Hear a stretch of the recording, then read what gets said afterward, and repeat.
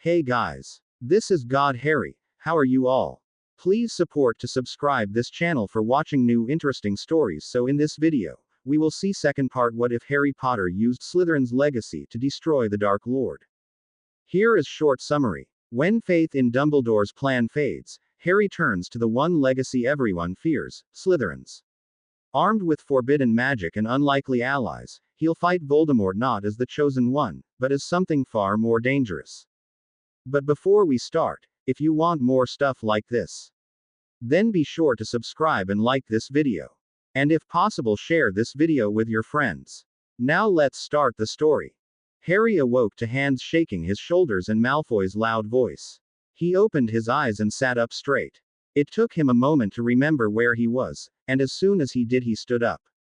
I fell asleep. Sorry. How long was I out for? I didn't realize I was that tired, but that beautiful voice. I don't know how long you were out for, as I just woke up myself. I don't know what happened. It must have been some kind of spell or something, an enchantress or a pixie. Whatever it is, she's gone now, and I think we should go before she comes back. I agree. She did have a nice voice though. Harry looked out the frame of the painting. And don't worry, it's still broad daylight outside. We can't have been asleep long at all. Malfoy's face looked relieved, and after checking they both had their wands, they continued their exploration of the world of paintings. They continued on until they had left the Great Hall. In the entrance hall, they came upon a painting of a stairwell. This might be an easy place to get up to the first floor, said Harry, and Malfoy agreed. They climbed the stairs, stopping after 2 levels, and they could see a stone corridor lit with torches through a stone archway. When they went through the door, however, they came into another painting, this one of a sandy desert. There was absolutely no wind, and they walked for about 2 minutes before stopping. In front of them rose a huge sand dune, and Harry turned to Draco. How far do you think it goes? I don't fancy trekking across some desert, especially if it's a really big landscape. I think we should go back and go up another level. I'm fairly certain this painting is outside my arithmancy class, and it is a huge landscape. It'll take us ages to get across. So they went back into the stairwell and climbed up another level, hoping they would find some other way to get back to the level below. This time, they came out into a portrait, and after greeting the occupant, they continued on through several more paintings. Eventually, they came to a meadow. Green grass was dotted with daisies, and butterflies floated about in the air. They began walking across the meadow when Malfoy suddenly stopped. Potter, come back here. I think I've found a way to get down to the lower level, if you don't mind getting dirty. I must say, I don't fancy the idea, but we could be walking for ages and not find another way. We didn't ask those monks if there was an easier way to get around. What is it? Asked Harry, walking over to where Malfoy was bending over, looking at something on the ground. A rabbit or fox hole. It looks big enough to get through, and as soon as we get below the frame, we'll be in the painting below. I guess it's the first thing we've found so far, but what if we end up 40 feet in the air? We'll break out necks. We can conjure a rope and tie it to that tree there. Then we can go down and see what's down there. All right. Do you want to go first? Okay. Malfoy conjured a rope, and Harry took one end and tied it to a tree. Malfoy threw the other end down the hole, where it curled on the ground of the shallow tunnel. Then, Malfoy put his hand down the hole and pushed lightly on the ground. Suddenly, the rope fell through and Malfoy jumped back, nearly overbalancing. Well, at least we know it goes somewhere. He got down on the ground, and slowly wiggled backwards until his feet, then his legs, and then his entire body were in the rabbit hole. I can feel air down there. If it goes anywhere good, I'll come back up and tell you. Then, sliding his hands back along the rope, Malfoy's head disappeared into the dirt. Harry waited, hoping Malfoy didn't fall. Sooner than he had expected, a hand stuck up through the dirt and beckoned him. Grinning with relief, Harry got on his belly and wiggled through the hole as Malfoy had done. As soon as his head passed the bottom of the frame, he was suddenly in another place. He twisted himself to look down, and saw Malfoy still sliding down the rope. The ground was about 20 meters below him, and he clung tightly to the rope as he lowered himself to the ground. It appeared they were in some kind of underground cave system, and the light seemed to be coming from the walls themselves. Minerals in the rock glow. That's what the light is, explained Malfoy. His voice echoed around the stalactites and stalagmites that surrounded them. They made their way around the rock sticking up from the ground and walked through the cool, damp cave. The air was surprisingly fresh, and Harry could see daylight up ahead. The cave opened up into a huge cavern that gave way to a sharp cliff. Both boys stood at the edge, looking down. Far below them, waves crashed mightily upon sharp rocks and Harry gulped. He reached out into the air, but couldn't feel anything. Walking over to a rock wall, he took hold of a root that was embedded in the clay and leaned out over the abyss. Stretching his arm out as far as he could go, he finally felt the tingling barrier. Looks like we're going to have to jump, not too far though. Well, may as well do it now. There's nothing interesting here anyway. They moved back 10 meters from the edge of the drop and Harry could feel his heart racing. He was used to heights, but jumping off of a cliff was a different matter altogether. He glanced at Malfoy, who was looking a little sick himself. Here goes nothing, murmured Harry, and he ran, taking a great leap into nothingness. He landed with a huge splash, grabbing onto his glasses as he sunk below the surface of the water, and his vision was obscured by bubbles and white water as Malfoy plunged in next to him. They swum upwards, Harry choking as salty water entered his mouth. Ah! Spluttered Malfoy, spitting water from his mouth as Harry rubbed at his stinging eyes. I hate the beach. Harry laughed and set out for the shore. I love it. It's been years since I've been. He turned and floated leisurely on his back, loving the feel of the warm water. Let's swim here for a while. No, I hate the sand. It gets absolutely everywhere. Well then stay in the water. There's no need to go in the sand. Harry pulled off his shoes, socks and outer robes and flung them up onto the beach. Malfoy huffed and complained, but when Harry ignored him, he too reclined in the water, closing his eyes against the bright sun. You know, I don't think I've been to the beach in ages either. Mother used to take me when I was little and we went abroad. I've only ever been once, and that was because Aunt Petunia couldn't find a babysitter. Dudley was furious. It was fun though. They floated for an hour in the warm water before Harry trudged up onto the beach. The sand was a beautiful white and palm trees were dotted along the dunes. He sprawled out on the smooth sand, letting the sun dry him. Minutes later, Malfoy followed him up, stepping carefully to avoid getting too much sand on his feet. Harry sat up and grinned at Malfoy. Let's make a sandcastle. We aren't children, Potter, and I'll get sand all over me. So what? You can wash it off later. After 5 minutes of pleading, Malfoy finally settled himself reluctantly on the sand.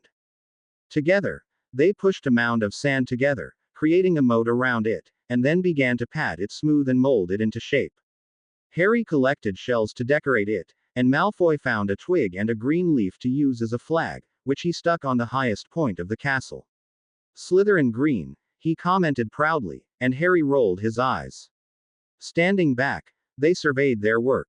It was lumpy, and in no way realistic, but Harry smiled. Well, drawled Malfoy, it's no Hogwarts, but I suppose it will do. Harry laughed, and Malfoy joined in, collapsing to the sand in a fit of laughter. After a while, they dressed and left the sandy beach. They ended up in a cornfield, and both munched on corn as they pushed through the plants, which stood tall above their heads. The next picture held a muddy swamp, and they sloshed through, muddying their robes before entering another portrait. Eventually, they came to a portrait of 3 fairies, who laughed prettily and commented on their dirty clothes and faces. Harry looked at Malfoy, who was scowling and glaring at Harry. Malfoy looked dreadful. He had leaves in his hair, the hems of his robes were drenched and torn, and what could be seen of his shoes and legs was covered in a thick gray gelatinous mud. The same mud covered his hands and was streaked heavily across his face, and Harry couldn't help but laugh. Shut your mouth, Potter. You're no sight yourself. The boy turned and stormed from the portrait, and Harry followed with tears of mirth running down his cheeks. We should start heading back now. I want to shower before dinner. As do I. Unfortunately, I have absolutely no idea where we are or what time it is, replied Malfoy. Well, soon as we see someone we can ask. The students don't arrive until 5, and it surely can't be that time yet. Looking out of the frame of the portrait they were in, however, Harry wasn't sure. The shadows cast on the wall were long, and the light was dim, as if from a setting sun. Malfoy seemed to be thinking the same. We really should hurry. It's going to take us an age to get back. Happily complying, Harry followed Malfoy along the bridge they were walking on. When they got near the end, however, they found the stone had given way. Harry peered over the edge. It was only a few meters to the ground. Looks like we'll have to jump again. Feeling much less fearful than the last time they had jumped, Harry strode back just a few feet and took a running leap. He landed hard, and went sprawling, his glasses falling from his face and shattering on rock. He heard a thump next to him, and then Malfoy's drawling voice. Very elegant, Potter. Hands grasped the back of his robes and pulled him up. I lost my glasses. He squinted at the ground where he thought they had fallen, but stopped when Malfoy tisked and muttered a summoning charm. You act so much like a muggle sometimes, Potter. It defies thinking. Reparo. Here you go. Do try not to lose them again. Harry muttered thanks and stuffed his glasses back onto his face, taking in the scene. They were standing on a rocky plateau, and steam was issuing up from cracks in the rocks. The temperature of the air was cool, but when the wind blew, it would bring with it warm currents of air, and the lingering scent of sulfur. They made their way carefully, picking their way around jagged stumps of rock. Potter, look here. What is it? A nest. I think they're dragon eggs. Harry hurried over to Malfoy and gasped when he saw it. A large circle of straw and leaves lay nestled between a circle of rocks, about 5 meters across. Right in the center was a clutch of head-sized, brown, speckled eggs, and Harry recognized them instantly as dragon eggs. I get the sudden feeling we shouldn't hang around here too long, whispered Harry, scanning the skies. He spoke too late, however, as from behind them they heard a loud screech and the heavy whoosh of wings. Harry and Malfoy stared at each other in terror and instantly took off running, as fast as they could around and over steam vents and rocks. They had not gotten far when a dark shadow swept over them, and they skidded to a halt as a huge black monstrosity set down in front of them, blocking their escape. The beast was angry, its long neck weaving back and forth low to the ground as it let out fearsome screeches. Suddenly, it reared back, and Harry jerked Malfoy down behind a sturdy rock. They were just in time, for no sooner had they done so, than a fiery wave of heat washed over the top of the rock. They huddled down, and when the flame abated, they made a mad dash for a larger rock that was off to the side. A roar sounded after them, and Harry let out a particularly unmanly squeak. This reminded him all too much of the Tri-Wizard tournament, only this time, he couldn't summon his broom. Beside him, Malfoy was breathing heavily. We need to get past it, and then we can get into the next painting. How far are we going to have to go though? We can't outrun the thing. Well, we can't stay here, can we? Slowly, Malfoy began to belly crawl, keeping low behind a ledge of rock. He reached the next rock big enough to hide behind, and waited for Harry. Suddenly, the dragon appeared, nostrils smoking, around their previous rock. Unfortunately, they were no longer hidden, and the dragon let out a roar of rage when it saw them.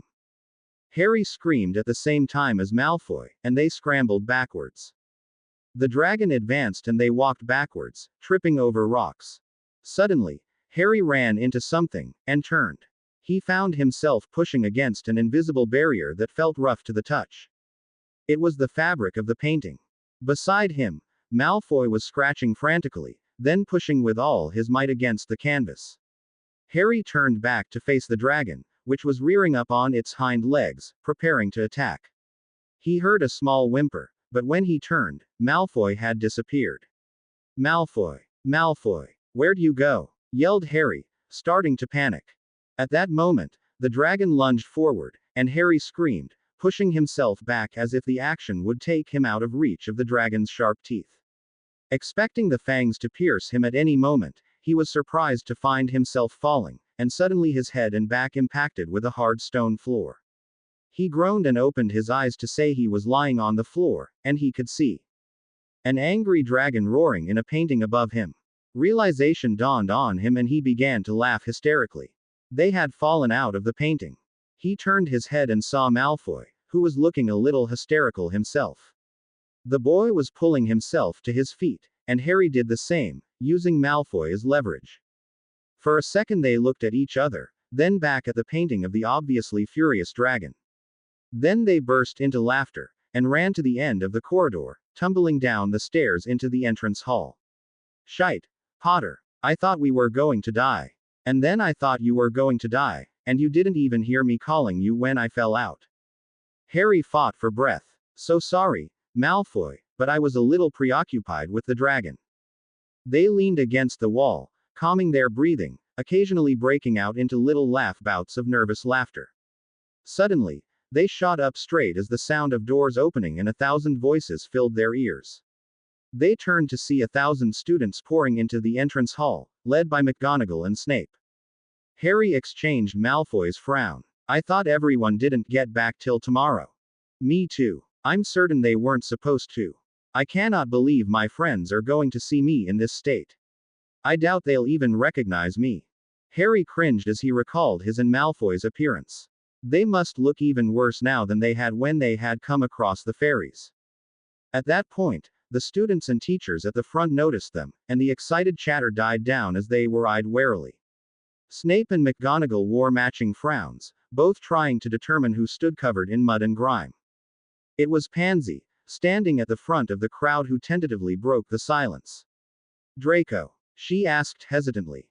Malfoy grimaced and replied, "Hello, Pansy." McGonagall gasped, and Snape had a strange look of relief on his face.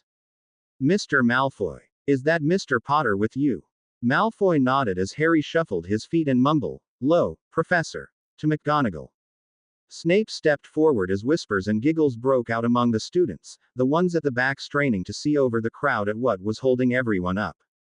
"Where on earth have the two of you been?" hissed Snape in a deadly whisper. "Do you have any idea the trouble you have caused?" Harry averted his gaze, and Malfoy just shuffled his feet. McGonagall took up the reins. "The teachers have been out looking for you since last night. We thought." She stopped, glancing at Malfoy, then at Harry, and took a deep breath. "She must have suspected Malfoy of having something to do with me disappearing," thought Harry. Snape stepped forward. "You will both go to my office now. You will wait there until Professor McGonagall and I come down there, and we will be having a serious talk. You do not just disappear from school grounds without telling anybody that you plan on leaving." Snape was clearly furious, and Harry followed Malfoy out of the entrance hall at a quick pace, leaving behind the excited whispers and giggles of the other students. Malfoy groaned. "We are in so much trouble. Did you see him? He was practically rabid. He'll skin us alive and use us as potions ingredients." Harry was inclined to agree, but he was confused. "I don't get it though. I was sure we had another day till everyone came back, and did you hear what McGonagall said, about the teachers looking for us since last night?" Malfoy snorted. "Yes. Did you see the look she gave me? They were probably all thinking I'd dragged you off to you know who." "I know. Sorry about that. Still, how can they have been looking for us since last night? We just saw them at breakfast this morning. And they didn't seem too fussed at lunch. They were talking about us, but they didn't seem worried, they were joking in fact." They walked in silence for a while, coming to Snape's office. Neither was willing to risk Snape's wrath by dirtying the chairs, so they remained standing, fidgeting nervously while they waited for their heads of house to come and yell at them. While he was waiting, a thought dawned on Harry. "You don't think you know that painting, the one where we both fell asleep? What if we slept longer than we thought? What if we slept for a whole day? I was just thinking that, actually. I did feel quite rested when I woke, but I thought that was just because of that weird voice. Besides, I've never slept for a whole day before. Still, I can't think of any other explanation. Well, if we ever go back into the portrait world, I think maybe we should avoid that particular frame." Malfoy turned to Harry, and said in a scorning tone, "Are you crazy, Potter? There is absolutely no way we are doing that again. Who knows what could have happened? What if we never woke up? We nearly died. But we didn't. We know how to get out now. Just push against the canvas." Besides, hardly any of the paintings are dangerous like that. You truly are stupid beyond belief, Potter. Malfoy shut his mouth when the door banged open and Snape strode into the room, McGonagall following.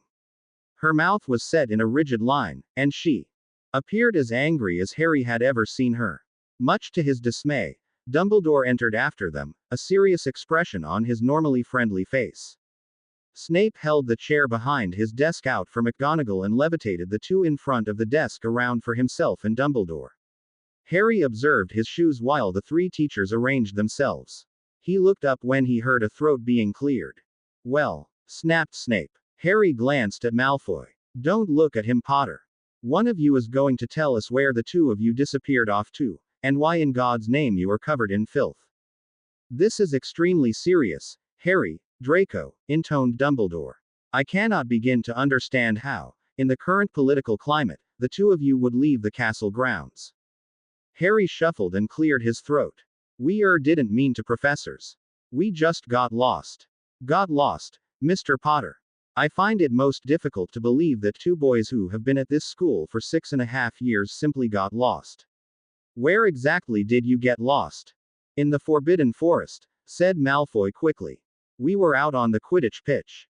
I had a snitch, and we were chasing it, but it got away. We chased it into the forest and that's when we got lost. Snape thumped the table. Draco, this is no time for lies. I expect you to tell the truth. We checked to see if you were out flying, and both of your brooms were in your respective dormitories. Malfoy stuttered and Harry took over the story. Please, sir. He isn't lying. We weren't on our brooms. Otherwise we would have just been able to fly up above the trees and back to the castle. You see, the snitch was one of those practice ones that flies just a few feet above the ground.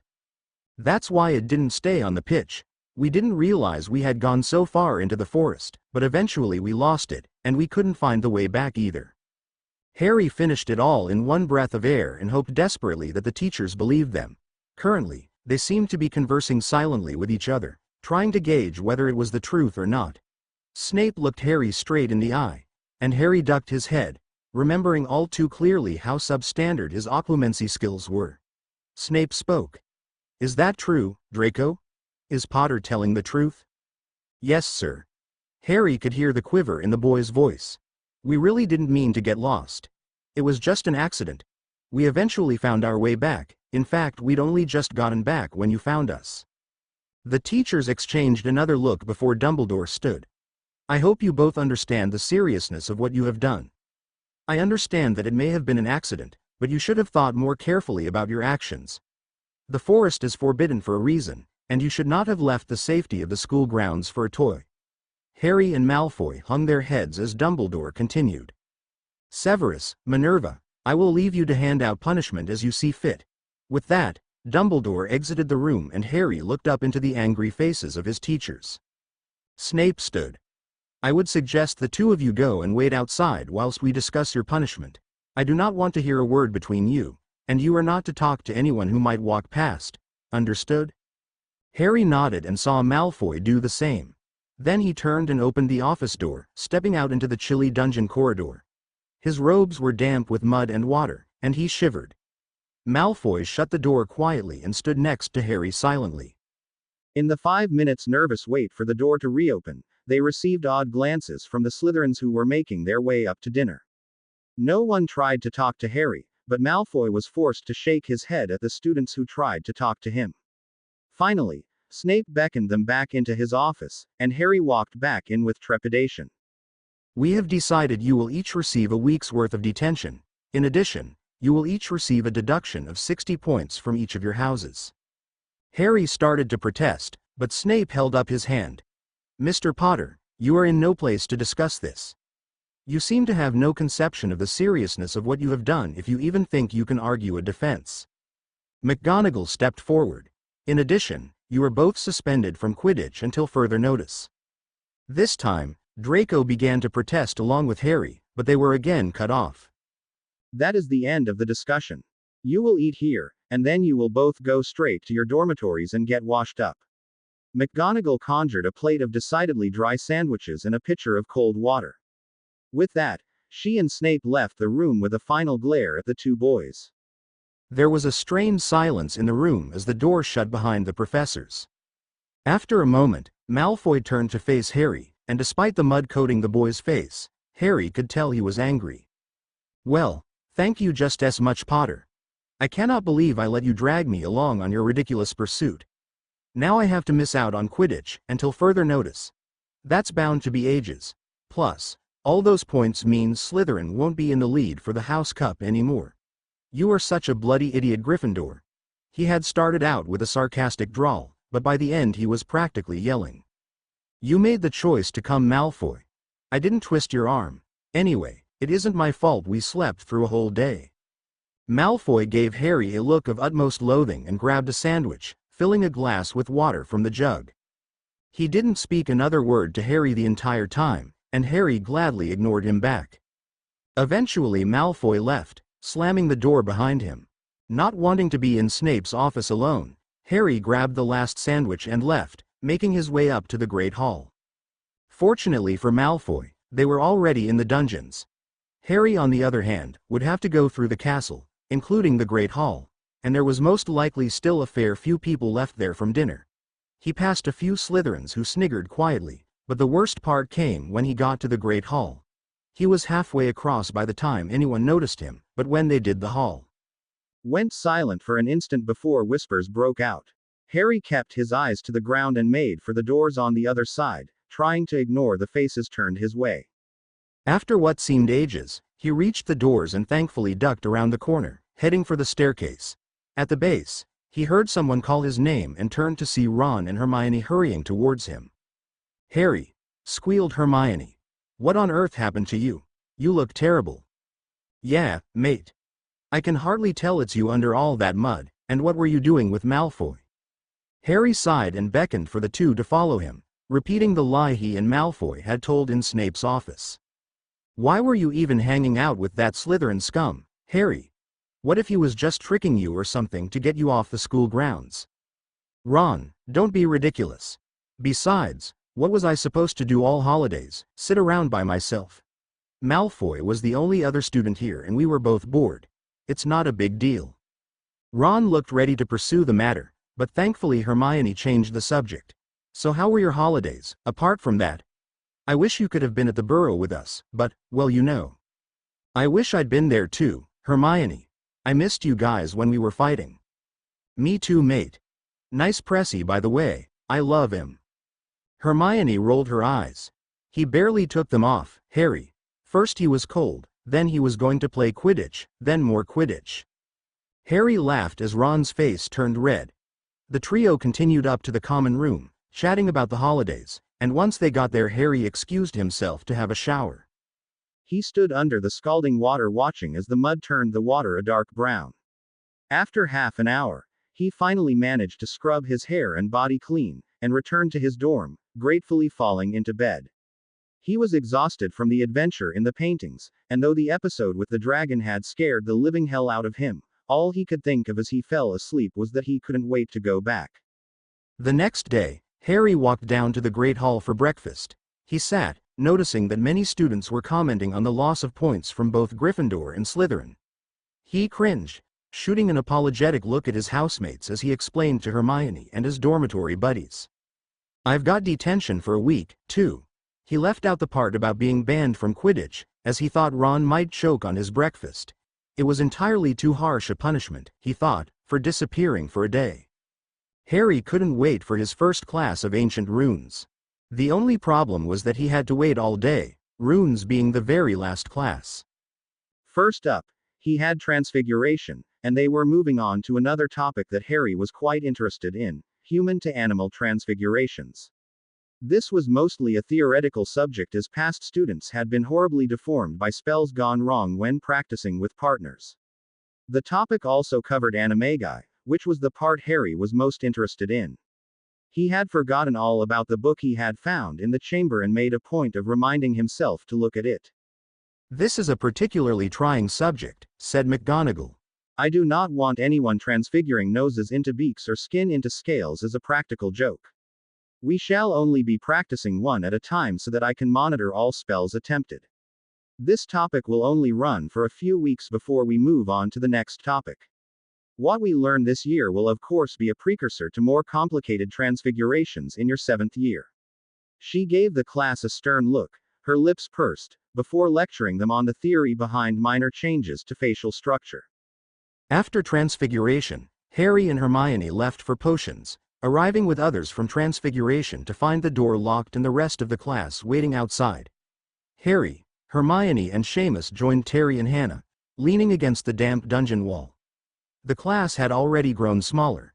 Apparently, Snape had been less than pleased with Millicent's performance in the class and they were now one Slytherin down.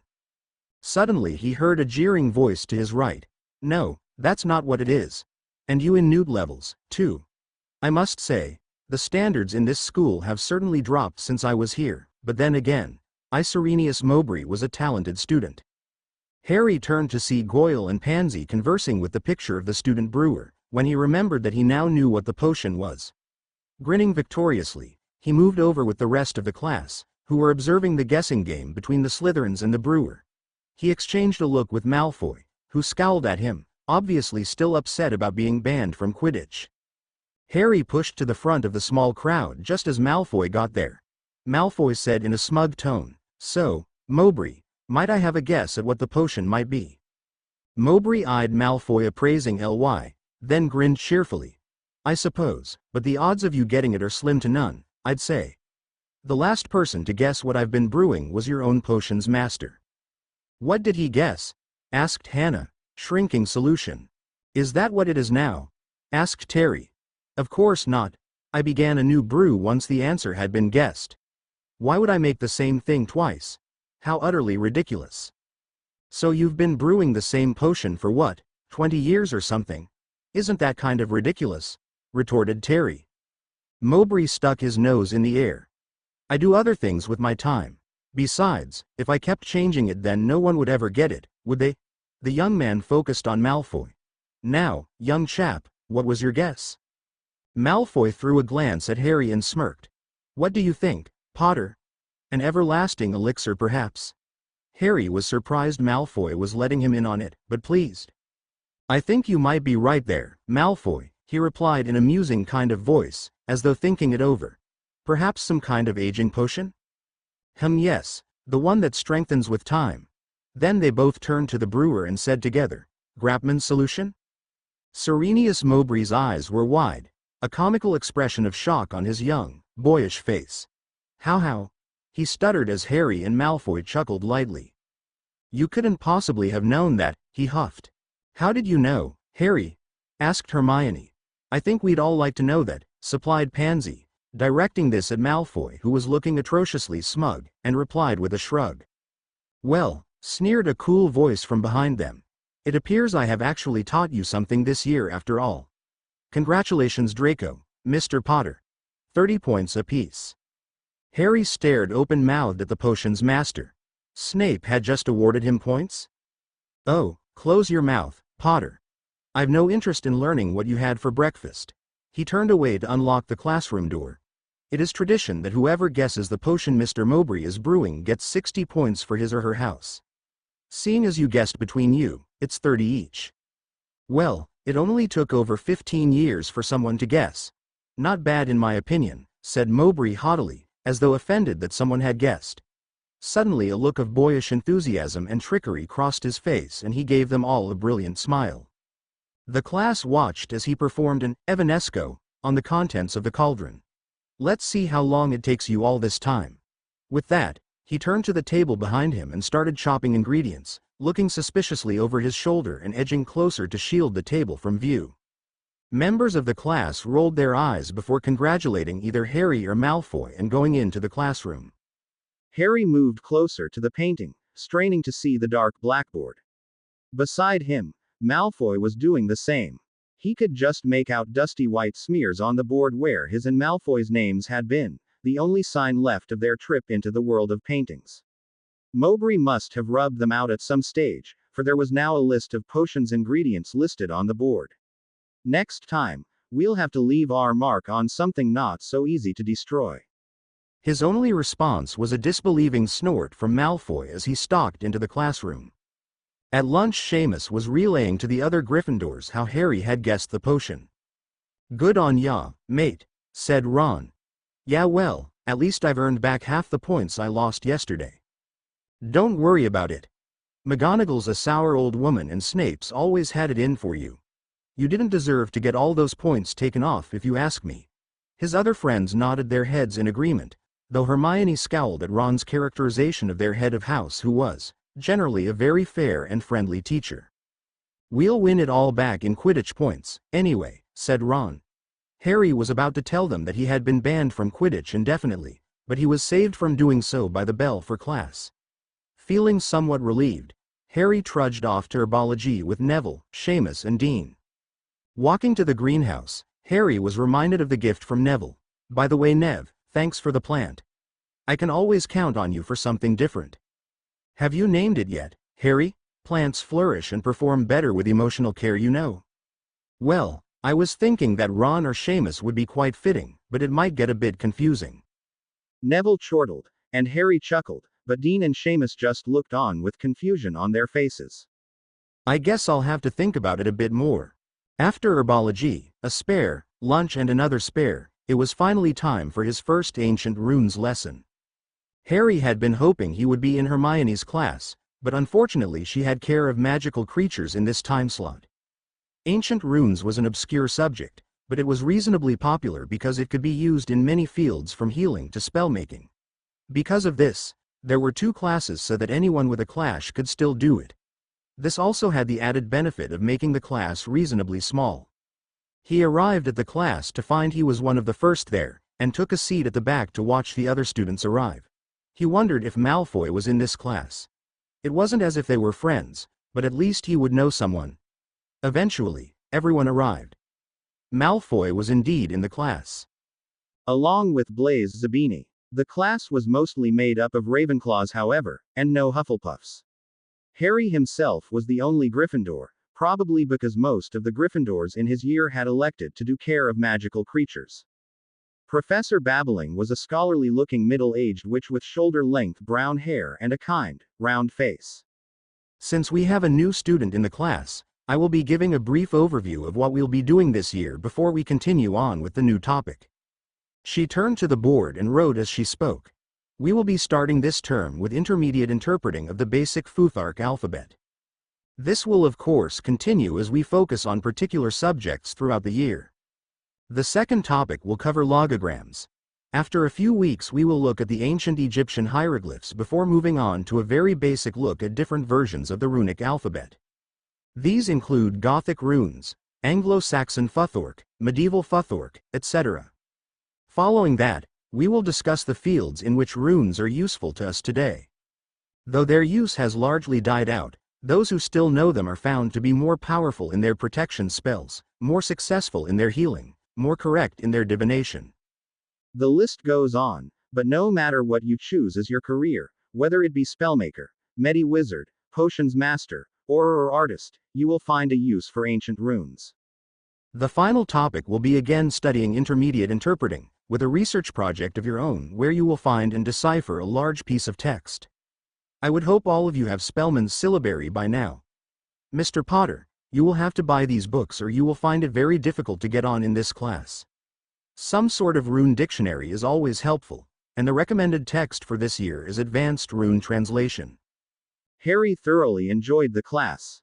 He understood a little from his reading over the holidays, but he still had a lot of catching up to do. Even so, he was highly interested in the topic, and because of this he found it was easy to pay attention and pick things up. This term, Harry had occlumency lesson on Monday and Thursday nights, and Saturday mornings. He had Quidditch practices on Saturday afternoons. He was not looking forward to telling his team he had been banned, but he knew they had to start training up their reserve seeker a bit more in case McGonagall made him miss the first match. Ginny was of course the reserve seeker, and their reserve chaser to take her place would be Seamus. He told Seamus that night that he would be playing in Gryffindor's first match if his ban wasn't lifted. "I can't believe McGonagall banned you. She loves to win. Bit of a harsh punishment, I reckon, taking points, detentions and banning you from Quidditch." That then reminded Harry that he was nearly late for his first detention, and he trudged down to McGonagall's office, wondering what was in store for him. He knocked on the door and heard her call out, "Enter." He pushed open the door and walked over to stand in front of the professor's desk. "I'm here for detention, Professor." "Good. Mr. Malfoy will be joining us shortly, and you will be writing lines for this evening." Harry didn't think that was so bad, and he took a seat, pulling quill and parchment from his bag. That night, he spent an hour writing, "I will not leave school grounds without permission," before McGonagall mercifully let them go. Wednesday morning, as Harry was sitting quietly eating, Hermione let out a noise of anger. "What is it?" asked Harry. She shoved the paper at Harry, and Ron leaned over his shoulder to read it too. The headline read, "Lucius Malfoy released from Azkaban," and below that, in slightly smaller writing, "By order of the minister." Harry straightened the paper angrily, as Ron read part of the article out loud. "Lucius Malfoy has been cleared of all charges filed against him. The Minister for Magic, Cornelius Fudge, declared Mr. Malfoy free after reviewing the facts of the case in a trial last Monday evening. Mr. Malfoy was cleared of being a Death Eater in the first rising of you-know-who after claiming to have been under the effects of the Imperious Curse. As to being found at the Ministry of Magic when it came to light that you-know-who had in fact returned, Mr. Malfoy was cleared of any wrongdoing." His defense lawyer commented to the press briefly, "Mr. Malfoy is a senior ministry employee. The ministry is his place of work, and he was simply in the wrong place at the wrong time. Can we really punish a man for putting in a night at the office?" Mr. Malfoy has been offered a public apology and a generous amount in compensation for his time in Azkaban. The Daily Prophet would like to apologize to Mr. Malfoy on behalf of the wizarding public, and declare also that any statement previously made by this office were not the personal opinion of this publication or its writers. "What a load of shite. Wrong place at the wrong time, my ass," yelled Ron, and several of their housemates nodded in agreement. Harry looked over to the Slytherin side of the room and scowled. Malfoy was smirking, a smug look on his pale, aristocratic face. "We won't be able to shut Malfoy up now," he said, and the others turned to look as well. Harry perused the rest of the paper. There had been a small Death Eater attack, but no one had been killed, just damage to property. Harry left breakfast in a particularly foul mood and went straight to the chamber. Wednesday was a free day for him, so he wasn't missing any classes, and none of his friends would notice that he wasn't around either. He was sorely tempted to go and get his book back from Snape's quarters now, even if Malfoy might be blamed, but he didn't want to risk Malfoy blabbing about the chamber just to spite him. Instead, he took out a book on ancient runes from a shelf in the library and, feeling a little rebellious, a book on the dark arts which he put aside for when he had completed his homework. After runes and charms essays were completed, he took a look at the book. It was medium-sized, leather-bound like most of the books in the library, and the gilded title read, "Dark Arts and Their Defense." It turned out to be an interesting and informative read. It didn't have much history behind any of the spells, but it listed curses and their respective counter-curses one by one. Surely there was no harm in reading a book like this if it was for defense? He wrote down a few spells and their counters before attempting to practice some of them. The article about Malfoy that morning had reminded him of the fight at the ministry, and he wondered if he could find the cutting curse that Dolohov had used. He hadn't heard it, but the effects were quite easy to remember. It seemed to have been a favorite of the Death Eaters, and he wanted to make sure he knew the correct counter spell or shield for next time. He spent a while searching, writing down a few possibilities before he decided it was time for lunch. He apparated to the kitchens and back, again noticing the slight draining feel. It wasn't nearly as bad as when he had collapsed, but it made him feel a little uneasy. He didn't think the pendant was dangerous, not beeping a little bit of his life energy every time he used it or anything, but it was disconcerting that he didn't know precisely how it worked. The only thing he could think of was that it took a fair bit of magic to make it work because it had to overcome the apparition wards that surrounded Hogwarts. While in Hogwarts, it could supplement his magic with that of the castles, but when he was outside of the castle, it used up all his magical energy, and so he had collapsed until his levels had been replenished. It seemed a feasible enough explanation, and as long as it wasn't hurting him, he was happy to continue using it. That night, Harry had one of his worst dreams yet. Now that everyone was really starting to believe that Voldemort had returned, the man apparently saw no reason to keep people in the dark, and was outdoing himself famously in the torment and kill department. On this particular night, Harry watched through the eyes of Voldemort's large snake, Nagini, as his Death Eaters performed the Cruciatus on a Muggle family.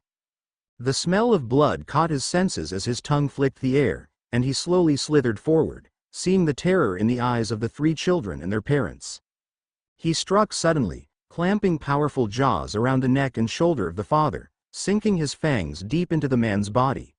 He struck again and again, ripping the man's flesh and drawing blood with each bite. The man fell limp and his screams died as his poison did its job, and Harry woke screaming in pain when Voldemort pulled his mind from the body of the snake. Harry slapped a hand to his head, trembling with the pain and his breath ragged. His dorm mates were all awake, Ron beside his bed. "Harry mate, you all right?" "Nightmare," he grunted. "Sorry to wake you guys up." Ron leaned closer and said quietly, "Vision?" Harry shrugged. "Same as usual. Don't worry about it." He sat up as Ron went back to his bed, still cast concerned glances at Harry. There was no way he was going back to sleep after that, and as soon as Ron had pulled his curtains, Harry stood and went down to the common room. He couldn't remember if he had cleared his mind before trying to sleep. He thought not, given the intensity of the vision, even though it had become a routine for him. Harry tried to banish the bloody images from his mind, but they were emblazoned across his eyeballs, and he could see them whether he had his eyes open or closed. He whiled away the hours till dawn staring blankly into the fire and desperately trying to stay awake. He was tired, but he knew that if he went back to sleep there would be no respite there. Thankfully he had a short day, only charms and potions before lunch, and he spent the morning looking forward to lunch when he could get some sleep. He feigned through charms and did atrociously in potions, earning a severe glare and an insult from Snape, but he couldn't wait to get out of there. As soon as Snape has evanescoed his potion and he had cleaned up his workstation, he fled the dungeon and made his way to Gryffindor Tower. He threw his books down and collapsed on the bed, but sleep was not to come. From the common room he could hear shrieks and giggles from the younger students, and he sighed exasperatedly before storming down the stairs and out the portrait hole. He went straight to the chamber, only realizing when he was standing in the library that he should have just used the pendant. He headed straight to the room of requirement, and there instantly appeared the most enormous and luxurious bed Harry had ever laid eyes on. It was a huge wooden thing, beautifully carved, and the sheets were crisp and white. He collapsed into it, pulling all the blankets over him, and fell asleep instantly. When Harry woke the sun was just setting, and he apparated to a corridor that was frequently deserted before walking the rest of the way to the Great Hall. "Hey Harry, how were classes?" Harry gave an indifferent wave of his hand as he reached for a jug of pumpkin juice.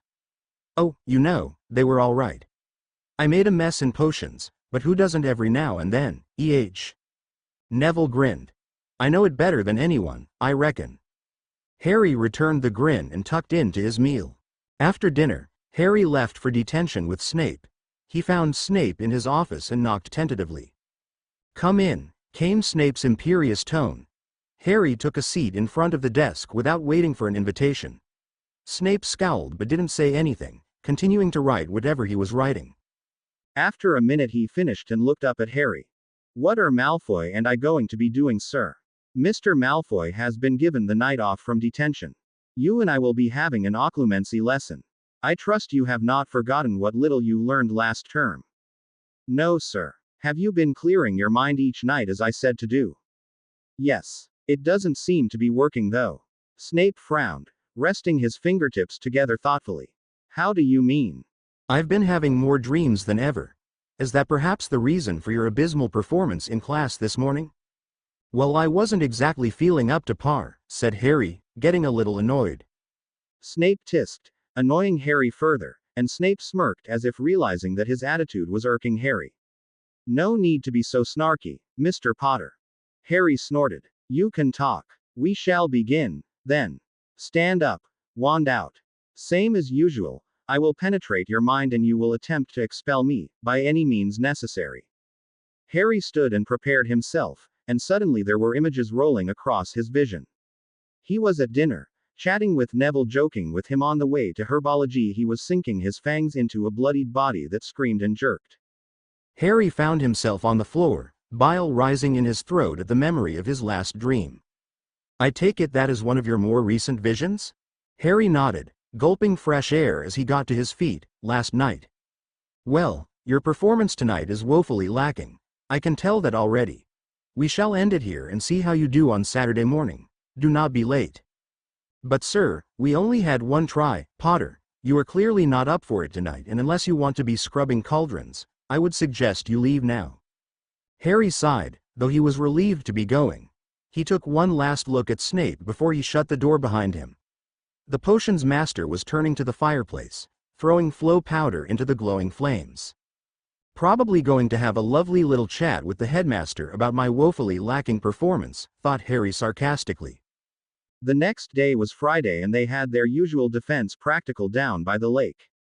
They trudged through the snow and down to an area that Hagrid had cleared at the request of Snape.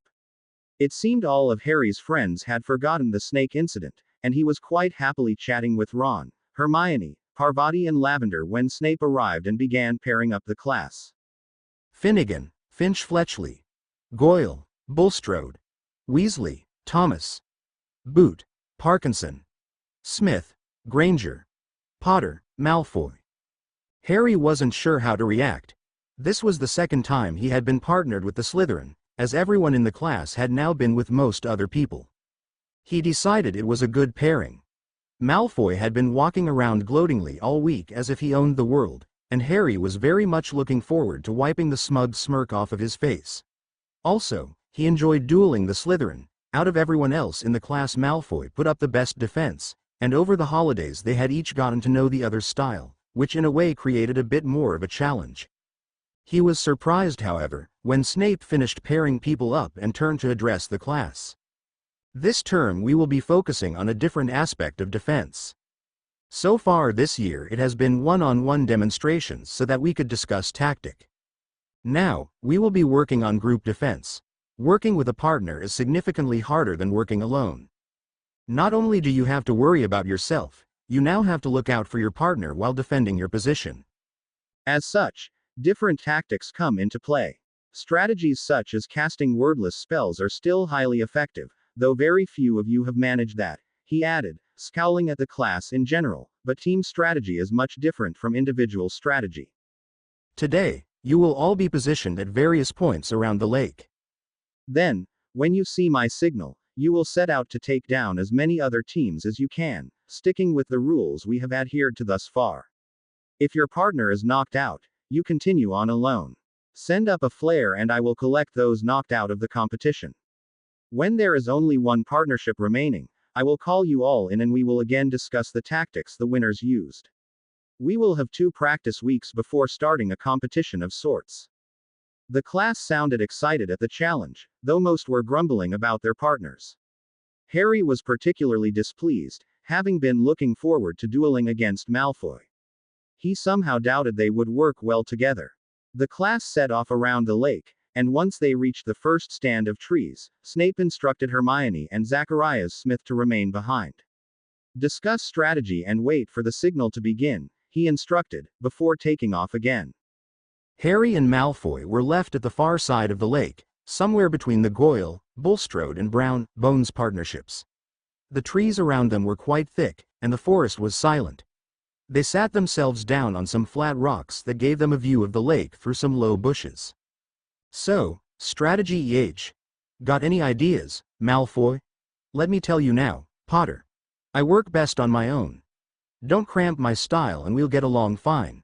Hold me back and I'll hex you myself. Harry looked scornfully at the Slytherin. I think the point of this exercise is to play to each other's strengths, not work individually. I know that, Potter. Then let's talk strategy. Snape will be sending up the signal to start soon, and I want a plan. Malfoy acquiesced, still glaring, but turning to look as Harry spoke. I think we should stay together, but a few meters apart, until we see another team. Then, we should split up more and sort of surround them as best we can. Me on one side of them, you on the other. Take them from 2 sides, you mean? Yes, that would be best. Of course, we need to make sure we aren't directly opposite each other or we could hit each other if we miss them. Right, yeah. I didn't think of duh. Of course you d. Don't be snide, Malfoy. We're meant to be discussing this like adults. Malfoy rolled his eyes and sneered, but replied, I'm quite good at wordless spells, which will help take them by surprise. If we can stun them without alerting others to our presence, we'll certainly have an advantage. Can you do a wordless stunner? Harry shook his head. Not yet, but I know a Parseltongue spell that has a similar effect. If I use that, chances are they won't hear me anyway. Malfoy nodded thoughtfully. Okay, so that's our first strategy, silent stunners. If that fails, what do you propose? That's where being on two sides will come in handy. One of us should step out first, let's say me for now. Whoever there will turn to me, and then you can step out and take them from behind. Malfoy nodded again. In that case, you should respond only with a shield spell until I've got at least one of them down, no offensive spells. If you try to go 1 against 2, you could easily get hit, and then I wouldn't be on the winning team. Sounds like a good plan. My shield charms are quite strong, a Protega would be best in this situation. I agree, but only if I'm not going to get hit by it, remember. Don't worry, I want to be on the winning team too, Malfoy. I'm not going to take out my partner with a careless spell. Well, so far, Potter, our strategy seems sound, but what if it degenerates into an all-out duel? In that case, we have to remember to stay apart and keep moving, but not get in front of each other. Of course, both of us are good duelists, so we should do all right there. Harry nodded his agreement. What if we're the ones caught by surprise? Malfoy frowned. Hopefully that won't happen. Perhaps we could lie in wait and set a few boundary spells that would tell us if people are coming. That's a good idea. I don't know any though, do you? Some basic ones, yes. I do like that idea, but I think we should leave that until most of the couples have been knocked out. Also, if you cast the spell, how will I know if it's tripped? I can try and link it to you as well. I've never done it personally, but I know one spell that is used for multiple people. Okay. I reckon we're ready, then, unless there's something else? No, I think we've covered enough strategy to get us started. Just in time, too, said Malfoy, pointing across the lake. Harry looked and saw Snape's signal hanging in the air. The green sparks faded quickly and Harry and Malfoy stood, making their way into the forest. Harry stopped about 20 meters from the shoreline and Malfoy walked in another 15, and dropped back behind Harry. They made their way through the forest, keeping low and listening for any of the other teams. Suddenly, Harry saw Goyle and Millicent creeping along the shoreline about 30 meters away. He raised his hand in a stop signal to Malfoy, and then pointed where he saw their opponents. Malfoy nodded, and Harry crouched down low and moved quietly forward, stopping about 20 meters ahead of the two Slytherins.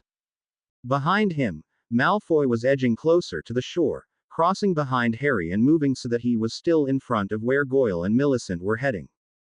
Harry held his breath as Malfoy positioned himself beneath fallen log. He could just see the side of the B's face, and Malfoy turned to look at Harry, holding up 3 fingers. Harry nodded, and watched as Goyle and Millicent drew level with him, then passed. They were now only about 15 meters from Malfoy, but the low bushes shielded him.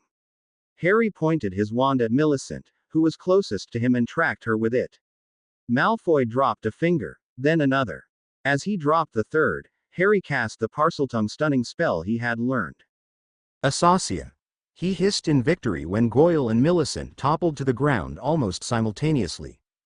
Hoping nobody was nearby, Harry shot red sparks into the sky, but the trees were too thick to see if there were any other sparks up there from other teams. Just then, a small rock hit him in the side of the face, and Harry whipped his wand around, preparing to hex someone. It was Malfoy, however, now crouching on the other side of the log. Malfoy gestured into the forest, and Harry looked in the direction he pointed. Jumping from tree to tree in an attempt at stealth and coming from the opposite direction to Goyle and Millicent were Lavender Brown and Susan Bones. Harry ducked down and glanced at Malfoy. They weren't in the optimum positions to carry out the strategy they had for Goyle and Millicent, and Harry wasn't sure if Malfoy had a plan. Malfoy suddenly ducked away from the log, racing over to where Harry was. Unfortunately, One of the girls had seen some movement and the two were now heading directly for them. "Got a plan?" Harry whispered in Malfoy's ear. "Not exactly. I don't think either of us can really move now without them seeing. Then we need to distract them somehow." The two girls were getting very close now. "Malfoy, can you do a wordless levitation charm?" "I can try. It's not the sort of spell I've practiced with." "Well, see if you can do it and levitate a rock up behind them, then drop it." Malfoy, understanding what Harry wanted, aimed his wand at a rock the size of a small cup and flicked his wand. Nothing. He gave it another flick. Still nothing, and the girls were even closer. "Oh, sod it," whispered Malfoy. "Wingardium Leviosa." The rock lifted off the ground, ever so slowly, and Malfoy levitated it around the girls, keeping it low so they wouldn't see it. Then, when the girls were nearly upon them, Malfoy raised the rock high into the air and let it fall. It hit the ground with a dull thud, but in the silence of the forest it startled the girls, Lavender giving a small shriek as both her and Susan spun to investigate the sound. As one, Harry and Malfoy stood, pointing their wands at the girls' backs. The two shouted stupefies hit their marks, and Lavender and Susan fell to the ground unconscious. Malfoy had foregone a wordless spell, and Harry the quiet Parseltongue, but luckily it did not appear as though anyone was around to hear them. This time, Malfoy cast the red sparks into the air before joining Harry crouched down among the bushes. "Not bad, Potter. Although I think we should try to remember to keep it quiet." "I agree. Which way do you want to go? You know that barrier spell I told you about? I think we should set one up now." Brown and Bones were the second group, right? So the only group behind them would be the Mudblood and Smith. "Her name is Hermione. Whatever, I won't have you insulting my friends, Malfoy." "Fine, it slipped out. All right, now listen." Harry scowled, but motioned for Malfoy to continue. "I don't like having someone behind me, so if we take those two out, then we only have to worry about those who are ahead of us." Harry had to agree that the reasoning was sound. "All right. How long will it take you to set up this barrier spell?" "Well, I have to walk the barrier, and if you want to know when it gets set off, I have to link it back to you. It means I'll be moving around a lot, so I'm going to need you to watch my back. If you see someone, call my name and curse them." Harry nodded and watched as Malfoy crept off, muttering some chant-like spell under his breath and holding his wand pointed at the ground. Remembering that he was supposed to be watching out for the Slytherin, Harry turned his gaze in the direction that Hermione and Smith would be coming from. He felt pretty certain that they were still in the game. Susan was probably above average in defense, and Lavender was certainly no slouch, but overall the Hermione-Smith partnership was stronger than the Bones, Brown one. He cast his gaze in the opposite direction as well, in case someone came from that direction. 5 minutes later, Malfoy dropped down beside him, startling Harry, who hadn't even heard him coming. "Done." Malfoy nodded, pointing his wand at first himself and then Harry, before ending the chant. "Done. Now all we have to do is wait. Now, I'm going to go back a bit deeper into the woods. Granger and Smith will probably be smart enough to put some distance between themselves, unlike those last two groups, and we should do the same. See that clump of bushes next to that tree? I'll be there, so you'll be able to see me quite clearly, but no one from behind or in front will be able to. You see them coming, you signal to me. On the count of 3, we curse them, got it?" Harry nodded and Malfoy crept off again, Harry searching the woods for signs of movement. Malfoy settled into position quickly, and not a minute after that Harry spotted Smith. He was creeping through the undergrowth a far way off, and Harry signaled to Malfoy.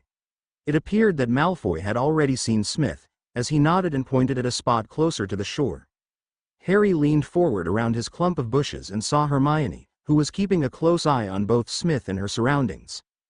Harry nodded to Malfoy, and they waited until their opponents were closer in range.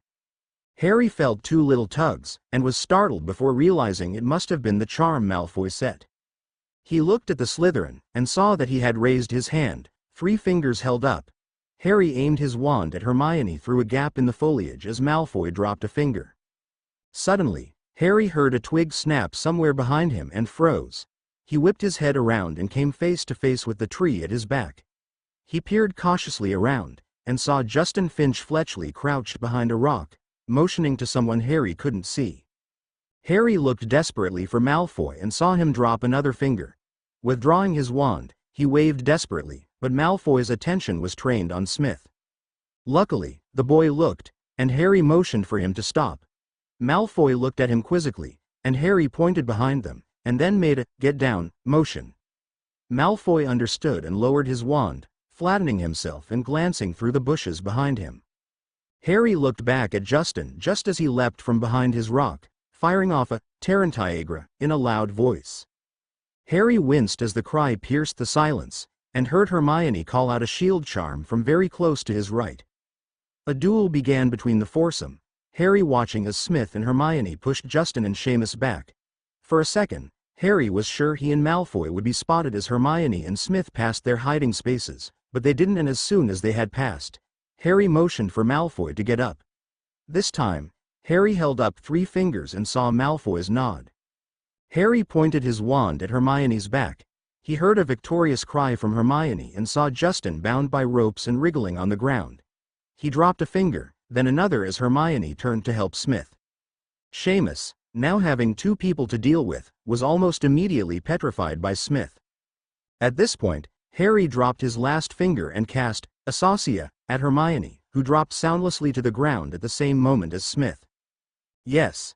Harry shot a thumbs up at Malfoy, who raised an eyebrow condescendingly and shot red sparks into the air. Just then, a loud echoing voice rang through the forest. All students to return to the usual meeting place at the side of the lake. Kindly bring along any students unable to bring themselves. Harry followed Snape's instructions and turned to enervate Hermione. Potter, stop. Why? Wouldn't you prefer to march in floating your prize in front of you, rather than having it harass you all the way back? Harry snorted, but grinned at the thought of floating 8 bodies back around the lake, and he didn't think Malfoy would let him make an exception just for Hermione. So, taking 4 bodies each, Harry and Malfoy took off for the gathering spot, preceded by Hermione, Smith, Lavender, Susan, Justin, still struggling in his ropes, Seamus, Goyle, and Millicent. I can't believe you and Malfoy tried to take the credit for getting Justin and Seamus, Harry scolded Hermione at dinner that night. You know full well that Zacharias and I got them. But Hermione, said Harry, smiling innocently, it's all about strategy. We let you take them out. We were lying in wait for you and Smith, but then Seamus and Justin came along and we thought we'd just see who finished who off first. Beside Hermione, Ron chortled. He's right, my own. They just got lucky. Don't get so worked up about it. Anyway, at least you took out someone, and you did get your points in the end. Me and Dean got taken out by Nott and Zabini in minutes. You shouldn't sound so pleased about that, Ronald. Ron grinned happily at Hermione's displeasure and continued to shovel potatoes into his mouth. Hermione continued to reprimand Harry. You also shouldn't have refused to tell the class what tactics you used. Gryffindor isn't doing so well for the House Cup this year. Harry and Malfoy had at first refused to explain their tactics, Malfoy claiming that they were no good if everyone knew what they were. They had been forced to tell, however, when Snape threatened to take points. That night Harry slept soundly, and so he was feeling quite optimistic about his occlumency lesson as he made his way down to the dungeons after breakfast on Saturday. His attitude paid off, and it turned out to be the best lesson he had had so far. He arrived and Snape pushed aside a pile of essays that he had just begun to mark. Harry stood facing Snape across the desk as the professor aimed his wand at Harry. I want you to expel me from your mind without using your wand. But using my wand is the only way I've done it so far. And that is the problem. You may not always have your wand, and using your wand is not actually blocking me from your mind. It is merely distracting me. A good legilimens will be able to infiltrate your mind without you even knowing. It is for this reason that you need to practice using your mental defenses. Legilimens. For a few seconds, the images flashed through his mind as Snape sorted through them easily. Harry focused on pushing Snape from his mind, and very quickly the images slowed. Harry fought against them, but after a few minutes he was breathing heavily and could no longer hold Snape back. The images once again began to roll across his mind. Snape ended the spell and Harry collapsed in his chair. Better. You managed to slow me down considerably, but only for a short amount of time. Harry looked up surprised. Snape hadn't exactly complimented him, but he hadn't insulted him either, even if he was wearing his customary sneer. "I just don't know how I'm actually supposed to push you out." Snape mused for a second. "There is a difference between me being in your consciousness and being able to sort through your memories at will. I think it is time to try a slightly different tact." Snape took a seat and continued speaking. "We are going to practice clearing your mind, as you don't seem to be doing this very well. I am going to show you some breathing techniques. Like meditation." "Don't interrupt." "Yes, it is like meditation. You need to learn to be aware of your mind and consciousness without focusing directly on anything. This will allow you to see more." "See more?" "Similar to the way we use our peripheral vision. You may focus entirely on one object and miss everything else around you. Your peripheral vision picks up those movements that you are not focused on. Do you understand?" Harry gave a small nod. "I think so." "Very well. Make yourself comfortable and close your eyes." Feeling that those two things were mutually exclusive goals when he was in the presence of Snape, Harry did as he was told. Snape spoke again, and his voice was quiet and softer than usual. "To start with, I do not want you to clear your mind, just do as I instruct you." Snape began to instruct Harry on the correct way to breathe. Feeling quite silly at first, his mind kept wandering. Gradually, however, he began to calm, the steady rhythm lulling him into a state of rest. 2 sharp knocks shocked Harry, making him jump. His eyes snapped open as he cursed loudly. 10 points for language, Potter, snapped Snape, getting up to answer the door. Snape conversed shortly with whoever was at the door before resuming his seat as Harry calmed his breathing. Harry frowned as Snape pushed aside a pile of marked assignments. "When did you do those?" "Whilst you were meditating. But we were only doing that for about 10 minutes. "I was only doing it for 10. You were meditating for closer to an hour, actually." I think maybe I fell asleep, Professor." "No, sometimes it feels like not much time has passed when in fact it has been much longer. It is a sign that you were doing the right thing, amazingly enough." "Oh, okay. So I guess I should practice that?" "Yes, this method should allow you to clear your mind more easily. When you can slip into that state of mind more quickly, we will progress to the next stage." "What's that?" "I shall tell you when we get there. Now get out." It was only 10 o'clock when Harry left Snape's office, and he went back to the common room to do homework before Quidditch practice. He knew he was banned, but he had told his team and now needed to train up Seamus as reserve chaser in case the ban wasn't lifted before the first match, which was on the 24th of January. It was against Hufflepuff, who were playing quite well this year. After the practice, Harry was walking up to the castle when he was approached by Professor McGonagall. "Mr. Potter, I quite clearly recall saying that you were banned from Quidditch until further notice." "I wasn't playing, Professor, but I need to help train up Seamus in case I don't get to play in the first match. This ban is a punishment, Mr. Potter, and if I catch you flying again until such time as I tell you that you may, I will extend the punishment and you will miss more than one game." Harry scowled at his head of house and said stiffly, "Yes, Professor." McGonagall dismissed him and Harry continued up to the tower to put his broom away. Everyone else was already at dinner and the common room was empty. Harry was feeling particularly weary, and not at all up to climbing the stairs. Instead, he straddled his broom and took to the air. The ceiling of the common room was very high up, even if you were standing on the upper levels where the dormitories were. Harry soared higher until he could have stretched out a hand to touch the stone ceiling. He looked around at the common room, a feeling of happiness swelling in his chest. This was the first place he had ever truly called home, and everything Had a story.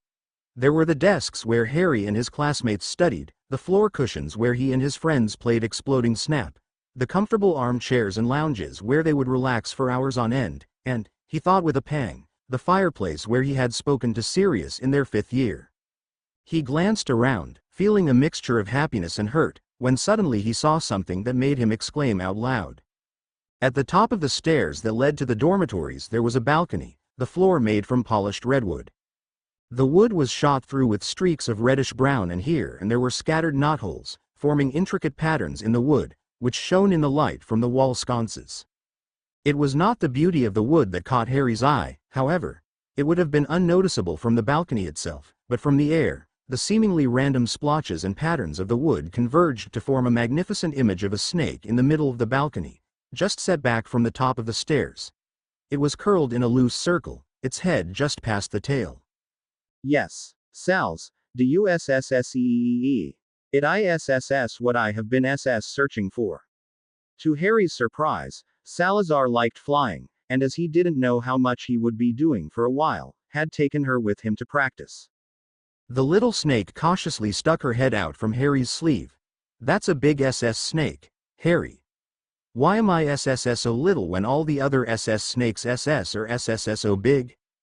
Harry chuckled at the little snake's preoccupation with size. Thatch's not a real S snake, Sals. Most snakes are your SS size, and don't worry, you won't always be SSSO SSS small. The little snake gave a hiss of pleasure at that, and Harry circled lower towards the balcony. The closer he got, the less snake-like the image appeared, but now that he knew it was there, he could still easily tell. In the very center of the 2-meter-wide circle created by the snake was a small knot-hole.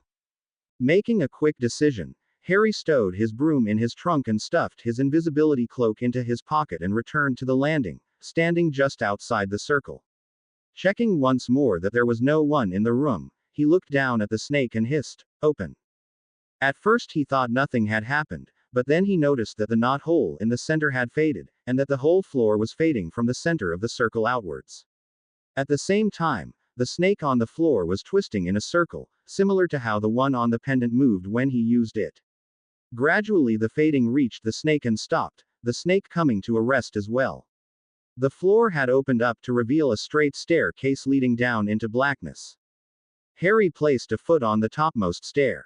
No sooner had he done so, than a wall sconce burst into life on the wall lining the stairs. At the same time, he noticed the circle start to fade back into existence from the outside in, and he quickly descended down the steps to get out of the way. As he went deeper, wall sconces lighted themselves, and after a minute the stairs ended, coming to a long low passage that sloped gently downwards. The floor and walls were made of stone, the walls dry and cold. After walking for about 2 minutes, he came to a small round room that had several doors leading off of it. He thought this must be the same as the Slytherin one, with one door leading to the student dorms, one to the chambers of the head of house, and the others to where? Perhaps to the Transfiguration classroom? Wanting to get to the chamber, Harry took the path with no symbol, which was also the only path that continued to slope downwards. He walked in a straight line for about 10 minutes, wall sconces lighting ahead of him and then extinguishing once he had passed. Finally, he came to the room he recognized, where there were doors with the house symbols above them. He was going to take the one to the chamber when he had a second thought. Instead, he took the path that would lead him to Snape's quarters. Soon, he came to the painting and stepped through the chilly waterfall. As soon as he had dried, he moved sideways, into the portrait of Phineas Nigellus. Once again, it was empty. This time, instead of walking into the next frame, Harry went to the door that was painted on the back wall. Opening the door, he found himself in an empty room that had 3 doors leading off of it. On one door, Harry saw the words, 12 Grimmauld Place, written in gold lettering, making his heart leap. He immediately reached out for the handle, but thought better of it. He wasn't sure he wanted to return there just yet. He turned to the second door and saw that it said, Headmaster's Office, Hogwarts. Harry smiled wickedly, opening the door a sliver and peeking through. The room was empty, but through the canvas he could see the other side of the office and hear muted voices, as if through a long tunnel. Stepping back, he drew the invisibility cloak over himself and opened the door further, creeping into the room. He proceeded to the canvas barrier that separated him from the real world. It was a strange feeling. When he stood at the door, he was tiny compared with the size of the canvas, which seemed quite far off. As he stepped closer, however, the canvas approached rapidly, his footsteps carrying him far further than they should have, and he found that by the time he reached the canvas, it only fit his head and shoulders. He looked down into the office from his elevated position and saw Dumbledore seated at his desk across from an assortment of adults. He could see several teachers, including Hagrid, McGonagall, Flitwick, Sprout and Snape, as well as others, Mundungus Fletcher, Tonks, Kingsley Shacklebolt and Moody. They were all talking quietly amongst themselves, and as he watched, they were joined by Arthur Weasley and Lupin. Harry realized with a thrill that this must be an order meeting. He grinned. If that was the case, he might finally learn something. At that point, Dumbledore stood and cleared his throat. I have called you here for a brief meeting in regards to Lucius Malfoy and his release from Azkaban. By now you would all know he was released earlier this week. It's outrageous, Dumbledore. How could the man have managed to convince the Wizengamot of his innocence a second time? Came a question from the crowd. I believe it is due to the fact that he was declared innocent a first time. It was claimed by his defense that any evidence incriminating him was purely circumstantial, and I'm afraid to say that they really are right in that regard. Angry muttering met this statement, and Dumbledore held up a hand to silence them. There is also the fact that Lucius is a senior ministry official himself, and makes generous contributions quite regularly. However, that is not what we are here to discuss. Severus, have you any news on what Lucius is doing with his recently gained freedom? The people in the room turned to look at a man who leaned against the wall at the back of the office, dressed in black. He has of course returned to the Dark Lord's side. Overall, Lucius seems quite unaffected by his prolonged stay in Azkaban and is his usual self. And would you kindly relay the Dark Lord's next plan, Severus? Dumbledore had clearly already been briefed by Snape. He intends to stage a mass breakout of his followers from Azkaban. He means to free the rest of those taken at the ministry last June, more if he is able. Although he did not say, I am also under the impression that he is trying to gain the allegiance of the Dementors. There were cries of dismay through the office and Dumbledore spoke again. Kingsley, Moody and Tonks, as ministry aurors I would like the three of you to gather what information you can on the status of Azkaban. Keep a lookout for anyone else who might be looking into it. They could be working for Tom. Harry saw three heads nod. We will have our regular order meeting tomorrow night with everyone. Until then, do not talk about what we have heard tonight. Severus, remain behind, if you would. There is something I would like to discuss with you. The other order members recognized the dismissal and filed out of the room, leaving Dumbledore with an irate-looking Snape. What is it you wish to speak to me about, Albus? I have several potions brewing that cannot be left unattended for long. Ah, I shall be brief then. How is young Harry doing in his studies? Harry jumped when he heard his name, and he wondered how often he was discussed in this office. Fine, Albus, as I have told you repeatedly. He may never be resplendent in the art, but without the Weasley spawn distracting him, he manages to at least be adequate. His grades have been slowly improving, and that is more than sufficient for him to remain in my class, much as it pains me to admit it. Harry grinned. Snape would have never admitted that to him. His grin faded however, at Dumbledore's next question, and Snape's answer. And what of his occlumency lessons? He doesn't really have the temperament for occlumency, I fear. Progress is there, but it's slow. His lesson this morning was his best yet. I have started teaching him a different technique. Dumbledore sighed wearily. You are the best there is, Severus, better even than myself. If he is not learning, it is assuredly not your fault. He knows the need to learn it, and I'm sure he will get there eventually, with your expertise and guidance. We shall see. Suddenly, Harry heard the sound of a door open and close, and leaned forward to see who had entered the office. He frowned when he saw that there was no one there. It was then that he heard the footsteps, coming from behind him.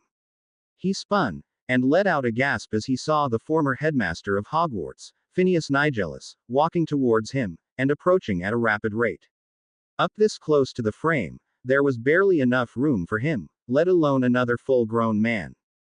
Harry moved quicker than lightning, jumping into the next frame and praying there was no one in there for him to run into. Thankfully there wasn't. In fact, he wasn't in a portrait at all, but a scene of the castle he was currently in. He remembered now that the portraits in Dumbledore's office were interspersed with a few landscapes and other paintings here and there. This was a much better place to spy from, as there was very little chance that here on the great grassy lawn beside the Black Lake, that some random painting would run into him. Headmaster, came the nasally voice from the portrait beside him. Phineas, were you able to deliver the message? Yes, Molly said she will have everything prepared for the meeting tomorrow night. She wants to know how many people will be attending. Tell her everyone will be there except for Minerva, would you? Very well. Phineas left, muttering something about being treated like a house elf. Harry realized he must be going to Grimmauld Place. After that, Both Dumbledore and Snape left the office, and Harry retreated to the chamber. If there was one thing he had learned in the past year, it was that you got a whole lot further if you did things for yourself. He needed to know as much as possible if he was going to defeat Voldemort, and spying on Order meetings seemed the perfect way to find out what was going on. The next night, as Harry was walking down to dinner with Ron and Hermione, he saw Dumbledore and Flitwick leaving the castle. "Where do you reckon they're off to?" asked Ron. "Dunno," replied Harry. They reached the Gryffindor table, but instead of taking a seat with the others, Harry grabbed a few chicken legs and potatoes, wrapping them in a napkin. "Whatcha doin', Harry?" "Got some stuff I need to do. I'll see you guys later, alright?" Ron and Hermione exchanged a look, but Harry ignored it and left the Great Hall. As soon as he reached an empty corridor, he pulled out the pendant and was soon standing in front of the waterfall painting. He had been carrying his invisibility cloak with him all day, waiting to see when Dumbledore was going to leave, and he pulled it out now, covering himself completely. Harry hesitated when he reached the door that would take him to Grimmauld Place. Pushing aside painful memories, he opened the door and stepped through. He recognized the room through the canvas at once. It was the drawing room, now clean and tidy. He moved on quickly, hoping there was a painting in whatever room the meeting was to take place in. From the times he had stayed here, he was betting on the kitchen, but he couldn't remember if there was one in there or not. He hoped he didn't have to go through the portrait of Sirius' mother. Grimmauld Place didn't have many pictures, and he reached his destination sooner than he expected. It was in fact the kitchen, and it was currently packed full. There were so many people in there that he doubted any of them could move. The painting he was in was a picture of a barn, and he was currently standing outside of it. He walked over and pulled open the door, wincing as it creaked on rusty hinges. Not wanting to attract attention, he settled for squeezing through the small gap and wriggled into the barn. It smelled of earth and hay.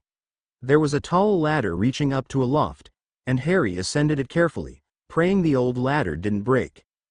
Once he reached the top, he moved over to the window, settling himself on a bale of hay. He had a wonderful view of the entire room, and luckily most people were faced away from him, towards the elderly wizard who was talking at the front of the room. Harry listened as Dumbledore repeated what Snape had said yesterday, with a few extra details added here and there. Overall, it wasn't a very informative meeting, but it was still better than not knowing anything. The biggest development was that Lupin was being sent off to try and recruit the werewolves, a mission that would see him gone for months. Another good point was that Harry got to learn names of some people who were in the Order that he had never met before. At the end of the meeting, Harry made his way back to the portrait in the drawing room. When he got there, he had a shock. There was no door. Harry ran towards the wall, running his hands over it desperately. To his great relief, a door materialized in the far corner, and he rushed over, yanking it open. He was back in the room of 3 doors, and he took the one that would allow him to get back to the chamber. Harry had been practicing as Snape had told him to do for nearly 2 weeks, and whilst the meditation was relaxing and made it much easier to clear his mind, it didn't seem to be helping stop the visions. Harry told Snape this on Thursday night when he went for his occlumency lesson. Snape appeared interested with the information, but said nothing about it. "I think it is time we moved on from practicing the mediation. I want you to come up with something to use as a barrier for your mind. It can be anything you want. Usually, one would use something they associate with strength. You might use a wall, fire, smoke, darkness. It may take a few tries to find the one that works best for you." Harry thought about it for a minute before settling on a wall, strong and tall. "Okay, I've got something. A wall. Now, I want you to envisage that wall in your head. I want you to picture the details. What is it made of? How thick is it? Is it smooth or rough? I want you to imagine that the wall is surrounding your thoughts and memories. No one can get in." Harry sat quietly with his eyes closed, imagining a high wall. It was made of stone, and very hard. "Now, I am going to attempt to get access to your thoughts. This will be easy if the wall does not surround all of your mind. Also, if the barrier you have chosen is not good enough, you will need to improve it. Legilimens." Harry focused on the wall, an image forming in his head of his brain surrounded by a wall. It made him mentally chuckle and lose concentration, and images were suddenly rushing through his mind. "Well, that wasn't a very good start, was it?" came Snape's snide comment. Harry scowled. I'm doing my best, all right. Really? How sad, again. Harry soon found that not only was the wall not surrounding all of his thoughts, but it was also not a good enough wall. At first, he had pictured the wall in his mind as a sort of Hogwarts-like castle wall, complete with battlements. However, as he imagined this scene, he saw a dark-robed figure appear in his mind, walking up to the high stone wall. Harry could not imagine how the figure could get over the wall, but it began to climb, sticking pale fingers between the cracks in the rocks and pulling itself up. Once again, Snape got to his memories. You see, Potter, I was able to get into your mind because I found a way to get around the wall. They tried again, and this time Harry imagined the wall was made not of rock, but cement, smooth, with no crevices for Snape to crawl up. Suddenly, however, a ladder appeared next to the wall, and Snape once again reached the top of the wall, and Harry's thoughts. And so Harry added a roof to the walls. Unfortunately, Snape created a chimney to counter this approach, and once again Harry found the man perusing his thoughts. I think perhaps we will try a different barrier next time. You will find that not many occlumists use a wall as their barrier. It would be sufficient against an amateur, but the Dark Lord will gain access to your thoughts as quickly as I did. I need only envisage a door and I could walk right through. Well, if you can do anything, how will I ever stop you? With practice you will be able to do so. At the moment your mind is weak, but with practice it will grow stronger. It will be more difficult for me to simply imagine a door and have it appear in your mind as I did tonight, do you understand? I guess. We shall end here for tonight. Feeling mentally drained, Harry retreated to Gryffindor Tower and fell asleep instantly. The next day, Harry was partnered with Parvati during defense. Due to being in the DA the previous year, Parvati was a reasonable duelist, but she had no sense of strategy at all and was taken out by Hermione after about 15 minutes. Harry managed to continue on his own from there, only encountering one other pair in the forest before the end of the class, but because Parvati had been knocked out that was equal to a loss. At the end of the class, they discussed the techniques used by Malfoy and Nott, who had made a formidable team. On Saturday afternoon, Harry walked with Hermione and Neville down to the Quidditch pitch. He was looking forward to the match, even though he would not be playing. McGonagall had told him the ban would be lifted after the match. Harry thought this was particularly unfair, given that Malfoy wouldn't have to miss a match, but kept his mouth shut in case McGonagall took points. The game started badly for Gryffindor. Hufflepuff had certainly improved from the last year, due to the replacement of two of their chasers and both beaters. The new team meshed well and played much better than the previous years. Within a half hour, the score was 60-0 in favor of Hufflepuff, and Harry was groaning along with the rest of the Gryffindors as their own team failed again and again to score. The jeers coming from the Slytherin stands made it all the worse. The voice of the announcer suddenly grew louder. And Gryffindor is in possession of the quaffle, a nice snatch by Bell there. Bell passes to Ophir. Ophir back to Bell, Bell to Finnegan. Harry was on the edge of his seat as the three chasers streaked up the pitch for the goals. Ooh, a nice bludger by Benson there, nearly unseated Finnegan. Is he going to score? Seamus dodged another bludger and a Hufflepuff chaser, coming out in front of the middle hoop. Harry watched with bated breath as the Irish boy drew back the hand holding the quaffle. The Hufflepuff keeper was speeding towards the middle goal as Seamus hurled the quaffle through the air. Gryffindor scores. Seamus' aim had been dead true and the quaffle had found its mark. He was pumping the air, and received a pat on the back from several teammates. The Gryffindor stands erupted in cheers, their hopes renewed. After that, Hufflepuff scored two more goals in quick succession, and it began to look like this just wasn't Gryffindor's day, when Ginny suddenly went into a dive towards one of the Hufflepuff goals. The other players turned to watch just as Ginny reached out a hand and grabbed the tiny golden ball from the air, and the Gryffindor stands erupted in tumultuous applause and screams. Harry happily joined his friends in the Gryffindor Tower to celebrate the victory, leaving a few hours later for dinner. Harry didn't return to the party after dinner. Instead he made his way to Ning Myrtle's bathroom. It had been a while since he had spent any actual time in the chamber, apart from just passing through. It would be much easier to use the pendant, but he liked walking. He was nearly there when a boy stepped out of the shadows in front of him. Malfoy. What are you doing? Waiting for you.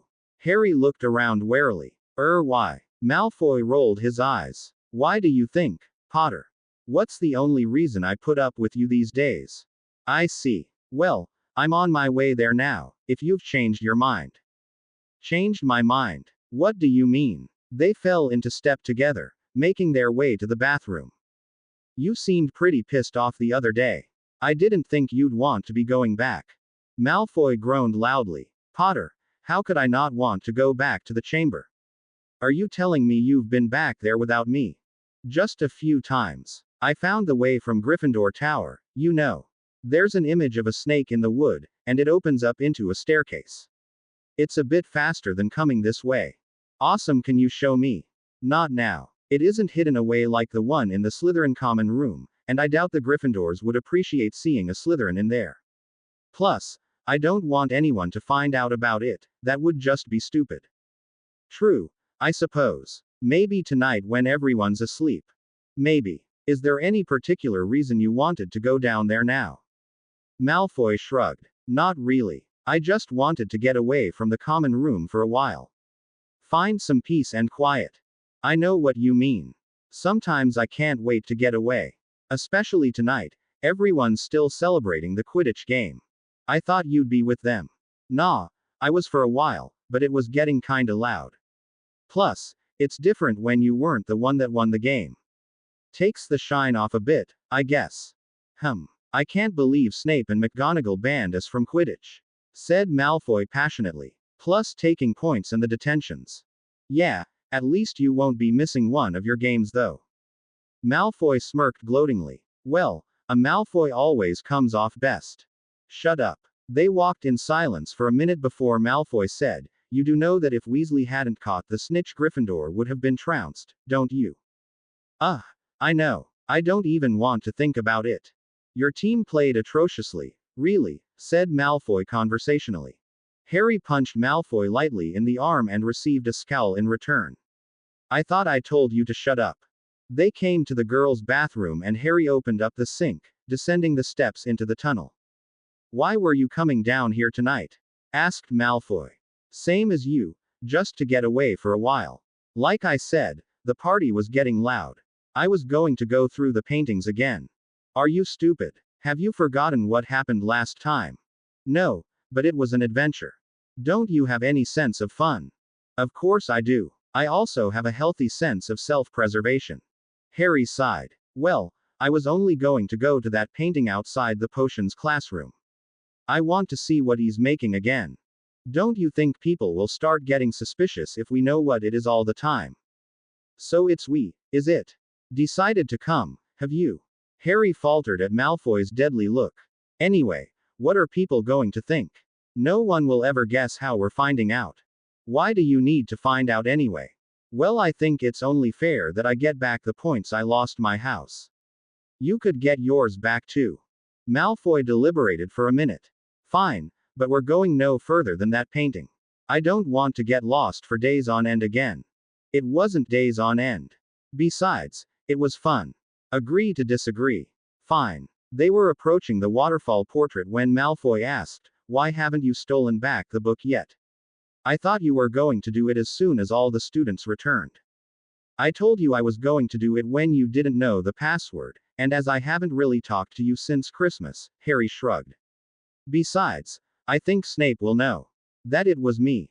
Malfoy gave him a sideways glance. Yes, Severus does have a way of knowing things, doesn't he? Harry got the strong impression that Malfoy knew Snape was a Legilimens, and decided to push a bit. It's like he can read your mind or something, the way he stares at you, and he always knows what's going on. Maybe he can, said Malfoy smugly. Harry faked a laugh. Don't be ridiculous. No one can read minds, can they? Malfoy gave Harry a condescending glance then. The mind is not a book to be read, Potter. It cannot be perused at one's leisure. Harry hid a smirk. It sounded to him as if Malfoy was directly quoting a source, probably Snape. Malfoy continued. It is a practice called legilimency, and only very talented minds can do it. I'm learning. He finished smugly, puffing his chest up proudly, and Harry nearly laughed at his boyish enthusiasm. You've never read my mind, have you? Malfoy rolled his eyes. Of course not. You'd know it if I had. Only practiced legilimens can intrude the mind without the other person knowing. At my level, you'd feel it like a ton of bricks falling on your head. Do you have a book or something? Some, but it's the kind of thing that you learn by actually doing. Severus is teaching me. Harry was surprised that Malfoy was learning occlumency. He recalled Snape saying it was harder than occlumency, and wondered if Malfoy knew the latter. Is there a way to stop someone from performing legilimency on you? Yes, you can learn to hide your thoughts. That's called occlumency. Can you do that? Yes, I'm quite proficient, which Severus says is a great achievement for someone of my age. I'm still training though. I'm absolutely no match for him. Harry had a sudden thought. Will you teach me? Otherwise Snape will know I took the book, and he'll know you told me where to get it, and he might even find out about the chamber. Please tell me that you're joking. I really have no desire to go looking through your mind. Why do you even need that book? There's hundreds of dark arts books down. I'm not particularly skilled at legilimency yet. It's a matter of principle. I paid for the book, it's mine and I want it back. As to you not being skilled at legilimency, you know the basics, right? You could get into my mind, and I would be able to push you out. I really don't think it's a good idea, Potter. Come on, please. I really want to learn it. It'll give you a chance to practice your legilimency against someone who isn't an expert in occlumency. This seemed to sway Malfoy slightly, and he glanced at Harry as though assessing him. It would all have to think about it. Not wanting to pressure the Slytherin, Harry quickly agreed, and they stepped into the world of paintings. Much quicker than the first time, they came upon the painting of the potions lab. Luckily, there was again no one in it, and Harry followed Malfoy over to the steaming cauldron. A thick brown liquid was bubbling sluggishly in the pewter tank, and both boys wrinkled their noses at the smell. Harry, however, also grinned. What are you smiling for? That smells absolutely foul. Because I know what it is, said Harry superiorly, receiving a scowl from the Slytherin. How can you possibly know what it is when I, the best potion student in this school, don't know what it is? I've made it before. Suddenly, a voice sounded behind them and they both froze. What, may I ask, are you two doing around my cauldron? Step away now, before you ruin it. Harry looked sideways at Malfoy. Run, he muttered, and they stumbled between desks, attempting to keep their backs to the potion student. They heard him yell, "Hey!" and start running after them, and they dashed through the portraits back to the waterfall. Across the field of daisies and past the screeching mermaid, through Phineas' portrait, and finally to the waterfall. They stood panting, and suddenly heard a loud banging coming from beside them. Let me through. How did you get through here? Hey! Satisfied that the student couldn't get through, Harry's breathing gradually eased. Do you think he saw our faces? Malfoy shook his head, his breathing already back to normal. I don't think so. He would have recognized us for sure, and it didn't sound like he did. They made their way back to the library and sprawled out on the big lounge. So, what was it? Huh, said Harry stupidly. The potion. Oh, right, yeah, it was Polyjuice potion. Of course. I can't believe I didn't recognize it. I've read all about it. Suddenly he snorted, and shot Harry a suspicious look. Hang on, you told me you'd made it. I don't believe you. Polyjuice is way above even Newt levels. Well, to be quite honest, Hermione did most of the making. Ron and I just helped out. You expect me to believe that you and Weasley helped Granger make the Polyjuice potion? Come on, Potter. I'm not stupid. It's true. We made it in second year when. Malfoy had burst out laughing, and Harry looked at him confused. What? You actually had me going for a minute there. I actually nearly believed it, when you said Granger had helped you. But second year. Yeah, right. But we did. There is no way a second year could make Polyjuice. Fine. Don't believe me. I don't. Harry scowled, determined that he prove it to Malfoy. It's got lace wings, and boomslang skin, and it has to stew for.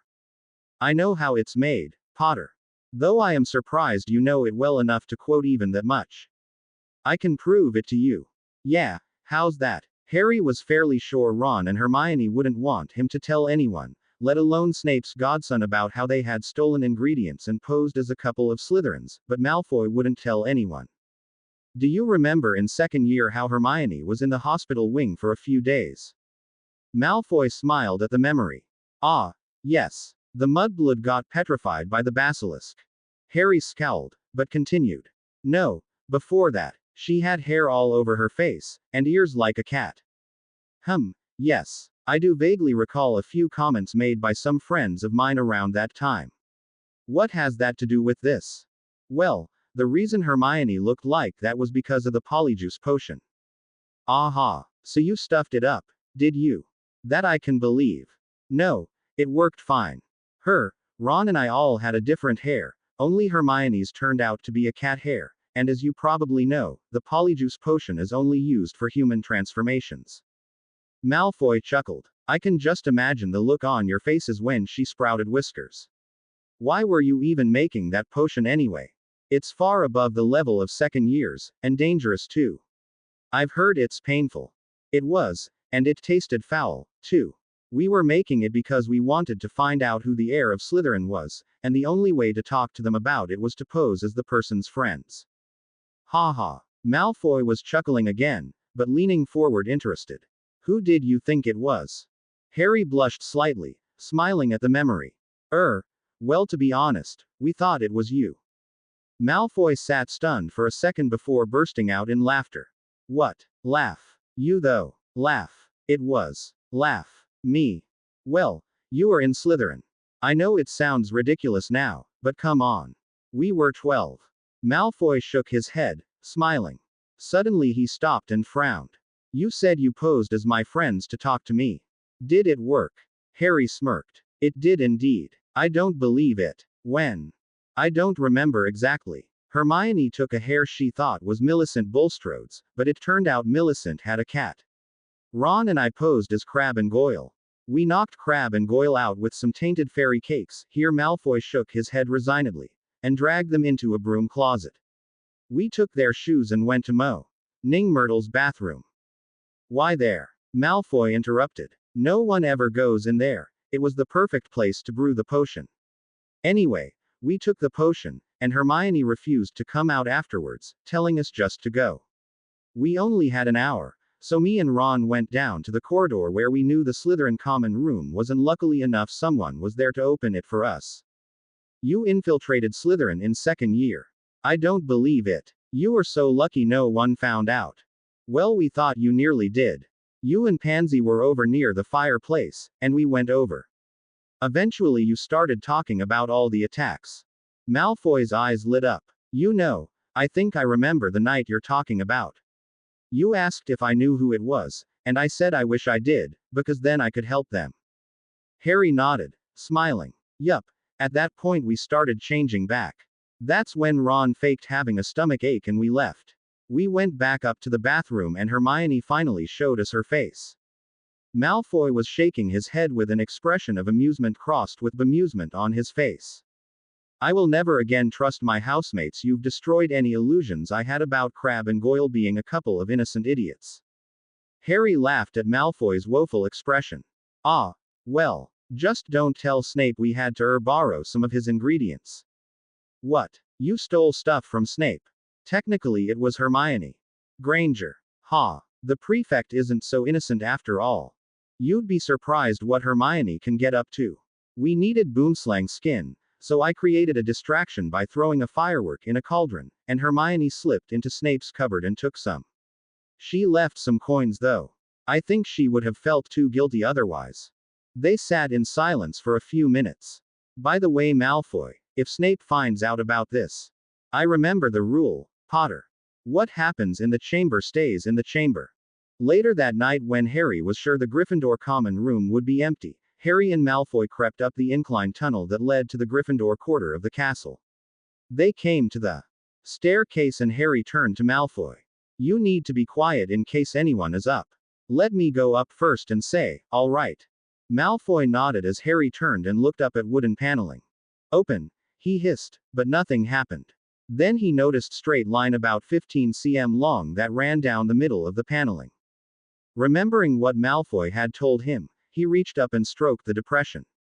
As soon as he pulled his hand away, the wood began to fade away, and Harry hurried up the stairs, peeking cautiously over the floor. The common room was dark, the fireplace nearly burned out and throwing only dark shadows around the room. Not seeing anybody, Harry beckoned to Malfoy and took the last few steps up onto the landing. As soon as Malfoy had stepped up next to him, the floor faded back, resuming the appearance of solid wood. I found it from the air. I'd never have noticed it otherwise, but the wood patterns here form the image of a snake. Can you see it? Harry whispered, pointing with his foot along the line of the snake. Malfoy tuned his head this way and that, squinting in the darkness. I guess it looks better from the air.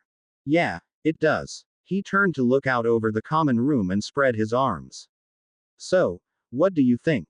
Malfoy moved to stand next to him. Hard to tell in the dark, he said, shrugging noncommittally. Harry rolled his eyes. You would never admit it even if you did like it, would you? Malfoy smirked. Probably not. They descended the stairs and walked over to the fire, taking seats. Harry pointed out one of the comfy ones to Malfoy, who sat down looking distinctly uneasy. Relax, Malfoy. No one's going to see you. Easy for you to say, Potter. There were no students here when you came to my common room. It will completely ruin my reputation to be seen in here. I'm not so sure about that, you know. Most likely everyone will want to know how you got in. Your housemates will be falling all over themselves to congratulate you on infiltrating Gryffindor's domain. Malfoy paused thoughtfully, a slow smile spreading across his face. You could be right. Maybe it would be beneficial to let some little first year see me here. Not with you, of course. Harry rolled his eyes. You should probably go now. I want to get some sleep. Malfoy agreed, and they stood. Harry was about to lead Malfoy over to the portrait hole when it suddenly opened. Harry pulled Malfoy down behind the lounge as giggling voices reached their ears. Thankfully, the voices went straight to their dormitories, and they heard the doors closing up on the landing. Maybe you shouldn't go that way. I can open the entrance to the chamber and you can go back through the tunnel to the Slytherin common room. Malfoy nodded. All right. Wouldn't do to be caught by Filch at this time of night. They went back up the stairs and stood on the landing. Listen, after ancient runes tomorrow, do you want to go down to the chamber? Malfoy hesitated a second before nodding. All right then. See you tomorrow, said Harry. Suddenly, the portrait hole opened again and Harry heard voices, but could see no one. Suddenly, he realized it was Ron and Hermione, and they were beneath his invisibility cloak. Where do you think he could be? I don't know. I just hope nothing's happened to him. Maybe we should go and see Dumbledore. You're right. Hang on though. Let me check the map once more. Shite. Come on, Malfoy. You have to get out of here, hissed Harry, pushing Malfoy towards where the entrance was and desperately hoping that his two friends couldn't see him. What's wrong? Who's down there? Just hurry. Herm, came Ron's confused voice from near the portrait hole. What? The map says Harry's up there. Oh, thank goodness. I was so worried, Ron. What's wrong? Harry opened the entrance, hissing the password as quietly as he could, and pushed Malfoy down the stairs just as Ron said, it says he's with Malfoy. What? Give me that. What in the What? He's gone. Harry's gone. No, Malfoy is. He just disappeared. You mean he apparated? Of course he didn't. Haven't you ever read Hogwarts, a history? You can't apparate or disapparate on school grounds. How did he do it then? I've got no idea. Harry walked as quickly and quietly as he could to his dormitory, closing the door quietly. He wasn't sure how he was going to explain this, but he didn't even feel like trying right now. He most definitely couldn't explain Malfoy being there, and if he pretended he hadn't been up either, perhaps they would dismiss it as some accident on the map. He just hoped they hadn't seen him walk into his dorm. A few minutes later, the door opened and Harry heard Ron putting the cloak and map away. Harry feigned sleep when Ron pulled back his curtains, and Ron gave up, moving over to his own bed. Deciding to worry about explaining tomorrow, Harry snuggled into his blankets and fell asleep. The next morning, Ron waited until Hermione had arrived to accompany them to breakfast before he said anything. Harry, we wanted to ask you something.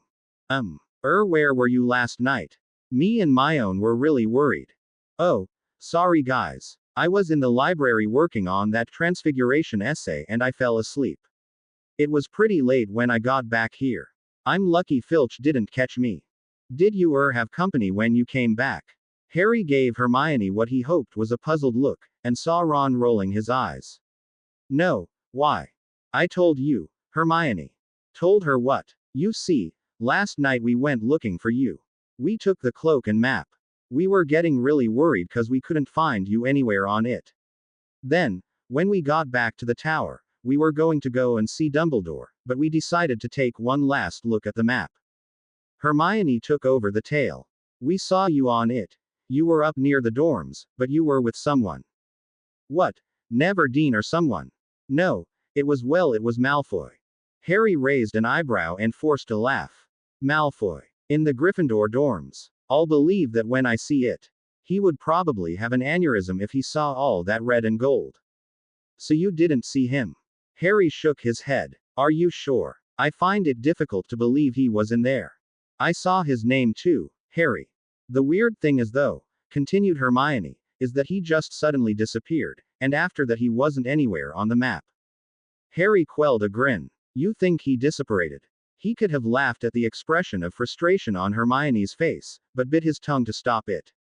You can't apparate or disapparate within the grounds, Hermione ground out with forced calmness. She's going to snap one of these days, thought Harry. Weird. Maybe it was just a strange mistake with the map. I just think it's strange that Malfoy appeared to be in Gryffindor Tower and then disappeared off the map altogether, said Hermione. Do you think we should go to Dumbledore? That was not what Harry wanted. Hermione, like you said, apparating here is impossible. There are 100 wards around this place. Besides, why would Malfoy be in Gryffindor Tower anyway? Maybe he was on some mission for you-know-who, said Ron. Yeah, right. Malfoy isn't a Death Eater, Ron. How do you know, Harry? For all we know, he could be. Look guys, it is really too early in the morning to be discussing this. Could we please just go and have breakfast? Ron was easily distracted by that topic, and eagerly took a seat at the table. Hermione clearly wanted to pursue the issue, but Harry finally convinced her to drop it. Let's just wait and see, Myone. You'll see, it'll turn out to be nothing. Harry hung around outside the Ancient Runes classroom until Malfoy appeared, then followed the Slytherin at healthy distance to Moaning Myrtle's bathroom. In the chamber, they sat on the Emerald Lounge, admiring the view out of the huge window. What happened last night, anyway? Asked Malfoy. Hermione and Ron went looking for me. That was them that came in second, when I told you you had to go quick. They were under the invisibility cloak. That's why we couldn't see them. I still don't appreciate the way you practically pushed me down the stairs. I bruised my shin. Oh, poor little Draco, do you need a band-aid? A what? Never mind. The reason I had to get rid of you so quick was because they knew you were there. It was pretty dark. How did they see us up there? They didn't see us, at least not that way. When I was in third year, Fred and George gave me this map. Hermione and Ron had it. That's how they knew we were there. I remember Weasley saying he was going to check the map. How would it tell them we were there though? It's a special map of Hogwarts. It shows where everyone in the castle is. What? You mean you could look at it and see where I am at any time? Harry shrugged. Pretty much. Well, what did you tell Weasley and Granger? I told them you weren't in there. Besides, you disappeared as soon as you went down the tunnel, which is lucky. How could I have disappeared off the map? The people who made it wouldn't have known the tunnel was there. They didn't plot it, so to anyone reading the map, it doesn't exist. Anyone looking at the map right now wouldn't see us on it. This map sounds interesting. Can I see it? I could bring it along sometime, I guess. We have to be careful though. Ron and Hermione, especially, are getting suspicious. They don't know how you just managed to disappear like that. I told them there was probably just some malfunction with the map, but they looked for you and couldn't find you anywhere, so now they think something is up. Does it really matter? It might if they go to Dumbledore. They don't trust you, and if they think you were up to something bad, they're bound to tell. Well, you need to convince them nothing is wrong. Don't worry, I'm trying. On Tuesday, Harry went down to breakfast with Ron and Hermione. Ron and Hermione kept exchanging glances, and Harry, growing more and more frustrated with each look, finally burst out, "What's wrong with you two? Has something happened?" "No, everything's all right. It's just we're worried about you, Harry." Harry looked across the table to where Ron was nodding in agreement to Hermione's statement. "Why, I'm fine. It's the way you keep disappearing, mate. We don't know where you go for hours on end. You need to spend more time with your friends. I spend plenty of time with you guys." "No, you don't, not really. You go off by yourself. You say you've been in the library, but we go there to look for you and never find you. We understand if you need time alone, but it isn't good to withdraw away from everyone. Believe me, guys, I'm fine. There's nothing to worry about. Like you said, everyone needs time alone. Well, if you ever need to talk, Harry, you know we're both here."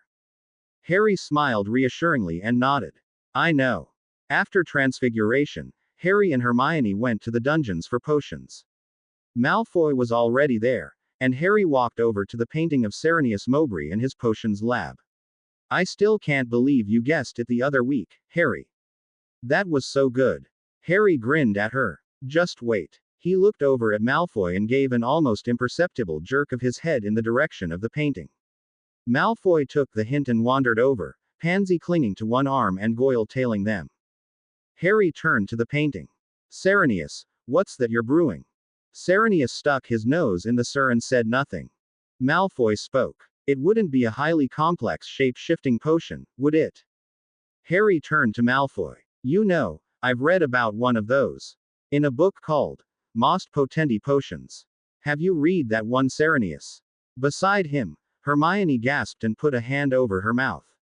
Mowbray was eyeing them warily, and Malfoy spoke again. "Does it require lacewings and boomslang skin? I bet that potion's a really foul-tasting one, isn't it?" added Harry. "Have you stewed it for a month yet?" asked Malfoy. At that point, Serenius threw down his mixing spoon and crossed his arms huffily, a scowl upon his face. "If you know what the bloody potion is, just say it." Malfoy smirked. "Sometimes known as the Chameleonus Mephorius. Better known as Polyjuice Potion," finished Harry. Serenius Mowbray slammed a hand flat on the bench. "How could you have possibly guessed so soon? I hid the ingredients and everything." "Just a lucky guess," replied Harry, amused at Mowbray's indignation. "That was more than a lucky guess, Harry," said Hermione. "Yes, it was." Snape's smooth voice cut through the air, and the class turned to face him. "How is it that someone who has shown such abysmal talent for potions is suddenly able to guess 2 potions in a row?" Harry shrugged. "I always thought Malfoy was rather good at potions." Seamus snickered, and Snape glared, looking suspiciously between Harry and Malfoy. "Well, I suppose it is tradition. 30 points to each of you, then." Snape turned and walked into the lab, the class scurrying after them. Harry avoided Hermione's gaze. She was giving him strange looks. That week in defense, they were beginning the official competition after their 2 practice weeks of team strategy. Snape began by giving the class instructions. "Choose your partner wisely. Marks will be accorded depending on the success of the team, not the individual. The winning team will receive the highest mark, with the team that does the worst receiving the lowest. That is not to say the lower scoring teams will fail, as I will be assessing your technique and the strategies you use, as well as your practical performance. The mark you receive for this will be worth 30% of your final grade. I will now give you 5 minutes to find a partner. When you have chosen, come to me so I can put your names down." The class scrambled to find partners. Harry immediately turned to Ron, but the redhead was already agreeing to go with Hermione. Ron and Hermione looked at him apologetically. "Harry, you go with Seamus. He's with Dean. Ask Nev. Potter's with me, Weasley," came Malfoy's imperious tone. The Slytherin had appeared at Harry's shoulder. "What?" said Harry, as Ron snorted. "As if Malfoy," scoffed Ron. "Why do you care, Weasley? You're with Granger." He turned to Harry. "Come on, Potter. I'm in this for the points. No one can beat us." Harry doesn't want to go with you. I don't really care what he wants. Nearly everyone else is paired up, anyway. What's your answer, Potter? Harry looked from Ron's slightly red face to Malfoy's slightly impatient, expectant gaze. Draco. It was not, clearly thinking that he had been going to partner with Malfoy. Theodore. You coming or what? Malfoy turned and raised an eyebrow at Harry. Well, am I? Harry cast what he hoped was a calming look at Ron before turning to Malfoy. Fine, let's go. Wah, Harry. Harry turned back to Ron and shrugged. We did do well that first week. Defense is my best subject and I'd like it to stay that way. Having my biggest threat on my team is the best way to do that. Malfoy clapped his hands and rubbed them together, pleased. Right then. He turned to Nott. Theo, you'll have to find someone else. But I thought, who are you with? Potter. Nott blinked several times, frowning. You are with Potter. That's what I said, Theo. I do believe Blaise is still free, but he won't be for long. Nott continued to look bewildered for a moment before turning to find Zabini. Come on, Potter. We need to tell Professor Snape. Harry shrugged at Ron's perplexed and sour expression as the four walked over to give Snape their names. Weasley, you are with Potter. No, sir. Me and Hermione are partners. Weasley, Granger, repeated Snape, writing the names down. Draco, who are you partnering with? Potter, sir. Snape froze in the middle of writing down Malfoy's name and looked disbelievingly between Harry and Malfoy. What? I'm with Potter. Snape looked unsure of what to say before shaking his head slightly and writing, Potter, next to Malfoy. Are you quite sure you want to commit to this particular partnership? I'm not sure it is a good idea. Harry shrugged. It's supposed to be about strategy, isn't it? As I said to Ron, Malfoy is my biggest threat. He can't beat me if he's on my team. Don't take all the credit, Potter. It was my idea. Snape gazed at them appraising Ly, a small smirk appearing on his face. He nodded. Very well. See to it that I don't regret allowing this pairing. Harry had been looking forward to sleeping in on Saturday morning. Unfortunately, it was not to be. Harry, wake up. Ron was roughly shaking him and Harry groaned as he opened his eyes to look at the boy.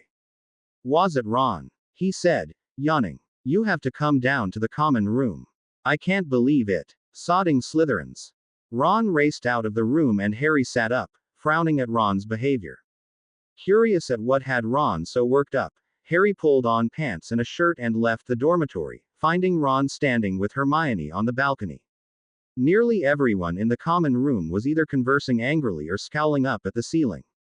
Harry followed their gaze as murderous mutterings swept the room and his mouth dropped open.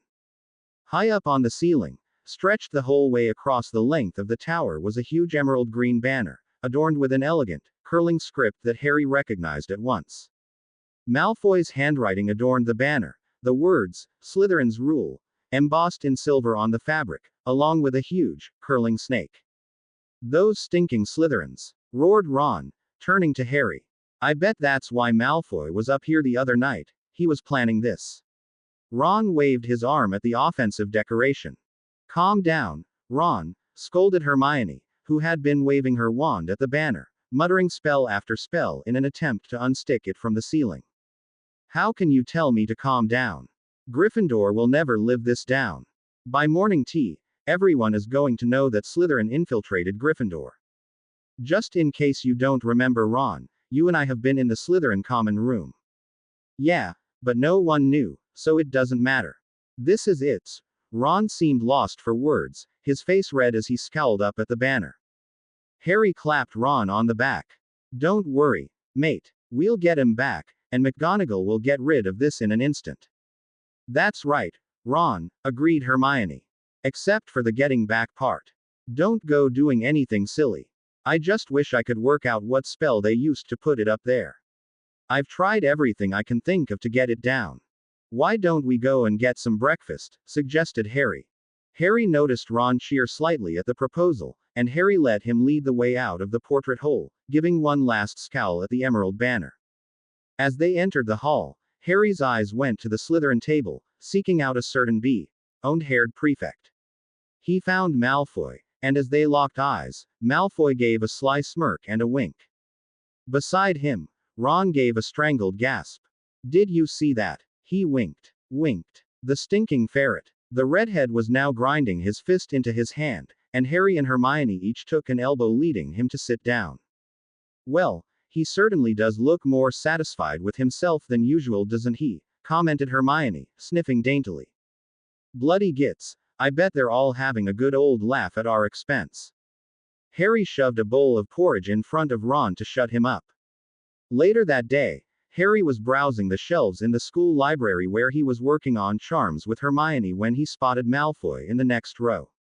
I can't believe you did that. Malfoy smirked. Have you got it down yet? McGonagall and Flitwick are doing it now. Even Hermione couldn't work out the charms you used to stick it up there. A satisfied smirk crept over Malfoy's face. At least they won't think I was up to something wicked. There's no nefarious plot to abduct Harry Potter while he sleeps. Harry's eyes widened in surprise. You did that to deflect suspicion. Malfoy shrugged jauntily. Only one of several reasons. I am now a god among my people. He spread his hands and flashed a brilliant grin. Harry rolled his eyes. I hope you know that there will be payback. Ron was practically rabid this morning, and he wasn't the only one. Ha! I can just imagine the weasel's face when he saw it. Late in the night, Azkaban prison was attacked. Harry heard the news along with the other students at breakfast that morning. He, Hermione and Ron walked in to find the great hall full of rustling newspapers and frightened conversation. At the head table, the teachers were gathered in small groups, whispering frantically. Exchanging worried glances, they rushed over to the Gryffindor table and picked up a newspaper. You know WHO takes Azkaban, DEMENTORS defect.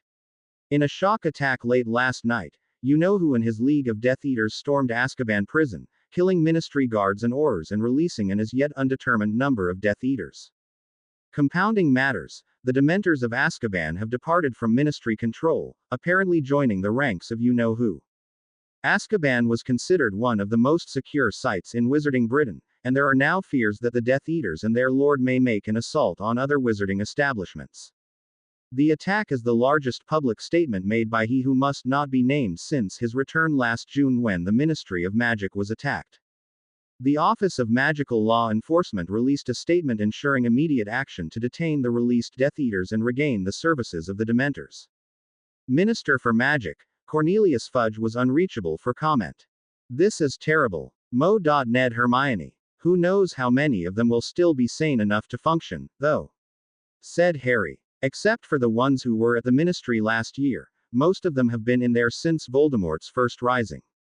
I'd be more worried about what the insane ones will be capable of. That night, Harry was fairly certain there would be an order meeting, and after dinner he took his invisibility cloak and made his way through the waterfall painting and into Grimmauld Place. He settled himself down once again in the window of the barn and was rewarded when very shortly the kitchen was filled with witches and wizards. There were fewer than the last meeting he had been to, probably because this gathering was an emergency meeting. As soon as Dumbledore entered the room, followed by McGonagall and Snape, he was assaulted with questions by the people in the room. The Grey Wizard held up a hand for silence and the room gradually settled into a strained and expectant silence. As you have all heard, the attack we feared has come to pass, much sooner than any of us expected. Severus, if you would. Dumbledore motioned to Snape, who spoke.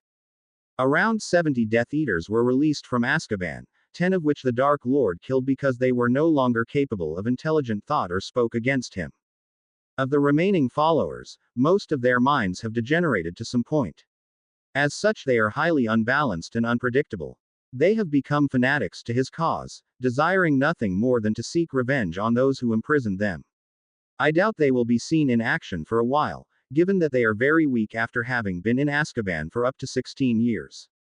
Still, it is a huge blow to our campaign. Once they are returned to full physical health, we will be in a significant amount of trouble. A short man with a crude accent spoke up. I thought you were supposed to be providing us with the information to stop these sorts of things from happening. Snape fixed the man with a condescending stare. I knew he was planning it, though I did not expect it to be so soon. I was under the impression you considered yourself one of his most trusted followers. How could you not have known when the attack was to take place? Snape sneered at the man. All I know is that last night we were summoned and told that was the night we would be storming Azkaban. I assure you everyone else was as surprised as I was at the sudden announcement. There was no chance for me to warn the Order. For all you claim to be loyal to the Order, you don't always do such a good job of keeping us informed. There were several murmurs of agreement around the kitchen. If you are suggesting I am not loyal. Enough, said Dumbledore sternly. I trust Severus implicitly, as you all know. Sometimes things happen that we cannot plan for. We need to support each other rather than assigning blame where it is not warranted. Severus, please continue. Snape glared around the room before continuing. In addition to securing his followers, he has gained the allegiance of the Dementors. I do not know what he has planned for them, but no doubt he has promised them souls in return for their services. I would suggest that people who do not already know how, very quickly learn to conjure a Patronus. Snape glanced at Dumbledore to indicate that he was finished and Dumbledore nodded. Thank you. Severus is quite right. The Patronus is your only defense against the Dementors, so learn it. If those that know it could help others, that would be much appreciated. Now, to other business. We need to talk about protecting Harry Potter. Dumbledore, I know he did us all a favor all those years ago, but do we really need to assign him some protection? We're spread thinly as it is, without protecting every individual that you know who might target. McGonagall and Snape exchanged a glance. It seemed McGonagall was in on the prophecy as well. Dumbledore replied, Harry is a special case. I must stress the importance of keeping him safe. A member of the crowd spoke up. What about the rest of the children at the school? They are all in just as much danger. Perhaps we could send an Auror or two to guard the school. I have no problem with that. Especially now that the Dementors have joined you know who, we don't want to take any risks with our children, replied Kingsley Shacklebolt. Of course, it shouldn't be too hard to convince the minister of the need to protect the school. The ministry is looking for somewhere they can publicly demonstrate that they are doing something to keep the community safe. I shall suggest posting Aurors who are in the Order, perhaps Owens and Mulgrave. Murmurs of agreement ran through the group and Dumbledore bowed his head in acknowledgement. Very well. Kingsley, if you would accompany me to Hogwarts after the meeting, perhaps we could discuss positioning an Auror or two at the school. Kingsley nodded assent and the meeting turned to the problem of tracking down Voldemort's stronghold. On Monday morning as they were eating breakfast, Dumbledore announced the posting of 2 ministry Aurors at the school. The first was Mulgrave, the one from the Order. He was a tall, stately-looking man with thick black hair and a piercing gaze. The other was Fitzgerald, a short Irish fellow with a cheerful grin and friendly appearance. Harry was unsure if he was in the Order as well, or just a ministry employee.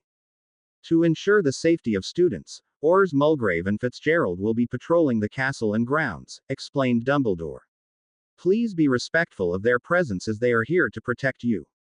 They will also accompany students 3rd year and above on the Hogsmeade visit next weekend. Excited whispers broke out at the announcement of another Hogsmeade weekend. Excellent, said Ron once Dumbledore had resumed his seat. I really need to stock up my lolly stash. After lunch the next day, Harry and Malfoy were once again down in the chamber. Malfoy was reading and Harry was working on his Ancient Runes essay, occasionally throwing a question at the Slytherin. After a while Harry grew tired of writing and put his quill away. Have you decided if you'll teach me occlumency? Malfoy looked up from his book, chewing his bottom lip. Yes, I've decided I will, but only because it's going to help my legilimency training. Trust Malfoy to only do something because it benefits him, thought Harry. Great. Can we start tonight? Malfoy spared a last glance at his book before closing it and placing it on the low table in front of the lounge. Saul slithered down from her branch to investigate the book. I have one condition. What? You can't tell anyone about me learning legilimency or that I know occlumency. It could cause problems for me. You know I won't. I remember the rule. Besides, I don't want anyone else to know either. I want you to swear it. Harry pondered for a second. He couldn't see any danger in making a promise. If Malfoy didn't want anyone else to know, he had no problem with it. I don't think it's necessary, but all right. Perhaps we could just make the rule formal. Harry Potter do hereby swear not to tell a soul that Draco Malfoy is teaching me occlumency or learning legilimency. From this moment on, knowledge of any events that occur within the Chamber of Secrets shall remain within the chamber. Malfoy held out his hand and Harry took it. He was surprised when Malfoy spoke. And I, Draco Malfoy, do also swear that no soul shall learn of any events that occur within the walls of the chamber. Malfoy tapped his wand to Harry's hand, and a green flame shot out, twining around their clasped hands. He motioned for Harry to do the same. Harry took out his wand and touched it to Malfoy's hand. This time, a red flame shot out. When it was complete, both flames disappeared and Malfoy disengaged his hand. It's done. Harry shook his hand. There was a strange tingling sensation permeating upwards through his arm, eventually filling his whole body. He shook his body, trying to dispel the feeling. Malfoy must have felt it too, because he gave a little shiver. Weird, muttered Harry. Yeah, so can we start now? All right. Make yourself comfortable and sit facing me. Harry did as Malfoy said, and they sat facing each other on the lounge, legs crossed. I'm going to enter your mind. It requires eye contact. At first, I just want you to try and feel me in your mind. It shouldn't be too hard, as I'm not yet very good at legilimency. When you do, focus on what you think is me. You might choose to imagine me, walking around in your mind, or maybe I'm just a presence that you can't see. For me, it was easier to visualize something more physical, that I could push out, rather than some invisible force. Harry nodded, already slipping into his meditative breathing. In his lesson with Snape yesterday, Snape had said how the wall was stronger if he imagined actually building it, rather than just imagining it was there. After that, they had moved on to some different barriers that Snape suggested. Amongst them were fire, a maze, a forest, an ocean, and darkness. He had experienced varying success with each. Tonight, he decided he would try darkness again, when he realized Malfoy hadn't said anything about a barrier. I was reading a book that said you should envision some kind of a barrier. Should I do that? Not yet. First, I just want you to see what it's like having someone else in your consciousness. Once we've done that, we can move on to creating a barrier. It sounded reasonable to Harry, so he settled down into the breathing again as Malfoy looked him straight in the eyes. Legilimens. Harry's first thought as Malfoy invaded his mind was that he had not been exaggerating when he'd said he wasn't very good at legilimency. It wasn't painful, but Harry was shockingly aware that there was someone other than himself in his head, and that it was Malfoy. His second thought, one that was somewhat disturbing, was that compared to Malfoy, Snape's presence was gentle, like a calm breeze caressing his mind rather than a herd of rampaging hippogriffs. Malfoy also had far less control than Snape. While the potion's master could slow Harry's thoughts down to view one at a time, and peruse them at will, Malfoy hurtled through the memories, unable to grab and hold on to any. Harry desperately hoped Malfoy knew how to pull out. He wasn't sure he could push Malfoy out. Suddenly, the presence was gone from his mind. Well, there's no chance I could miss that. Harry blurted. I told you I wasn't very good yet. I have only been learning this year. We've really only covered actually penetrating someone's mind, not controlling myself once I'm in there. How did you stop it? That part is even more difficult than getting in, but Snape made me practice until I could do it perfectly. It wouldn't do for me to unwittingly engage someone, which is very easy for a student of legilimency, and then not be able to get out. I've actually caught flashes now and then of what people are thinking. Just things like, got charms now, and that sort of thing. It's weird when these thoughts pop into your head and you don't know where they're from. I can imagine. Well, now that you know what that is like, I suppose we could try the barrier. Have you ever meditated before? Yeah, I know how. Good, that will help. You need to find a comfortable breathing pattern and envision the barrier in your mind. You need to put all your thoughts and memories inside the barrier, and keep me out. This is where the way you imagine me in your mind comes into play. I think of myself as smoke. Harry snorted. Didn't feel like smoke. Shut up, Potter. I'm doing you a favor here, so don't insult me, said Malfoy, though his tone was light. If your barrier is a wall, for example, I can just float up over it, or maybe find a way in through a crack. If you imagine me as a person, I can't do those things, I'll be forced to find another, more difficult way. If you imagine me as a person, however, I'll just imagine myself as smoke, and I'll change. That's where practice comes into it. When you first start, your mind is relatively weak. The more control you gain over your mind, the harder it will be for me to change. Get it? Harry nodded. He had been through things similar to that with Snape. Because I already know occlumency, my mind is most likely stronger than yours. I'll try not to be too aggressive at first, but because my legilimency isn't very good, I don't have too much control. Ready? I'm going to give both of us a minute to prepare, then I'll try and enter your mind slowly. Then, you just need to keep me away from your memories. They sat quietly for a minute, and then Harry felt Malfoy's presence in his mind again. It wasn't quite as fast as the first time, but it wasn't slow either. Tonight, Harry had chosen darkness as his barrier. It wasn't physical, but it permeated the deepest recesses of his mind. The first time he had imagined darkness, he had thought of his cupboard at the Dursleys'. It was a depressing place, but it had been his, a place where no one else had ever gone. When he had done it with Snape, the man had simply opened the cupboard door. After that, Harry had kept the image of darkness he experienced in the cupboard, but remembered how much darker it was when he closed his eyes. Now, there was no door, just the security he felt in his own little space.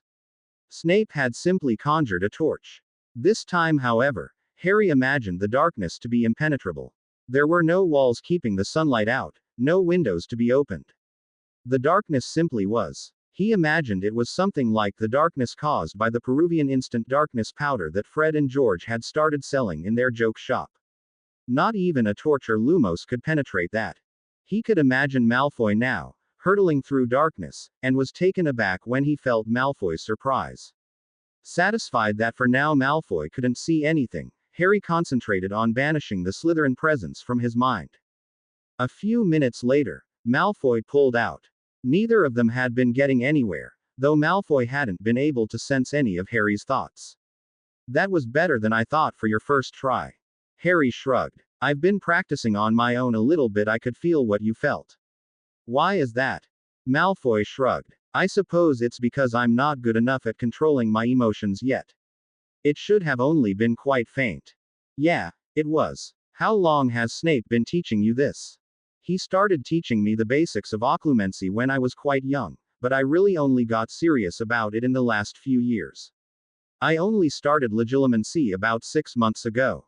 Well, hopefully it doesn't take me too long to get a basic grasp on occlumency so I can get my book back. That night brought with it an unexpected occurrence. Dumbledore stood and clapped his hands to gain everyone's attention. If I could tear you away from your sausages and eggs for a moment, I have an announcement to make. Silence descended upon the school and Dumbledore spoke again. Today we welcome to the school a new student. She is transferring from Freely's Academy of Magic into her 6th year here at Hogwarts, and will be with us for the remainder of her time at school. In light of the occasion we shall have an impromptu sorting. Excited whispering broke out in the hall. They had never had a student transfer in the middle of term before, just a few who would turn up at the beginning of the year. The headmaster nodded to Professor McGonagall, who was standing off to the side with a stool and the sorting hat.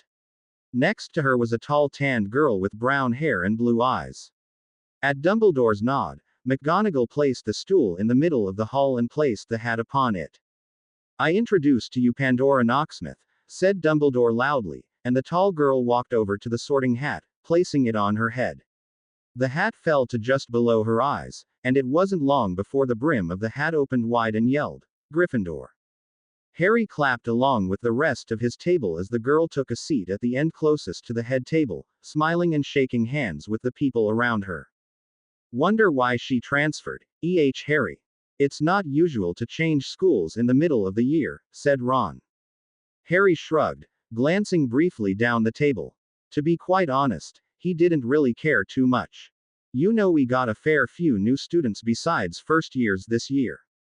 People just want their kids to be closer to home or somewhere safer. Maybe that's why. It was true, at the sorting there had been about 25 students sorted into 2nd through 7th year.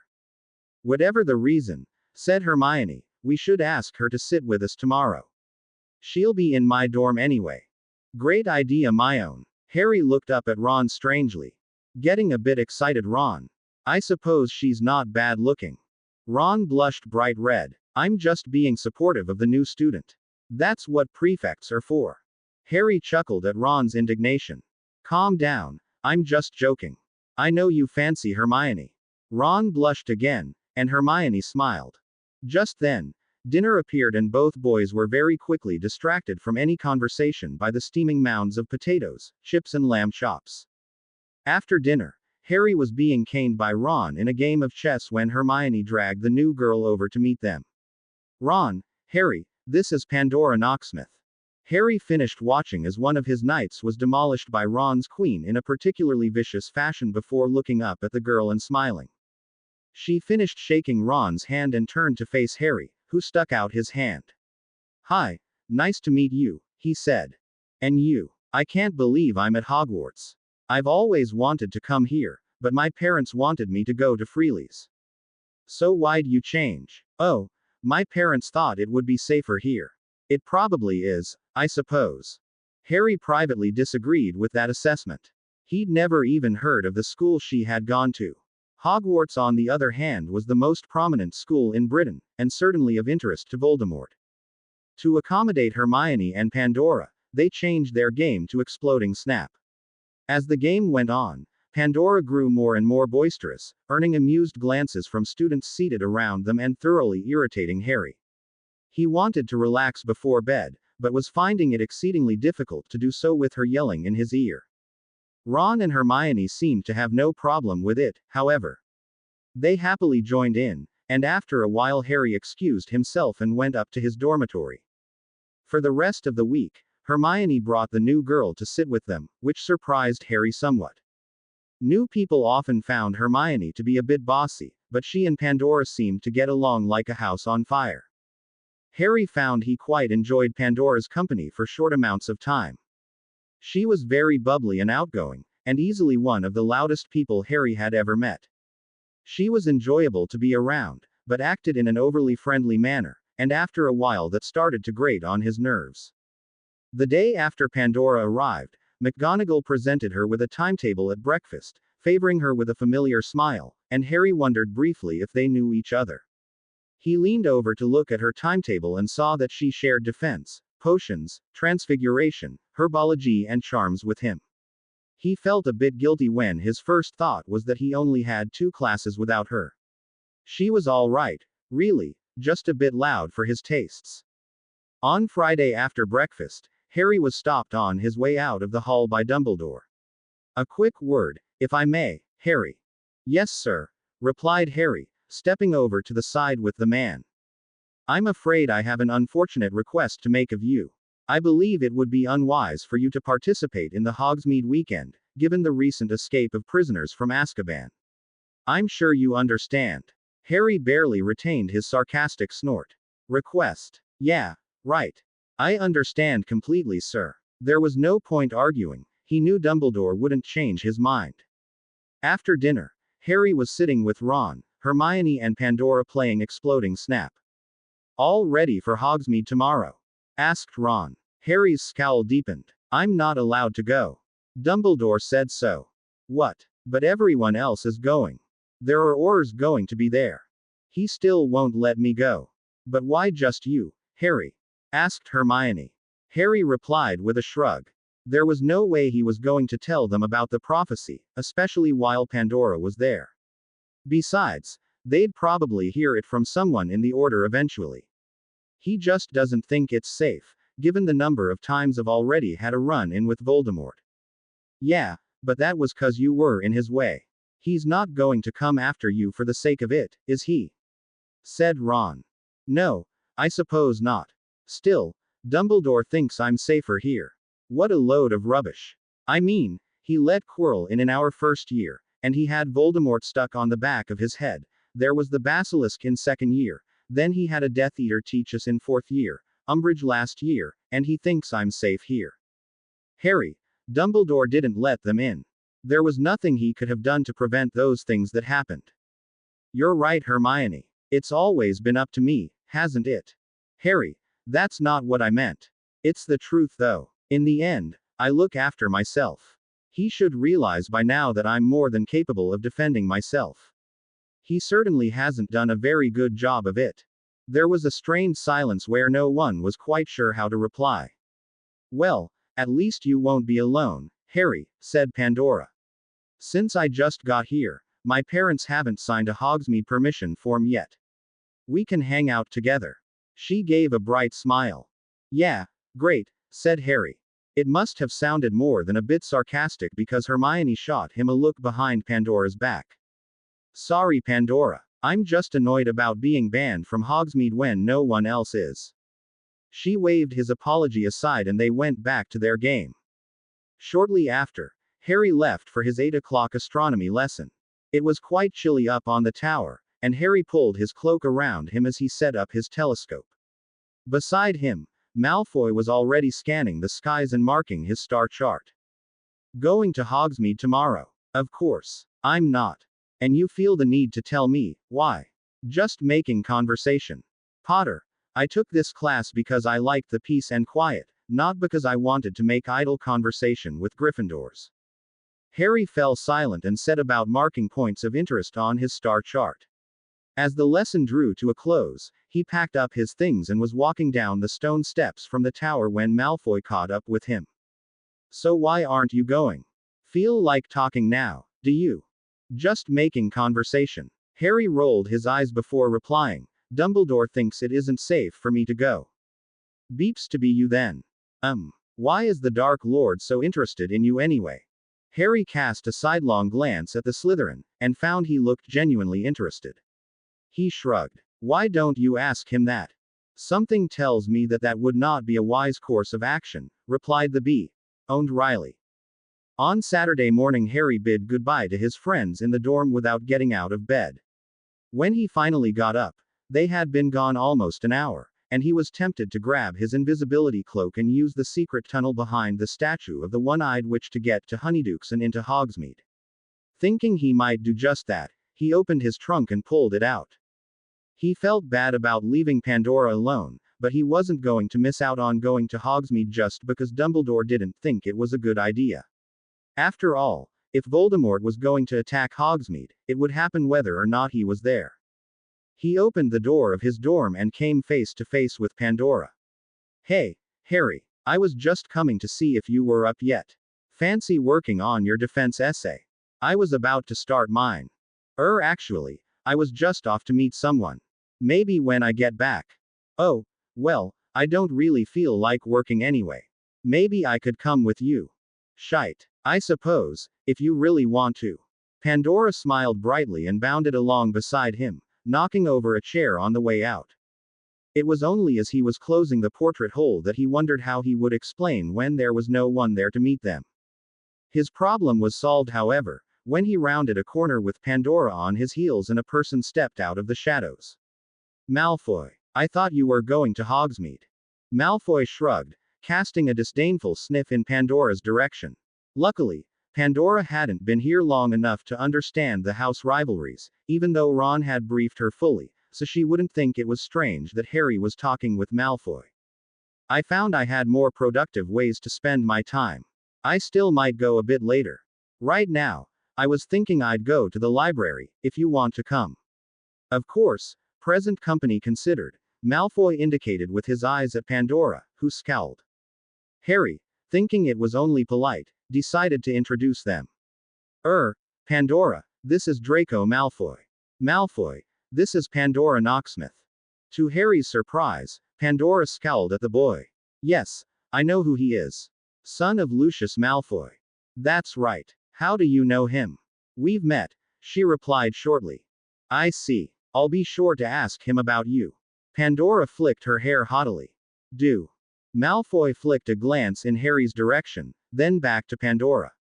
Why don't you run along, Knocksmith? I have to talk with Potter for a moment. Actually, Harry and I were on our way to meet someone.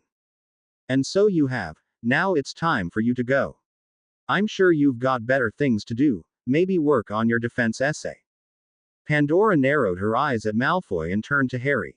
Harry, I don't think you should hang around with this scum. Harry raised his eyebrows at the girl. She hadn't even been here a week and already she was into the house rivalry thing. We're not hanging around. I just need to talk to him about potions. We're partners, you see. I'll meet you back in the common room later. I've got a few other things I need to do too. I could wait. I really don't mind. No, that's okay. You'll just get bored. Plus, I have to go see a teacher. You did say you had that essay to work on. Pandora appeared extremely put out by Harry's suggestions, but finally relented, glaring suspiciously between Harry and Malfoy. Well, if you're sure. He's sure. Now scram. Malfoy's tone was impatient as he turned and stalked down the corridor. Harry gave a half-hearted wave to Pandora and hurried to catch up with Malfoy. Is she always that annoying? She's all right, just a bit excitable. I have to thank you though. There was no way I was going to get rid of her on my own. Anytime. Getting rid of pesky Gryffindors is a specialty of mine. So, were you headed to the chamber? Actually, I was planning on going to Hogsmeade. Really? And what of Dumbledore's wishes? The more time goes on, the less I find myself agreeing with Dumbledore's wishes, especially those that regard my life and welfare. Do I sense a note of rebellion, Potter? There's a difference between rebellion and wanting to be independent. Is there? That's debatable. Whatever. I don't feel like debating with you today. Hogsmeade or the chamber? How about the chamber, then Hogsmeade for lunch? All right. What did you want to do in the chamber? I was hoping to get some basilisk scales actually. To sell at the apothecary in Hogsmeade. Why? Unfortunately my funds have become depleted, and I have nothing to spend. Malfoy, you're the richest student in this school, how could your funds have become depleted? I don't carry all my gold with me. My parents give me a certain amount to last me the term. It's gone. I need more. Of course, to get more I need your permission. My permission. Malfoy gave a long sigh. Technically the basilisk is yours, since you are the one that killed it. Besides, I need you to get me down there. Well, I suppose I could spare a few scales. How many did you want? Oh, 3 would be more than enough. That'll get me more than I need to last a few months, if I'm careful. 3 scales would get you enough galleons to last a few months. Potter, you honestly have no idea how desirable those ingredients are. With that whole snake, you're set for life 100 times over. Maybe I could sell some too. I need some money, and I don't have my key. Why don't you have your key? Oh, Dumbledore or the Weasleys have it. Not sure which. Why on earth does someone else have your Gringotts key? Are you an idiot? They just usually get money for me on the holidays for school books and things. I don't really get to leave my house much, so they go for me. You are an idiot. Giving your key to the Weasleys. Next time you go to Gringotts, your vault will probably be empty. And as for Dumbledore, just a moment ago you were talking about being independent. Harry stopped and glared at Malfoy. First of all, do not insult the Weasleys. They would never steal from me. Second of all, I never gave permission to Dumbledore to have my key. He just seems to think he can control every detail of my life. Harry turned and strode off. Well, I think you should get your key back. I never let my key leave my neck. Malfoy patted his chest, indicating where his key hung on a fine gold chain. Don't worry, I intend to. Good. So, asked Malfoy, changing the subject, how were you planning on getting to Hogsmeade? Invisibility cloak. Malfoy perked up at that. Have you got it on you now? Yeah, why? Because that Knocksmith shit is following us. Harry made to turn and look, but Malfoy spoke exasperatedly, don't turn around. Harry dipped his hand into his pocket, running his fingers over the silky cloak. As they rounded a corner, he grabbed Malfoy's elbow and pulled forward. The Slytherin growled at the contact and wrenched his arm away, but Harry just jerked his head in the direction he wanted Malfoy to go. They walked quickly over to a stretch of wall not far away and Harry pulled aside a tapestry that hung on the wall, revealing a secret passageway. Malfoy's eyes widened and they ducked into the passageway. Let's run, whispered Harry. They took off at a jog, coming out into a corridor near the Transfiguration classroom and stopped to catch their breaths. Faintly, Harry heard hurried footsteps. Shite. She must have seen us. Quick, get under. He pulled out the cloak and flung it over their shoulders, adjusting it so it covered their feet, and they backed into a tiny alcove. Seconds later, Pandora burst through the tapestry, looking in each direction. Talk about clingy, muttered Malfoy. Harry couldn't agree more. The girl's behavior certainly was odd. Pandora's face fell when she realized they were gone. Damn it. With that, she turned and walked quickly away from them, the sound of her footsteps receding. Harry turned his head slightly to Malfoy. Come on. We aren't far from Myrtle's bathroom. Let's keep the cloak on until we get there. They shuffled forward until they reached their goal, and Harry tucked the cloak safely away. Let's get this done so we can get to Hogsmeade. Malfoy nodded agreement and they went quickly into the chamber with the basilisk. 20 minutes later, they had a small bag holding 10 medium-sized basilisk scales. Malfoy had ordered that they only take broken or split ones, claiming they would still get a good price for them. Best to keep the fine ones for ourselves, or to sell later. The broken ones will lose their magic after too long. Another 20 minutes later found them once again under the cloak and approaching the Whomping Willow. Harry felt it was safe to show Malfoy this secret passage as Pettigrew and therefore Voldemort already knew about it. So this goes to the Shrieking Shack. Huh. Yeah, I've used it a few times before. Is this the only one that leads to Hogsmeade? Asked Malfoy curiously. Harry hesitated before answering. Yes. Malfoy looked at him appraising Ly. Liar. I am not. Yes you are, I can tell. You're a pathetic liar, actually. Well, you did say not to trust you. I'm not so stupid that I'd tell the son of a Death Eater how to get into Hogwarts.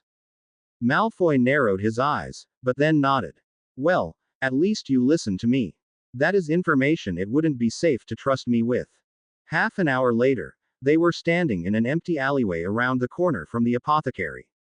Malfoy stepped out from under the cloak, but Harry stayed hidden. It wouldn't do for anyone to see him in Hogsmeade, let alone with Draco Malfoy. Are you going to come in or wait here? I'll come in, but I'm staying under the cloak. You'd better. I will not be seen in public with the boy who lived. Harry gestured rudely at Malfoy, safe in the knowledge he was unseen. As he watched, Malfoy performed some charms on himself. First, his hair became a honey brown color. Then, he turned his eyes green and lengthened his nose. Lastly, he made his jaw squarer and stuffed his Slytherin tie into his pocket.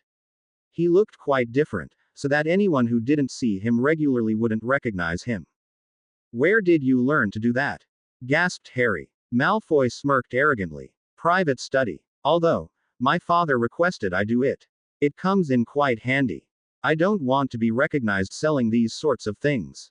Why not? Because, you fool. People would talk, and eventually it would get back to Snape, who frequents this apothecary, that I was selling rare basilisk parts. Since I already gave him a whole lot for Christmas, he's going to wonder where I'm getting it from. Luckily he's let it go for now. Then, Snape or someone else would probably mention it to my father and it might even get back to the Dark Lord then. Would you want that? I cannot lie to him. Harry was astounded that Malfoy had thought it through so thoroughly. Good idea then. Let's hurry. I missed breakfast this morning and I want lunch. Malfoy left the alleyway, Harry walking behind him. They entered the dark apothecary and Malfoy headed straight for the counter. What see and I do for ye? Asked the man who was mixing a potion there. I have some stock I think you might be interested in. Do ye now? Bang it on the counter then. Malfoy removed the little pouch from his robes and opened the drawstring, turning it upside down and tipping the scales into a pile on the counter. The man leaned over, a careful eye scanning the ingredients. Snake scales. At Malfoy's nod he continued. Not in gray. Condition. I see and get better stock from my regular supplier. Not of this kind you can't. And why's that, lad? These aren't just any snake scales. They're very rare. The man glanced suspiciously at Malfoy before leaning to inspect the scales more carefully. Ow rare. Basilisk rare, replied Malfoy, and the man's head shot up. Ye lion. Haven't seen basilisk stock in 2 decades. Where'd some in like you get some in like this, kid? Malfoy said nothing, and the man took a pair of tweezers, picking up one of the scales. He began a detailed inspection of the scale, using several spells and assorted bits of equipment. When he returned, he appeared quite stunned. Right, ye are. Basilisk no doubt, en full o magic. They're broken, so they must be fresh. Where'd you get 'em from? Ask no question and hear no lies, my friend. Are you willing to pay? The man pondered for a second, assessing Malfoy. How old are ye? I don't believe my age is an issue. If you aren't willing to make a deal, there are 100 other places I could go. The man's eyes widened. No, no, sir. I'll buy. Say 90 galleons. Malfoy snorted. I think not. I may be young, but I am not stupid or inexperienced in these matters. I'll accept nothing short of, let's say, 150, and I'd say you're still getting the better end of the deal there. The man hastened to agree, not wanting to press his incredible luck at obtaining the ingredients, and several minutes later they left the store, Malfoy holding a check. They made their way to the local branch of Gringotts, a small building in the middle of town. Malfoy had resumed his normal appearance. In the bank, Malfoy cashed the check and received a heavy bag filled with clinking gold coins which he shrunk and put in his pocket. Then, he turned and walked up the street. Harry followed silently as Malfoy led the way to the Hog's Head. Inside was practically empty, as was the usual for the seedy pub. Malfoy sat in a corner, ordering a bottle of fire whiskey and 2 glasses. Sure you don't mind talking to someone who isn't there? Asked Harry jokingly. Potter, in case you haven't noticed, the majority of the clientele at this pub are exactly that sort. No one will think on it a second. The barkeeper brought their drinks, not batting an eyelid at the fact that Malfoy had asked for 2 glasses. The cork was popped and the glasses filled. A toast to our first business deal, Potter. Harry grinned and touched his glass to Malfoy's. So, how much does your business partner receive, Potter? What's the split? How much of the 150 galleons do I get? Oh, I thought you'd just take what you wanted. Malfoy rolled his eyes. I told you before, Potter. The basilisk is yours. However, if you insist, I'll take half. Fine with me. I wouldn't have even thought of selling parts myself, so you're certainly entitled to what you want. You would make a terrible businessman, Potter. You're far too naive. Hey, don't insult me just because I let you take what you wanted. Fine, but you really should learn to be more forceful. You won't get anywhere being nice. Believe me, I'm beginning to realize that. Harry left the Hog's Head a little merrier than he had arrived and made his way back to the castle, stopping along the way at several shops to spend some of his earnings. Malfoy had gone off to find his Slytherin's companions, taking his half with him. His last stop was Honeyduke's, and it was beginning to empty out as students headed back to the school. After dropping a galleon on the counter, Harry slipped out the back and into the cellar, where he opened the hatch and entered the tunnel that would lead him back to Hogwarts. Not wanting to alert Ron or Hermione that he had been out of the castle, he used the pendant and deposited his purchases in the chamber before apparating to a hidden passageway near the portrait hole that he had used before. He entered the portrait hole and was immediately ambushed by Hermione. Harry, where have you been? Umi just went for a walk around the castle for a while. Before that I was in the library. Why? What's wrong? Professor McGonagall is looking for you. No one could find you all day. Well, I wasn't missing. Why were they looking for me? Ron entered the conversation. Pandora said you disappeared this morning. Me and Myone thought you might have gone to Hogsmeade, but we didn't see you. Did you go? No, I wasn't allowed, remember. I spent a fun-filled day studying and walking around the castle. Well, you'd better go see the professor. I think she's quite worried. Pandora said she saw you with Malfoy, and then you disappeared. Harry scowled, looking around for the girl. What does she care if I was with Malfoy? He hissed quietly. Why were you with him, mate? I was talking to him for about 5 minutes about potions, if that's all right with you. Pandora said you ran away from her. Harry was starting to get annoyed. What are we, 5? And what is with that girl? She was following us. Running was the only way to get rid of her. She's just looking out for you, Harry, said Hermione. I don't think you should go off with Malfoy alone either, even if it is just to talk about potions. I'm perfectly capable of looking after myself. I don't need Pandora to do that. What I do is none of her business. What does she even have against Malfoy? And then she goes and tells on us for talking. Don't worry about it, Harry. Just go and tell McGonagall you're okay. Fine. Harry left the common room and headed for McGonagall's office. He was thoroughly annoyed with Pandora, and with the teachers. It was like they were tracking his every movement. He knocked on the office door and went in. Mr. Potter, there you are, said McGonagall, relief in her voice. Where on earth have you been all day? I slept in for a while, and then Pandora and I went for a short walk. Most of the day I was studying.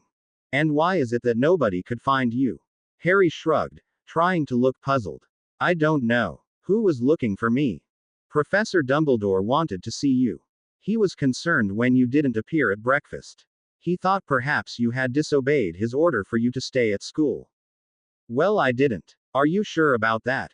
This is quite a serious matter. You do realize how dangerous it could be for you to leave the protection of the castle, don't you?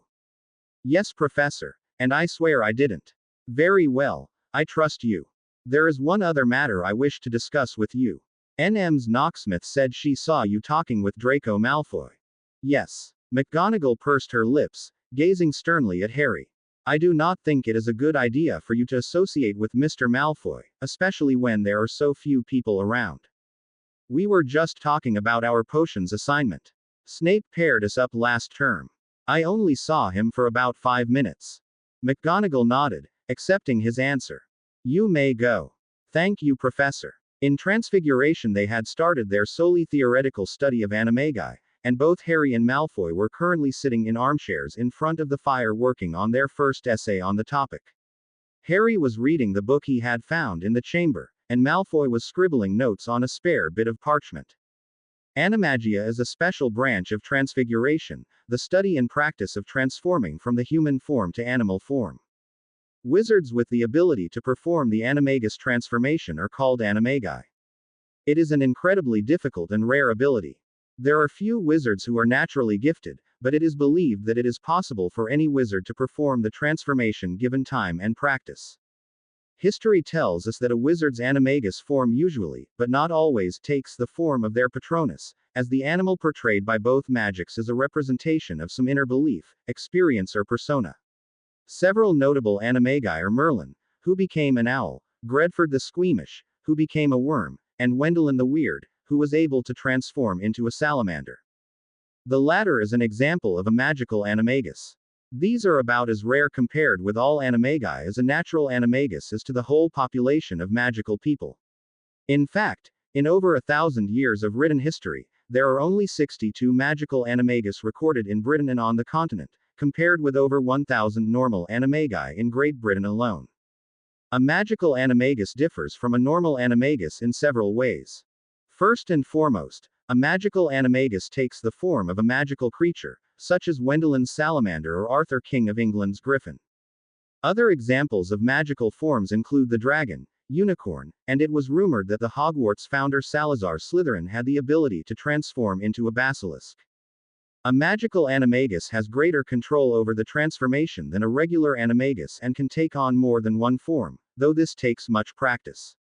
The natural form of the magical animagus is their first animal form, and it is usual for a magical animagus to take on a non-magical form similar to their magical form. For example, Meikle the Pure had a unicorn form, but due to the lack of practicality of walking around in this form, he was constantly mobbed, and once even attacked for his blood. He practiced until he could also assume the form of a white horse, which is very similar to a unicorn in shape and color. In recent years, the art of animagi has been dying out. In the last 100 years, there have been less than 10 registered animagi, but it is the general consensus that there are many animagi who remain unregistered. Harry grinned at the last part. Sirius and his father had been one of those many animagi who did not register, along with Rita Skeeter, who had, since Hermione's blackmail, still not printed anything negative or condescending about Harry. For a wizard who is not a natural animagus, learning the art can take up to several years, depending on the dedication and ability of the wizard. Animagia is considered wandless magic, as it mostly requires strength of mind to initiate and successfully complete the change. While an amateur may find it easier to hold their wand as some focus of magical energy, an accomplished animagus will make the transformation wandlessly.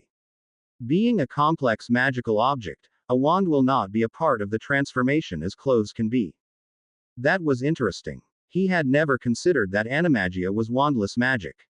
Of course, if you were holding your wand to transform, you might not be able to hold it in your animal form, so wandlessly transforming did have a distinct advantage. Perhaps if you held your wand in a holster you could keep your wand with you. Harry wondered what animal he would be when he learned to transform. His first thought was a lion. He was a Gryffindor after all. But then, was he really? The Sorting Hat had wanted to put him in Slytherin, and he could talk Parseltongue, so perhaps he would be a snake. Then again, he loved to fly, so perhaps a bird of some kind suited him better. Hey Malfoy, what kind of animal do you think you'd be if you could transform? Malfoy looked up from his notes. A dragon, of course. But that's a magical animal. Magical animagi are exceptionally rare. You seem pretty sure of yourself. My Patronus is a dragon, so there's a high chance my animagus form will be as well. Yeah, but your Patronus is probably just a dragon because that's your namesake. My parents named me Draco because they thought I had a fiery temper, like a dragon. It's a facet of my personality, not just a name. I suppose. That'd be cool, being a magical animagus. You could learn to change into all sorts of different animals. If I had a choice, I'd choose something that could fly. Well, dragons can fly, and breathe fire. Yes, well, I won't believe you're a dragon until I see it. Well, what do you think yours would be? An innocent little doe. Harry ignored the sarcastic tone. My Patronus is a stag. Anyway, I don't think so. I think that's only the form my Patronus takes because that was my father's animagus form. I saw my father as protection. Malfoy sat up and looked at Harry. Your father was an animagus. Yeah, he was friends with Lupin. Him and Sirius, and they used to transform to help him get through the full moon. You mean Sirius Black? He was my godfather. Really? I'm related to him, you know. I know. I've seen a family tapestry in his house. His name got burned off though. When have you been in his house?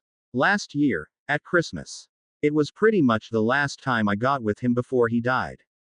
You spent Christmas with him. But I heard he betrayed your parents to the Dark Lord. No, he didn't, spat Harry, a little too vehemently. Malfoy raised an eyebrow at the outburst. Sorry. It just makes me so angry that people don't know Sirius was innocent. Peter Pettigrew is the one that should have been in Azkaban. Wait, Pettigrew. The rat. I don't believe it. He's such a weakling. Yeah, Pettigrew was my father's friend as well. He betrayed my parents. He's the reason they're dead. Malfoy was silent for a moment. If it were me, I'd want revenge. Harry stared into the fire, mesmerized by the flickering flames as he whispered, one day. Harry was perusing the newspaper as he ate his breakfast. Every week there were more and more articles about alleged Death Eater attacks and missing persons. They were becoming so common that they were no longer front-page news. Instead they were abbreviated articles squashed together over a few pages of the Prophet. Flipping backwards through the paper, an article caught his eye. Scales for sale. Causing a stir in potion circles this week is the appearance of some of the rarest of ingredients, basilisk scales. The scales are in the possession of Ray Chapati, the owner of local apothecary, Ray's Potion Supplies, who acquired them from an unidentified seller for a respectable price. Mr. Chapati expects that the parts will sell quickly, given the desire of potions masters to obtain these ingredients. Basilisk parts are used in a myriad of potions ranging from healing brews to poisons, all of which are very potent. Given the rarity of these ingredients and their demand, basilisk parts are some of the most expensive ingredients to purchase. Chapati described the seller only as young and of average appearance, and several noted potions masters and supply companies are asking the seller to come forward with any more ingredients he may have. Harry's grin widened as he read through the article. He finished and looked up at the Slytherin table where he met Malfoy's gaze. The Slytherin subtly toasted him, covering it by taking a sip from his mug. He then tilted his head very slightly in the direction of the head table before turning back to his breakfast. Harry let his eyes wander in the direction Malfoy had indicated and saw Snape sitting silently contemplating the Slytherin prefect. Suddenly, Snape's black gaze flickered to Harry, who quickly averted his gaze. When he looked back up at the table, Snape was sipping from his mug and conversing with McGonagall. That night Harry had an occlumency lesson with Snape, and he was desperately hoping that he had improved with the additional lessons he had been having with Malfoy. They had only practiced together a few times, but Harry found Malfoy's way of explaining things so much simpler than Snape's complicated instructions. Snape was, as usual, already in his office, so Harry knocked and entered at Snape's command. Have you been practicing? Yes, every night. Good. We shall see how much you have improved. Harry stood, locking eyes with Snape. He immediately felt Snape's presence in his mind, even though Snape had not spoken the spell. Concentrating on impenetrable blackness, he imagined that Snape was free falling, unable to stop, with nothing to grab onto. All around him was empty space. Unfortunately, Snape seemed to be slowing, and Harry watched as his descent finally coming to a halt, and as he stared blindly around him, unable to see. Harry watched as Snape began to move very slowly forward and concentrated on making empty space again. After a few minutes, Snape was moving freely, but still unable to see, and Harry was starting to get a headache. Gradually the darkness began to lighten, and Harry expected to feel the onslaught of memories at any moment, when Snape withdrew from his mind. Harry shook his head, trying to clear the ache. I see you were not lying when you said you had been practicing. When I entered your mind, I did it as I would if I didn't want you to know I was there. The fact that you sensed me shows that you are learning to be aware of and control your mind. Harry couldn't help but smile at the grudging praise, and Snape noticed. That is not to say that there is not still a long way to go. Your barrier is quite effective, but even so it was quickly becoming weaker. If I had kept it up, I would have eventually gotten through. Neither were you able to throw me from your mind completely, which is the ultimate goal of this exercise. Harry gave a mental roll of his eyes. Do not roll your eyes at me, Potter. Harry jumped, taken aback. You see how much further you have to go, sneered Snape. Harry felt his shoulders slump and he rubbed at his head. We shall try once more, and then you may go. This time, Snape managed to break down his barrier after several minutes, and began to sift through Harry's memories. Harry was playing chess with Ron. He was surrounded by Death Eaters. He was waking from a nightmare, eating breakfast and reading the article about basilisk parts. He stood in the alleyway with a charmed and transfigured Malfoy. Snape looked at Harry angrily. You were in Hogsmeade, after you were strictly told not to go.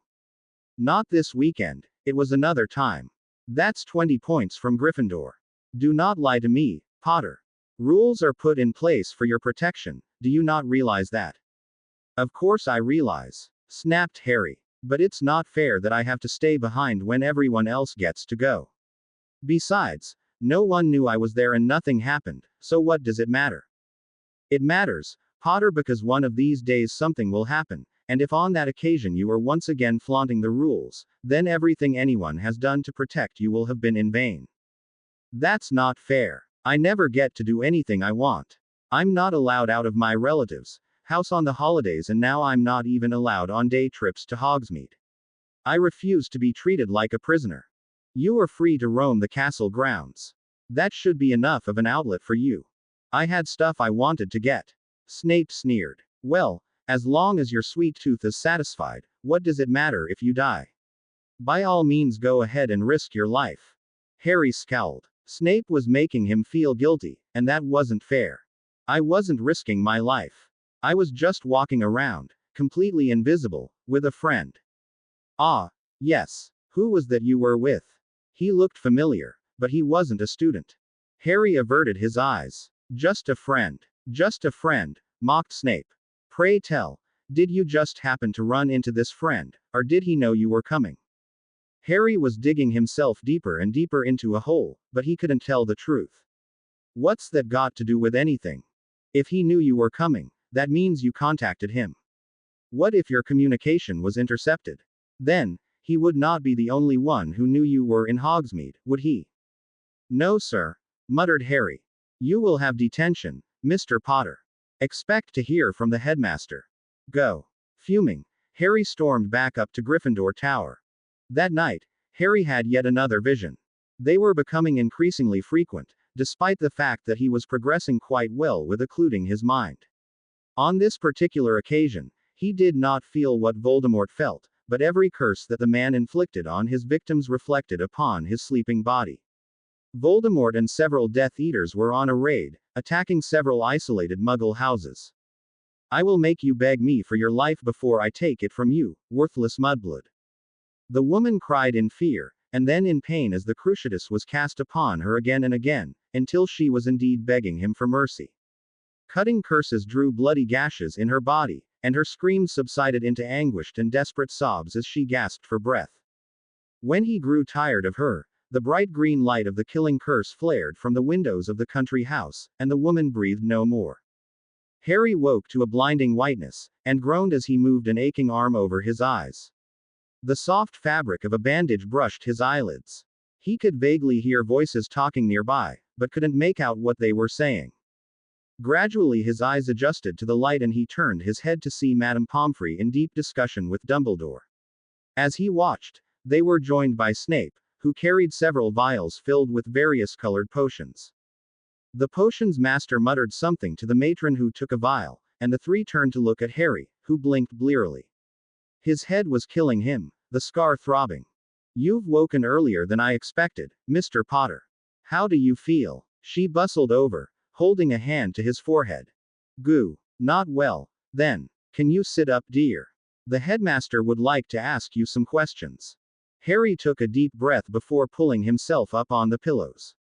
His whole body felt like it had been run over by a steamroller, every muscle was burning. He winced in pain and the matron cast him a sympathetic glance. We'll be able to give you something for the pain as soon as we understand fully how you were injured. Headmaster.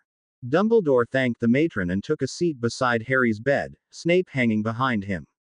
Do you remember what happened, Harry?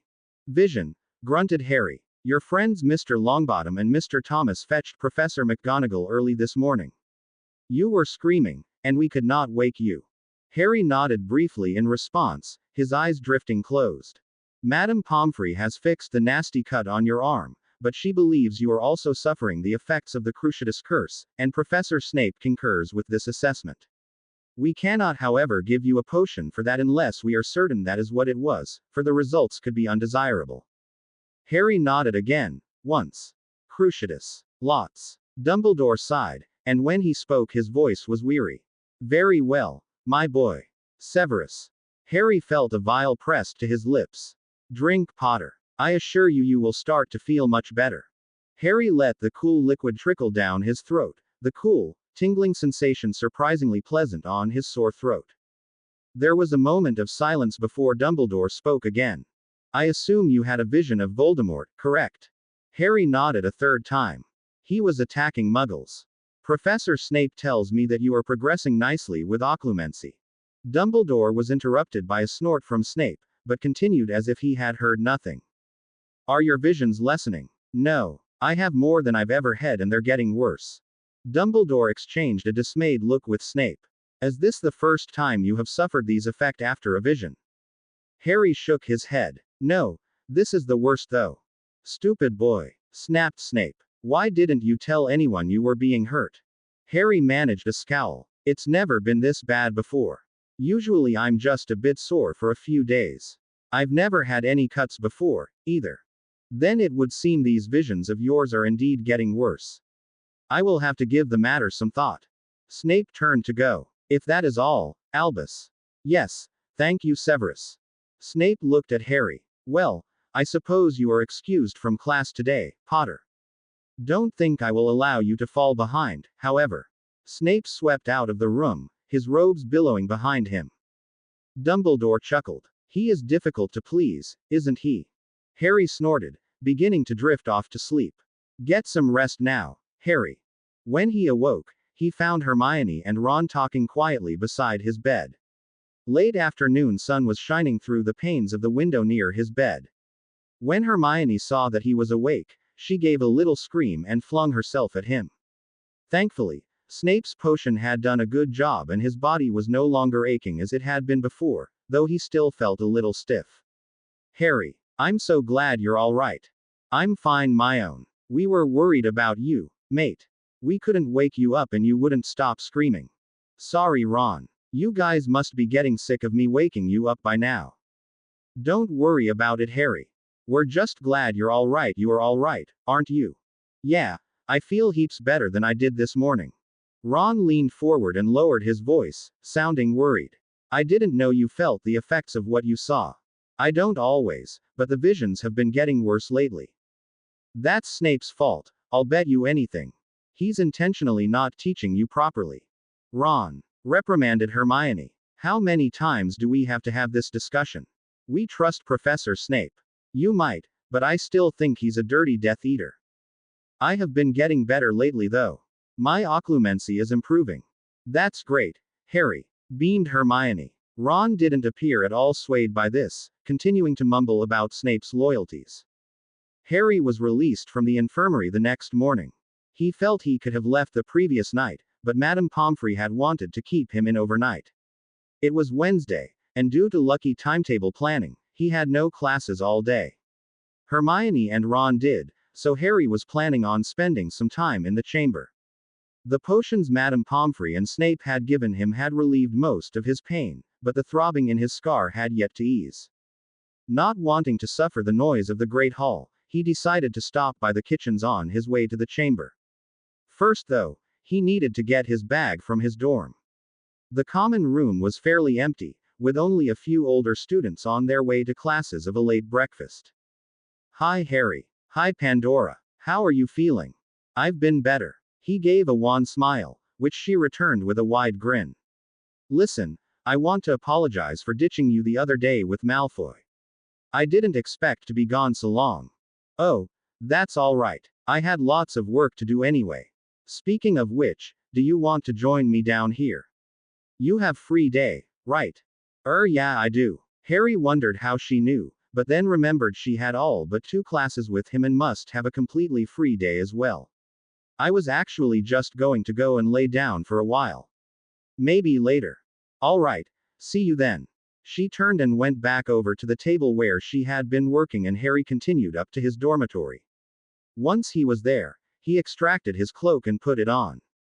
Not really feeling up to walking, he pulled the pendant from his shirt and apparated to the corridor where the kitchens were. Pulling off the cloak and stepping into the kitchen, he was immediately swamped by house elves, clambering to serve him. Dobby is here, Harry Potter, sir. Harry grinned down at the little elf. It was the first time he had seen the excitable elf since the last year. How's it going, Dobby? Most excellently, Harry Potter. Dobby and Winky is being very good. That's great, Dobby. What can Dobby get for Harry Potter, sir? Oh, I missed out on breakfast. I was just hoping I could get a plate of whatever was served in the Great Hall. Right away. Dobby whizzed of, his bat-like ears flapping comically. 10 minutes later, Harry was seated comfortably on the lounge in the chamber, Salazar curled around his neck as he demolished his bacon and eggs. SSSMELSS is SS strange, Harry. That's is because it is cooked, Sal's. All you eat ISSS dead meache. Crunchy, juky, sweet mousies. Eyesies popping. Harry groaned. Not while I'm eating, Sal's. That's is disgusting. Is sorry why Harry, hissed the little snake, but Harry thought he could hear a grin in the snake's voice. After he had finished the scrumptious breakfast, Harry filled his pockets with some purchases he had made in Honeydukes and set about exploring the chamber a bit more. So far, he had been in the library, room of requirement, the snake chamber, what he called the room with the snake tank, and the tunnels that led to the house common rooms. There were several archways leading off of the library that he had yet to investigate. The first archway he tried opened into a short passageway that led to a carved and polished wooden door. Harry turned the handle and pushed open the door. At first he could see nothing, the room being black as night. As soon as he took a step forward, however, wall sconces burst into light, illuminating the room. Harry stared around at the lavishly decorated space. It was round, about 5 meters across, with a fireplace set in one wall. At the back of the room directly across from the door sat a huge wooden desk, covered in papers. Shelves lined the walls, some stacked with books, others with small statues, others still with a myriad of intricate machines and gadgets like the ones that sat in Dumbledore's office. Harry was standing in the personal study of Salazar Slytherin. He walked over to the desk and sat in the plush chair. Pulling at several drawers, he found they were all locked, and he was unable to unlock them with a simple Alohomora. There was no keyhole that he could see, and he wondered how to open them. It was quiet and cool in the room, and Harry thought it would be the perfect place to study. After spending some more time inspecting the shelves, Harry left and took another passageway that led from the library. This one was even shorter, but ended in a staircase. At least, what used to be a staircase. All that now remained was a 5 stone steps, curved slightly in the shape of the stairwell. Harry craned his neck to look up through the middle of the circular stairwell. It was high, higher than the one that led to Slytherin. He stepped up onto the second step, wondering if perhaps Slytherin hadn't finished building this part of the chamber, for there was no rubble around to indicate that the stairs had collapsed. Suddenly, the block of stone jerked forwards. Harry was startled and stepped back, falling down at the base of the stairs, which stopped moving the instant his feet left them. Harry grinned and pulled himself to his feet. The adventure was not over. He climbed back onto the stairs and they began to move again, taking him higher and higher. He was a bit nervous. The stairs had no railing and there was nothing to catch him if he fell except the floor, which was moving further and further away. But, he was not a Quidditch player for nothing, and the higher he got the less worried he became. After a minute, the stairs ended at a small platform that had 3 archways leading off of it. There were runes above each one, but Harry couldn't identify any of them. Shrugging, he picked the first and walked into it. Inside was another staircase, though this one was fully built and he stepped onto it. It went up about 2 stories and ended with a flat roof like the passage that led to Gryffindor Tower. He reached up and stoked his finger along the gouge in the rock, supremely grateful that Malfoy had explained it to him. The rock shimmered away and Harry climbed out of the hole. He was in a small, square, empty room that had 3 archways leading off of it and one with a closed door. He took one of the archways, and into a lounge. On the other side was another door, and Harry entered it. He was in a bedroom. A gaudily decorated bedroom. Harry knew instantly who must live here. The king-sized bed was covered in bright purple sheets with sparkling yellow stars, and the window opened up to a brilliant view of the castle grounds, overlooking the greenhouses. In the corner of the room sat a mirror that Harry immediately recognized.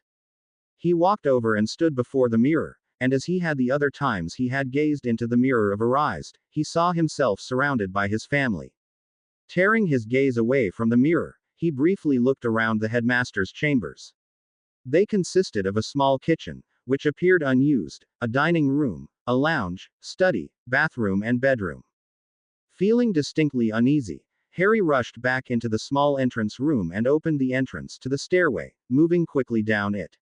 He sighed in relief as the entranceway shimmered back into being. He had a pretty good idea of where the second archway must lead, to Dumbledore's office, most likely. Salazar Slytherin certainly was a sly devil. He decided not to try it just in case. At this time of day, Dumbledore was probably in there. Instead, he turned to the third archway and stepped through it. Harry stared in surprise. He was facing the stone gargoyle that led up to Dumbledore's office. There was a walk about a half-meter long, strangely enough not of stone, but of dirt and small pebbles, that ended in the corridor, and Harry cautiously walked into the hall with a frown on his face. Turning, he saw why he had never known there was a passageway before and sighed in relief when he realized no one would be able to get into the chamber. The wall he had walked through was not a wall at all, but a large painting. It was not of a waterfall like the one that led to Snape's chambers, but an image of a twisting path that led into the distant hills. Harry walked into it, and felt along the sides of the passageway. Sure enough, he felt the static feel of magic, and found he could push his hand through. He walked back into the corridor and inspected the painting. There was nothing about it to indicate that it was any different from any of the other paintings. A sudden thought occurred to him. Walking to the next painting, he held his hand up to the canvas. His fingers met the painted surface and he pushed a little. Nothing. Through the fabric he could feel the hard wood of the back of the frame. Salazar Slytherin must have specially spelled some of the paintings. He went back to the first painting and looked carefully, not at the actual painting, but at the frame. His eyes scanned the gilded border and he finally found it, at the bottom right corner. Etched in the gold was a tiny little snake, unnoticeable unless you were looking for it.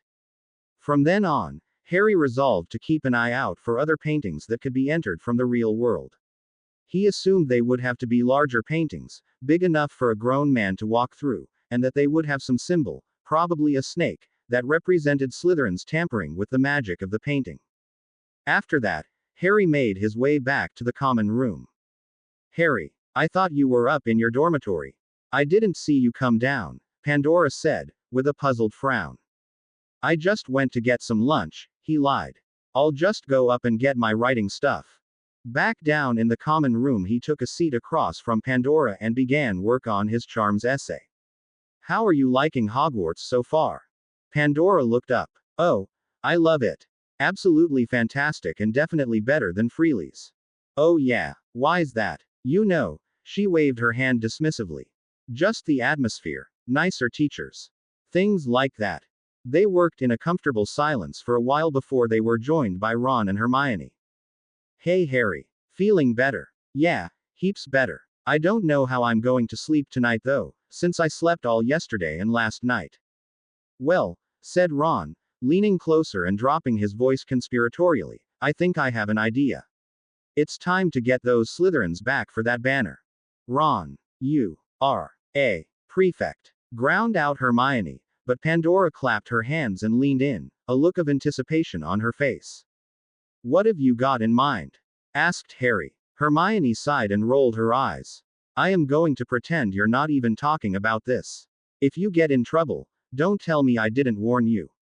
With that, she turned back to her book and became engrossed in it. Ron spoke again. Me and Seamus and Dean were talking about it herbology yesterday. McGonagall's got the banner folded up in her office. Seamus reckons we should transfigure it so it says, Slytherin's drool, and then hang it in their common room. Pandora crowed in delight, but Harry winced. Personally, he thought it was a bit lame and unoriginal, but he was sure there was something else they could do while they were there. The only problem is we don't know the password. We could use your cloak and wait around outside to hear it, and then go back when everyone's asleep. After dinner that night, Harry was assigned the task of learning the password. It was a useless endeavor, as the Slytherins were an exceedingly suspicious and cautious lot. Harry strained to hear, but he never caught the whispered word. Too impatient to wait around, he went back to the common room. He knew he could open it in Parseltongue anyway. When Dean asked him if he had got the password, he just nodded. Nearing midnight, 6 of them, Harry, Ron, Pandora, Seamus, Dean and surprisingly Neville, crept to McGonagall's office. There was too many of them to fit under the cloak, so Ron was keeping an eye on the Marauders' map. All clear, he whispered when they reached the office of their head of house. Luckily, McGonagall did not lock her office, and it was a small matter of slipping in, grabbing the heavy banner, and slipping out again. They found an unlocked classroom and unfolded the banner, and Dean added a D to the front of Rules. Then, they carried the banner down to the dungeons. Once, they were forced to hide behind a tapestry that guarded a hidden passageway when Flitwick patrolled down the hallway. Once they were at the Slytherin common room, Harry waited until Ron gave the all clear. When Ron nodded, he darted forward and hissed, "Open," in Parseltongue. As he had known it would, the portrait popped open, and the others followed him quietly into enemy territory. Wow, mouthed Dean. As an artist, the boy could appreciate the intricate designs of the Slytherin room. They set to work quickly, Ron levitating the banner up to the ceiling over the fireplace and Pandora muttering a sticking charm.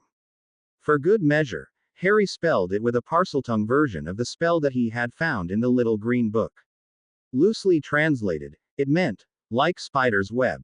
It was a spell that couldn't simply be undone by a finite, and no one else in the school could speak Parseltongue as far as he knew, so he had a feeling the banner would be up there a bit longer than it had been in Gryffindor.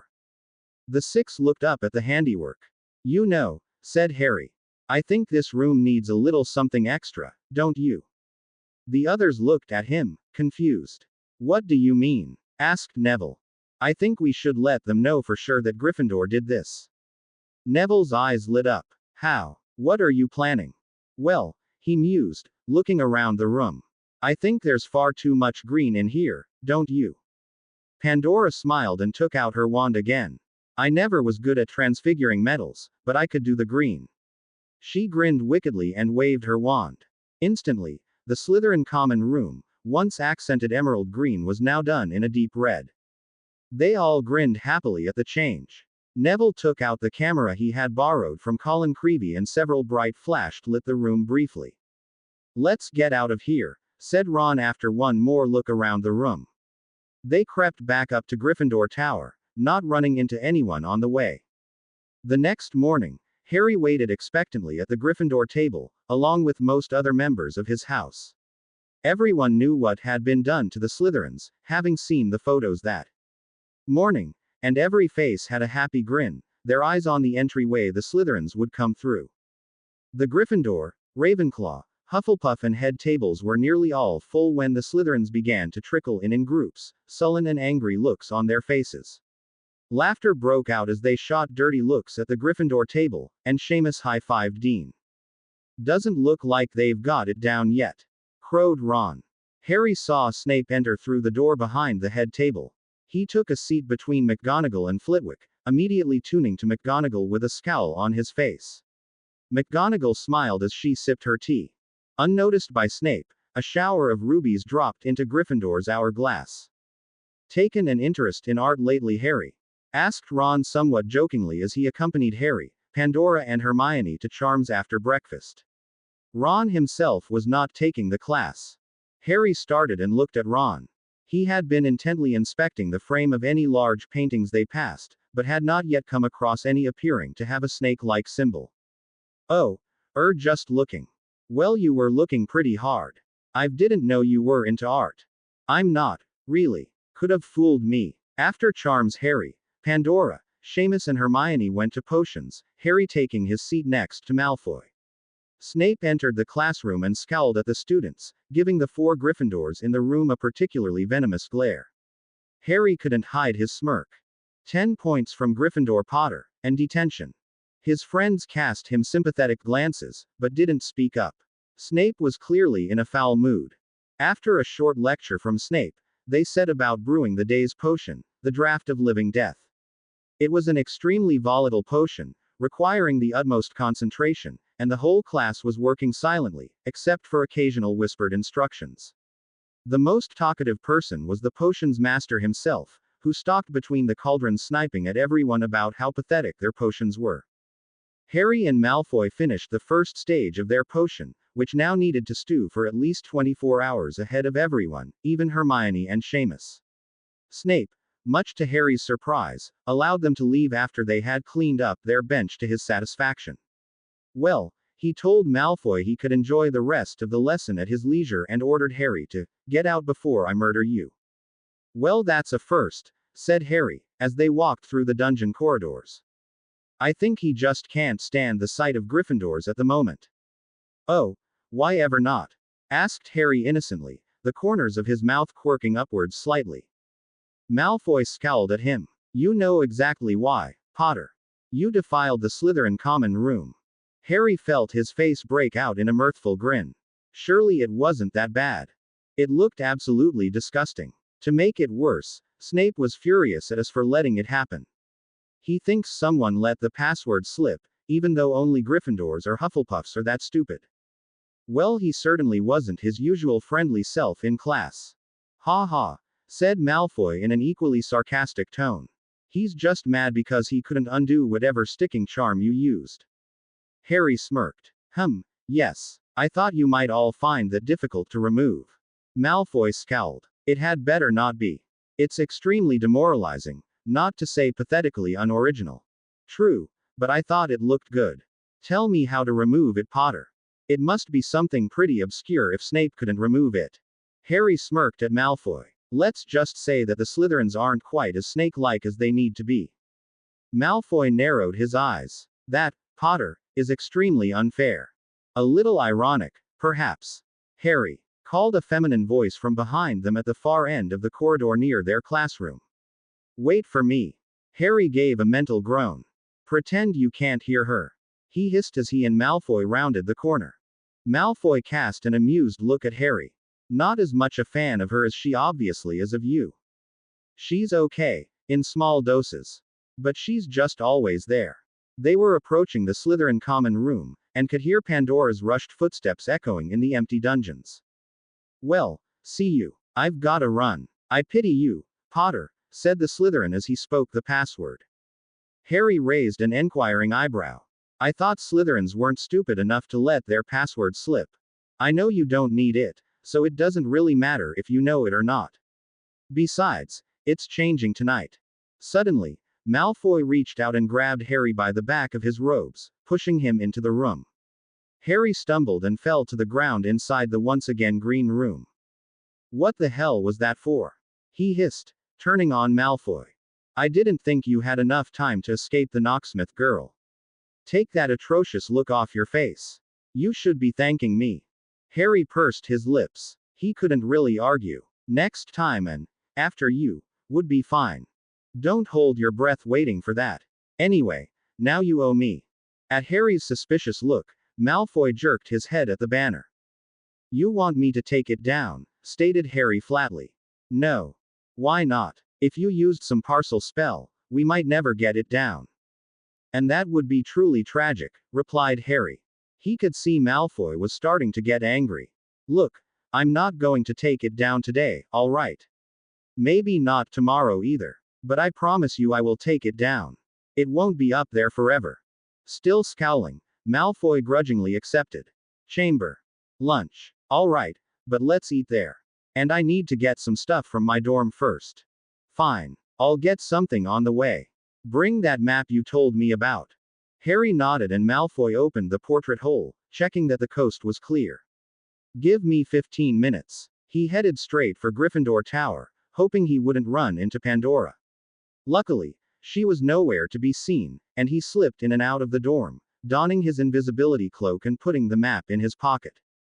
He arrived at the same time as Malfoy, whipping off his cloak as he stepped in front of the boy. To his displeasure, he received not so much as a flinch, merely a raised eyebrow. I brought sandwiches. Good, I'm starving. Down in the library, they ate several sandwiches each before settling down to do some work. Harry was putting the finishing touches on his animagus essay. Now that he was finished, he was even sure that he wanted to try the transformation. He intended to ask Ron and Hermione so that they could all learn together like the Marauders had. After he had finished, Malfoy challenged him to a duel and they spent the afternoon improving their skills. Harry was jealous to note that the Slytherin far outperformed him when it came to wordless spells, though Harry was certainly getting better. He could now silently accio an object with ease, not that this was much use in a duel, and when he concentrated hard for a good 5 minutes, could usually coax a defensive spell from his wand. Again, not much use in a dueling situation. They had a break before they went down to dinner, during which Harry showed Malfoy the map. The Slytherin was suitably impressed. Not a bad piece of magic at all. Who are these marauders though? Moony, Wormtail, Padfoot and Prongs. You know 3 of them, actually. Malfoy looked up, surprised. Know them. But I thought you said this map was 20 years old. How do I know them? Well, Moony is none other than Professor Lupin. The werewolf. Ha. Appropriate nickname. Padfoot was Sirius, Wormtail was Pettigrew and Prongs was my father. I can't believe it. So they made it when they were at school. Yeah, not sure what year they were in, but I'm guessing Newt level, 'cause it's pretty complex. Hell yes. I'd have no idea how to go about making something like this, said Malfoy, peering intently at the map. Ha. Look, my dear cousin, he said, pointing. Tonks. Yeah, how did you know that? I know her. She was related to Sirius, remember? She's spent some time at his house too. Ah, yes. The headquarters of the Order of the Phoenix. Malfoy sneered at the name as Harry whipped his head up to stare at the bee. Owned. How the hell do you know about all that? Don't get your knickers in a twist, Potter. Of course our side knows about it. Unfortunately, we don't know where it is. Harry calmed his breathing. Yeah, well, maybe we shouldn't talk about that. Malfoy shrugged. Fine by me. I know you can't tell me anyway. Harry leaned back over the map. Tonks was walking down the spiral staircase and into the corridor. Harry noticed Ron and Hermione there, and the three little dots set off together. Let's go now. I want to say hi to Tonks. I haven't seen her in ages. Shame, sneered Malfoy sarcastically. Harry scowled. Do you even know her? Or do you just hate her because your aunt married a muggle? I do not consider Andromeda my aunt, Potter. She's a traitor, and Nymphadora is no better. Maybe you should get to know her before you judge her. She's awesome. I don't have to get to know her to know what she's like, and I don't want to. Whatever. That's your problem. I'm not going to get into an argument with you about it. Good. Harry left the way they had come in, but Malfoy took the route to the Slytherin dorms. Harry was looking forward to talking to Tonks, but when he reached the entrance hall, Tonks was gone and Ron, Hermione, Neville and Pandora were just entering the Great Hall. He hurried after them and sat down between Ron and Neville and across from the girls. Hey guys. Harry, where have you been all day? And don't say the library, because we looked there. I just took a walk after lunch. I suppose I was gone longer than I thought. Ron and Hermione exchanged an exasperated glance. You seem to be taking a lot of long walks lately, Harry. Harry shrugged, ignoring the insinuation that he was lying. How's Tonks? Beside him, Ron choked on his meatballs, and Harry slapped him on the back. Slow down, mate. You've got plenty of time to eat all that. So how was she? I haven't seen her for ages. Oh, she's good. She just had some business to discuss with Dumbledore. How did you know she was here? Asked Hermione. Harry jerked his head at the map, which he had placed next to his plate. Map. Oh, said Hermione, raising a hand to her mouth. Well, she had to leave pretty quickly. Busy, you know. Yeah. The next morning, Harry walked down to the lake for their third group defense lesson.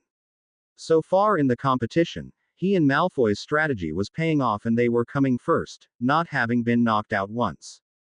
There were 2 groups tied for second, 3 tied for third and 4 tied for fourth place. Overall, everyone was doing quite well.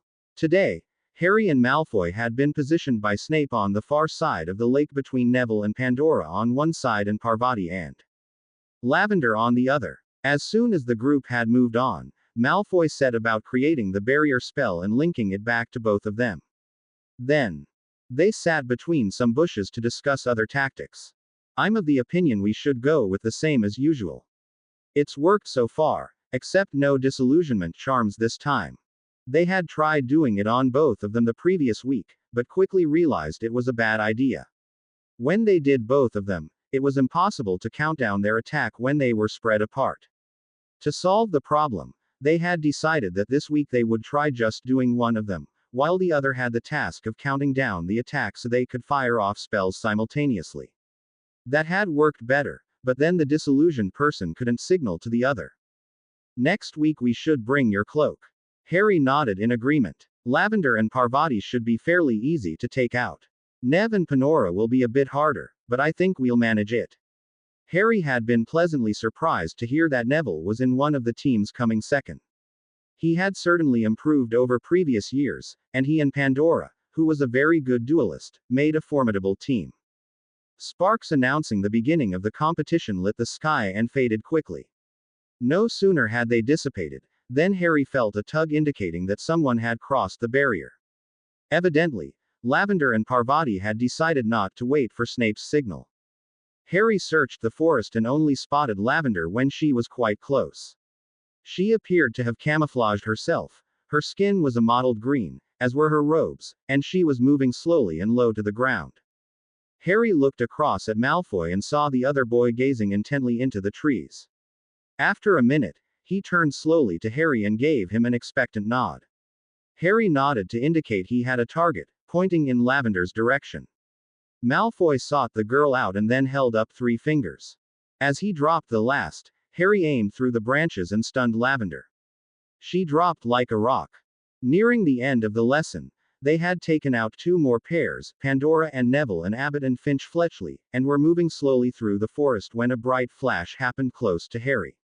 Dropping to the ground, he saw Hermione looking furiously behind him, and turned to see Malfoy, his wand pointed at Hermione. Get up, Potter. I have myself to look out for, you know. I can't spend all my time defending you because you don't watch where you're going. Harry jumped up as Malfoy began exchanging jinxes and hexes with Hermione. Harry looked around desperately seeking Ron, and spotted the redhead as he took aim at Malfoy's back. Harry flung his wand out, hissing out the Parseltongue sticking spell he had used on the banner. Ron lurched as his feet stuck to the ground, and his muttered curse fired off wildly. He regained his balance quickly and Harry fired again, trying to hit Ron with a Saucia, the Parseltongue stupefying spell. Ron fought back in the best duel Harry had had with him, but eventually Harry got him. Drawing deep breaths, he turned to see what was happening with Malfoy and Hermione. To his surprise, Malfoy was leaning against a tree, relaxed and casual. What are you doing? You could have helped me, you know, said Harry hotly. You had it under control, said Malfoy dismissively. This angered Harry. I nearly didn't. Anyway, you should have been keeping a lookout for others, not standing around watching. There's no one left. We won again. As soon as I got Granger down, I shot up green sparks. Harry looked through the trees over the lake and saw Snape's red sparks that indicated the lesson had ended. Excellent. I see no apology is forthcoming, remarked Draco dryly. Harry snorted. For what, exactly? For thinking that I would be so careless and incompetent as to do those things you mentioned. Harry scowled and turned away to enervate his friends. Harry had just changed out of his dirty defense clothes and left his dormitory. He was currently crouched on the balcony, tying his shoelace when he heard approaching footsteps. He looked up to see Hermione and Ron standing over him before finishing his laces. Harry, we need to talk to you now, said Hermione. Harry looked up when he heard the tone of her voice. About what? Is something wrong? Hermione shared an uneasy look with Ron. It's you, Harry. Harry frowned, standing up to face them fully. What do you mean? It's the way you've been acting lately, going off on your own for hours on end, and no one can find you, and you don't even tell the truth about where you've been. What's wrong with that? What's wrong with it is that you don't even appear on the map. Where do you go? Do you leave the castle? Asked Ron. Of course I don't. Sometimes I just want some time alone. And it's not just that, persisted Hermione. You don't tell us things anymore. You've become more and more withdrawn and we're worried about you. Ron sighed, seeming frustrated. And what was that today? I thought you weren't doing that anymore. Harry looked between his two friends, puzzled. Doing what? I mean talking in Parseltongue. You know people don't like it. Harry stiffened. You mean you don't like it? We thought you were just acting up a bit. 'Cause of Sirius, we thought it was just a phase and that you'd snap out of it, said Ron. Acting up? Harry hissed, quickly growing angry at the direction the conversation was taking. It isn't anything personal, Harry.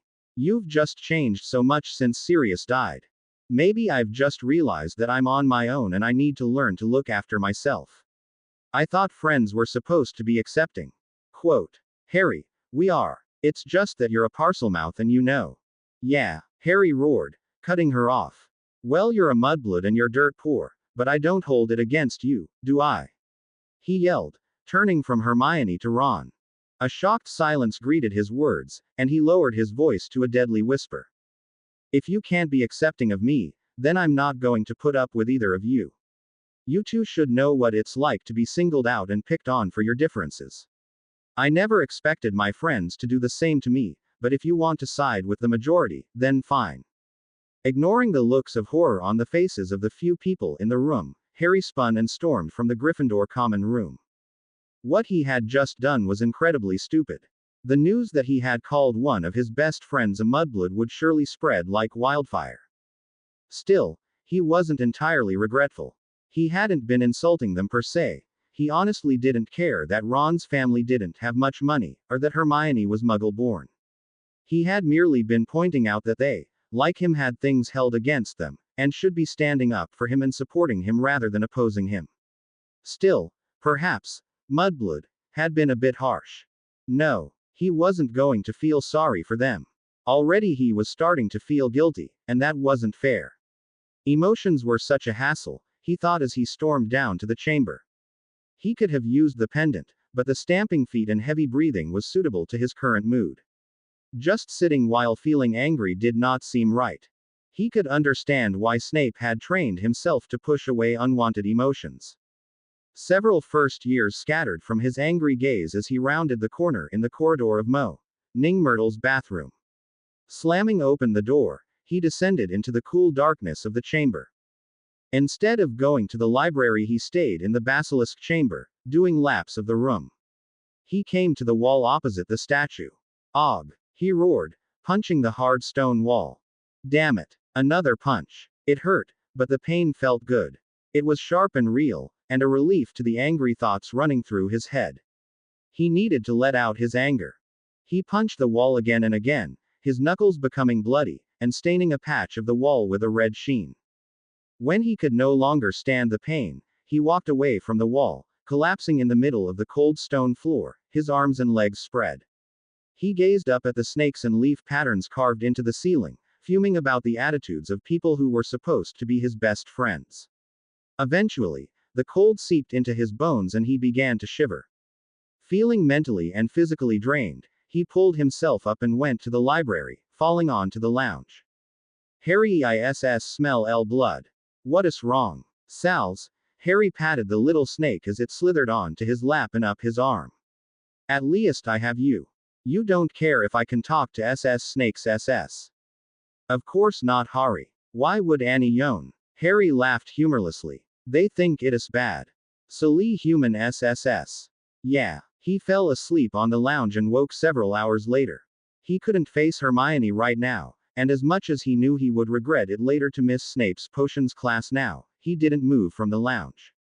When enough time had passed that there was no possibility of him turning up without Snape taking points or giving detention, he knew it couldn't get worse and was finally able to relax a bit. A sudden thought occurred to him. Jumping up, he slipped the pendant from his shirt and appeared before the waterfall painting. Stepping into it, he made his way quickly through the paintings to the one that occupied a spot on the wall in the potions lab. It was a painting depicting a dark room, one of the corners completely enveloped in shadow. It was in this corner that Harry stood, confident that he couldn't be seen unless someone chose to look hard enough. In his opinion, it was a fairly depressing painting, so he thought he was safe. He had an excellent view of the classroom, where Snape was currently lecturing on the potion he wanted the class to brew. On the far side at the back, Malfoy stood alone at their cauldron, and as Harry watched, his eyes flickered towards the door, his scowl deepening. Harry's view shifted as he sought out Hermione. She was standing next to her cauldron with Hannah, and had a thoroughly depressed look on her face. Serves her right, he thought viciously. Snape finished his lecture and set about prowling the dungeon, making sarcastic remarks about anyone's potion preparation who wasn't a Slytherin. Harry scowled. The man really was a bitter old git. Deciding to lift his spirits a bit, he pulled a dead pen from his pocket and a loose bit of parchment that was covered in scribbled notes. Ripping off a corner of the parchment, he rolled it into a ball and popped it into his mouth, making sure it was thoroughly coated in saliva. While he did that, he pulled apart the pen and dropped the bits he didn't want into his pocket, leaving him with a hollow tube. Grinning, he spat the slime ball onto his hand and deposited it into the tube of the pen. Then, he very carefully pushed the end of the tube through the canvas. He positioned it carefully and put the other end in his mouth, tracking Snape as the man moved between the cauldrons. Taking a deep breath, he blew out through his mouth and the spitball flew through the air at the snarky potions professor. Harry punched the air when it hit its mark, but he was disappointed. The spitball had hit Snape's robed arm and dropped harmlessly to the floor, and he did not appear to have felt it. Several of Harry's next shots became tangled in Snape's hair, though no one but Harry seemed to notice. Harry loaded another spitball and blew. He let out a laugh, slapping a hand to his mouth as Snape's hand shot to his ear, a potion-stained finger digging in to retrieve the projectile. Unfortunately, Snape seemed to have heard the laugh and spun to face in Harry's direction.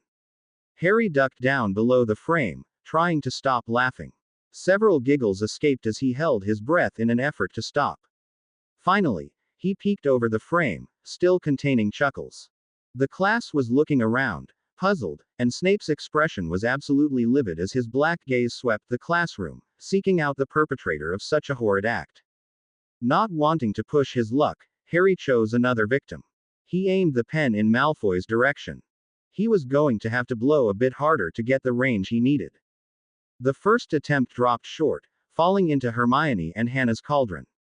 Instantly, the potion changed from pale brown to powder blue, and Hermione Ned in dismay at the unexpected change, scanning the instructions to see where they had gone wrong. Harry felt a stab of guilt for Hannah. His second attempt found the target. Malfoy slapped a hand to his forehead, pulling away the slimy spitball. He leaned in close, frowning at the little lump of paper, and his face contorted in disgust. He looked up, scanning the room with an annoyed scowl.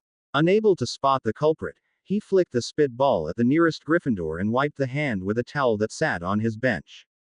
As soon as he went back to his work, Harry blew another one, hitting him in exactly the same spot. "Who the hell is doing that?"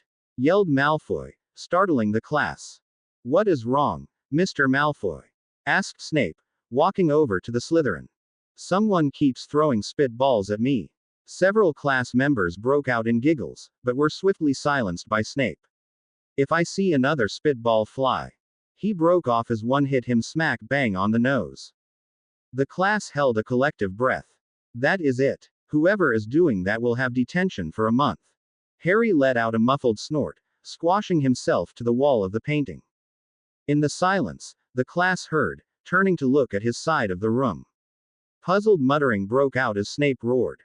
"Peeves! I shall have the bloody baron on you if you do not leave this instant." Silence greeted his words, and Harry let out a loud raspberry. Snape scowled, convinced the poltergeist was tormenting him and his students. He looked about. "Mr. Finnegan, you have clearly failed this exercise. Kindly fetch the bloody baron. You will find him in the North Tower at this time of day, I believe." Seamus.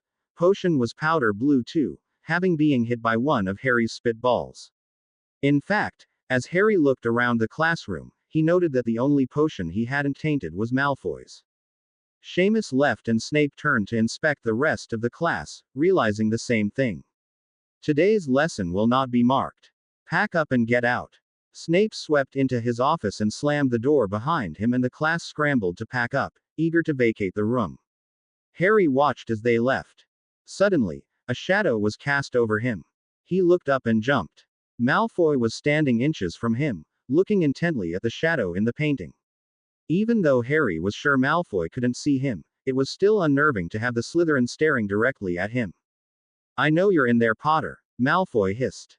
"You shoot one more spitball at me ever again and you'll regret it." "Yes, sir." Malfoy jerked back a bit at the prompt reply. "Jumpy, aren't we? Weren't you expecting an answer?" Malfoy scowled, and spun, striding over to the door. Just before he left the classroom, he turned back to the painting. "Come up and meet me." He left, slamming the door behind him. His spirits considerably lightened, Harry leaned forward and tipped himself out of the painting, landing on all fours on the floor.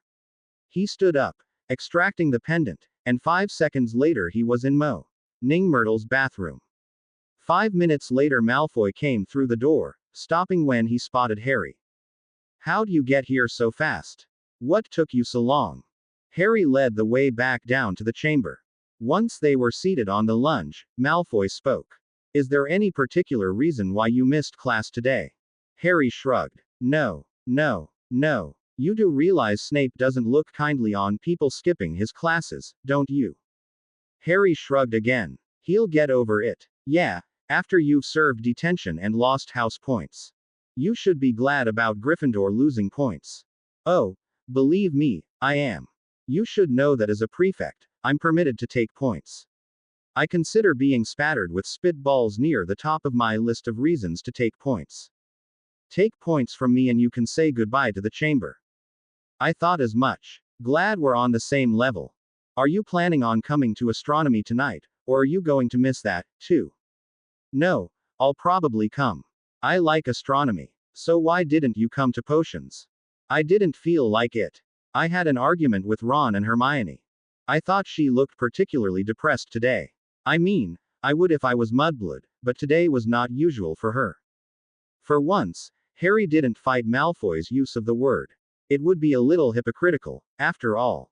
Must have been a pretty bad fight if you're not even going to defend her. You usually get all pissed off when I say mudblood. Yeah, well, not today. After astronomy, Harry returned to the chamber alone and fell asleep in the room of requirement on a huge king-size bed. He woke early on Saturday and apparated to the kitchens and back to the chamber with a hearty breakfast. The Ravenclaw vs. Hufflepuff match was on today, but he didn't really feel like going. Quidditch just didn't hold the same appeal when you weren't going to watch the match with your friends, and Harry had the feeling that after yesterday there would be very few of his friends not angry at him. He spent all day completing any homework and assignments he had, then devoted Sunday to studying from books in the chamber.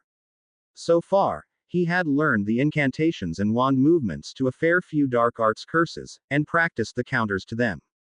On Monday morning Harry finally left the chamber, going to breakfast in the Great Hall. Luckily, it was very early and the few early birds didn't even look up when he came in quietly. He had just served himself breakfast when Potter. Snape's smooth voice spoke above him. Harry looked up and choked on his cereal. Here was proof that not only did Snape not own a bottle of shampoo, but a mirror either. Just above his ear, tangled in the greasy black strands of hair, was a single white spitball. Snape narrowed his eyes as Harry spluttered and sniffed disdainfully. You missed my class Friday, Potter. Harry tried to focus on Snape's face, but his eyes couldn't help but flick up to the spot of white in Snape's hair. What is wrong with you, Potter? Nothing, sir. His voice shook with the effort of not laughing. I take it you do not have an acceptable reason for your absence. Not really, sir. Then you will receive detention. Yes, sir. Also, you are to accompany me to the headmaster's office to discuss your recent behavior. Harry felt the blood drain from his face. He really didn't want to talk to Dumbledore about it. Shoving his cereal away, he stood and followed Snape from the Great Hall and up to the stone gargoyle that guarded the headmaster's office. Snapping crackles, said Snape, a sneer in his voice. The door opened and Harry stood on the moving staircase behind Snape. All too soon for Harry, they reached the top and Snape strode into Dumbledore's office. Harry followed at a more sedate pace. He followed Snape's lead and stood before Dumbledore's desk. The wizened wizard fixed him with a weary stare. Harry. Once again, I am glad to see you are okay. However, I am not sure that you are. There are several matters that we need to discuss. Dumbledore looked to the potions master, indicating to a chair, and Snape took a seat. Harry, feeling particularly uneasy as he alone stood, shuffled his feet, staring at his shoes. He felt himself slip into the meditative breathing Snape had shown him, building a barrier of darkness in his mind. Dumbledore did not ask him to sit. We shall begin with where you have been the last 3 days. Harry looked up, a frown on his face. Here, sir. I know that is not true, Harry. You missed Professor Snape's class on Friday and have not been seen until this morning. I would like you to tell us where you have been. I've been at school. It isn't true at all that no one has seen me. I was in astronomy on Friday night. The whole class saw me, plus Professor Zagarts called a roll. And over the weekend, Harry shrugged. I spent some time in the library, went flying. The usual. You were not seen in your dormitory on Friday, Saturday or Sunday night. I haven't been sleeping much. Even so, you should have been in your common room after curfew. I was. Snape slapped the table. Do not lie to us. If you had been there, you would have been seen. Harry ignored Snape's attitude and answered in an infuriating tone. Not if I was under my invisibility cloak. He returned Snape's scowl. Dumbledore spoke. That may fool those who would otherwise have seen you, but it would not fool this. From the top drawer of his desk, Dumbledore pulled one of Harry's most treasured possessions, the Marauder's map. Harry jumped to his feet. Where did you get that? I would ask you please to sit down, Harry. No. That map is mine. You have no right to take one of my personal things. Dumbledore held up a hand to stall Harry. I assure you I did not remove it from your belongings. It was brought to me by your dorm mates, who grew worried when you did not turn up on Saturday. Harry snorted. To him, that sounded like pretty much the same thing. Dumbledore had the map and it didn't matter how he had gotten it. You see, Harry, this is how I know you were not in your common room, under the cloak or otherwise. In fact, the map indicated that you were not even in the castle, nor on the grounds. Like I told you already, I didn't leave the school. Then how to explain not being on the map, Potter? Spat Snape. Harry sat stupidly for a moment, looking between Dumbledore and Snape. He couldn't tell them about the chamber, it was his only place of refuge. Harry, prompted Dumbledore, do you have an explanation for us? Fine. I wasn't in my dorm after curfew. Give me detention. He sat down hard, crossing his arms and glaring. What is most worrying, Harry, is that you did not appear on the map at all. You were not in the castle. Your friends Miss Granger and Mr. Weasley have come to me before with the same observation. Harry's glare deepened at that. A sudden idea occurred to him. There are plenty of places on the map where you won't show up. The Marauders didn't know about every secret passageway and room in the castle, one of which is the Room of Requirement. If I want somewhere to be alone, why shouldn't I be allowed to go without people checking up on me? Dumbledore and Snape exchanged a look, silently gauging whether Harry's answer was truthful or not. You are telling us the truth, Harry. You have been in the Room of Requirement. Harry gave a sharp nod. I wasn't there the whole time. I went to the kitchens for food. He had a thought. You can ask Malfoy, he saw me. Dumbledore and Snape exchanged another look, and Harry didn't miss the almost imperceptible nod Snape gave the headmaster. Very well. I will ask you to refrain from going there after curfew. All students are required to be in their common room after hours, excepting the prefects. Fine, he replied tightly. The second matter I wish to discuss with you is your outing to Hogsmeade.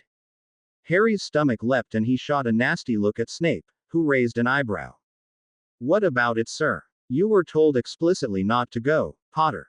No, I was requested not to attend. A request I declined to abide by. For the first time since Harry had arrived in the office, Dumbledore looked angry. It was a request made for your protection. Well, that's my lookout, isn't it? Everyone else is allowed to go. As usual, Potter, you consider yourself above the rules. Even if you were not in danger, you do not have a permission slip signed by your parents. Snape realized his mistake at once. Funny that, seeing as they're dead. I meant guardians, of course. Snape looked slightly uneasy. Harry, not only did you leave after I asked you not to, but Professor Snape tells me you met with someone not a student at this school. Harry shrugged. He had lied so many times he couldn't remember what all the lies were, and now he was going to have to lie again. He's just a friend. I just happened to run into him. It really shouldn't be an issue. Be that as it may, Potter, you were somewhere you were not supposed to be, with a stranger. Had you gone missing, we would not have known what happened to you, perhaps until it was too late. He wasn't a stranger to me. He's trustworthy. No offense, but going by previous experience, you, headmaster, are not a very good judge of character in that respect. Potter, gasped Snape, affronted. You will not talk to the headmaster in such a manner. Well, it's the truth. Dumbledore sighed. I have made mistakes, Harry, I admit it. However, my mistakes are not the issue at hand. Fine. I'll be in my common room after curfew and I won't leave the castle. Can I go now? Not just yet. There is one last matter I wish to discuss. It has come to my attention that you have had a falling out with Mr. Weasley and Miss Granger. Harry's nostrils flared and he looked away. It particularly concerns me that you felt the need to insult Miss Granger. Yeah, well, they insulted me first. So badly that you resorted to calling one of your best friends one of the worst names you could. Growing up as you did among muggles, I do not believe you fully comprehend the insult the word carries. I was angry, all right. And I didn't say it with the intent of insulting her exactly. I was making a point. Oh, they have a problem with me being a Parseltongue. Friends are supposed to accept each other, not side with everyone else. I was simply pointing out to them that if they wanted to do that, then I was capable of the same thing. I see. Do you think it wise to be demonstrating your ability so openly, given that people are disturbed by it? It's who I am. I'm not going to change and I'm not going to hide anymore. Dumbledore inclined his head to Harry. It is my greatest wish for you to be comfortable with yourself, my boy. I, and your friends only want you to be happy. Happy, yelled Harry. How can I when you people don't even want me to be me? You want me to be Harry Potter, boy who lived. Well, guess what? This boy's had enough. Do not be ridiculous, Potter. Sit down. No, I don't think I will. I have nothing more to say. Very well, Harry. You may go, but please remember this talk. I do not want to see you disobeying rules put in place for your protection again, said Dumbledore. Fine. Harry turned to go, but then stopped. If I could have my map, he said to Dumbledore. The map will stay with me, for the time being. Harry fumed. You can't take it away from me. Yes, Harry, I can. Many students have items confiscated. As Professor Snape previously said, you are not above the rules.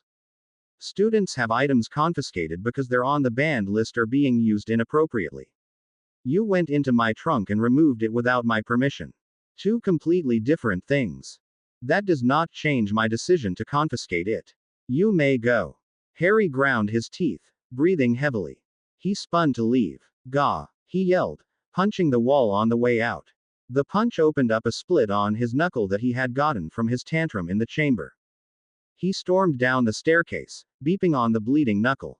He made his way to Gryffindor Tower to collect his books. It was already empty, as classes were due to start any minute. By the time he reached defense, he was late and he received a deduction of 10 points from Snape. Scowling, he took the only remaining seat at the very front and middle of the class, trying to ignore the stares of his classmates. The entire lesson, Harry could feel their eyes prickling the back of his neck. His hands were killing him and he could hardly write. He'd not noticed it before, but in addition to the bruising and cuts, they were slightly swelled. He endured it through defense and charms, but when the bell rang for lunch, Harry left the class and went to the infirmary where Madame Pomfrey healed his hands. After a quick lunch in the kitchens, Harry headed off to Transfiguration, taking a seat at the back of the class. The rest of the class filed in, several students shooting him curious and sometimes disgusted looks. Harry supposed people either hated him for it or were wondering if it was true at all. When McGonagall came in, she gave him a troubled look. After the lecture, they were set to work on the assignment in groups. Harry was sure no one was going to approach him when Pandora appeared at his table. Hi, Harry, she said brightly. Hi, Pandora. He had been sure Pandora would be one of those angry at him, friends as she was with Ron and Hermione. Want to work together? She asked. Have you heard? Don't worry, Harry. I have an open mind about these things. I don't hold it against you. Harry frowned thoughtfully. For someone who had openly displayed a dislike of the Slytherins after only a short time at Hogwarts, she certainly seemed unbelievably accepting of the fact that he could speak Parseltongue. Well, thanks, Pandora. I really appreciate that. Although, I do think what you said to Ron and Hermione was a bit harsh. Maybe you should apologize to them. Harry glared at Pandora. Mind your own business. I'm not apologizing to them until they apologize to me. Pandora held up her hands defensively. Okay. She gave a grin. Just a suggestion. They set to work transfiguring a rug into an octopus. Dinner that night was a tense affair. Harry sat beside Pandora, who had insisted they sit with Ron and Hermione. Only Pandora had spoken the entire time, keeping up a string of lively conversation. Harry had his detention with Snape tonight, and gratefully left the table when he had finished eating. As Harry made his way from the Great Hall, he was accosted by Malfoy. Well, Potter, I thought I might congratulate you. Stuff off, Malfoy. Malfoy tisked. I wouldn't talk to me like that if I were you, Potter. Why the hell shouldn't I? I think I'm your only friend right now, Potter. I'm sorry. I didn't realize we were friends. I distinctly recall you saying we weren't and never would be, retorted Harry sarcastically. Hey, don't get snarky with me. Besides, you know what I mean. I'm the only one willing to talk to you right now. Only because you want something from me. Malfoy gave a casual shrug. We all want something from other people. Does it really matter? I'm tired of people using me for their own gain. You were using me for yours. What gain could I possibly get from you? All I wanted was company. And that's what you got. Yeah, well, Not very desirable company in the end. Malfoy shrugged again. I didn't ask you to pick me. At that point they arrived at Snape's office and Malfoy continued on to his common room while Harry knocked on the office door. Snape made him scrub cauldrons for an hour before telling him to stop. Before you go, Potter, I have something to tell you. Harry looked at the potions master expectantly. The headmaster and I have been discussing the problem with your visions, and decided on the course that must be taken. You've found a way to stop them. Possibly. We won't know until we have actually attempted it, but if our reasoning is correct, then there is every chance it will stop, or in the very least diminish your visions.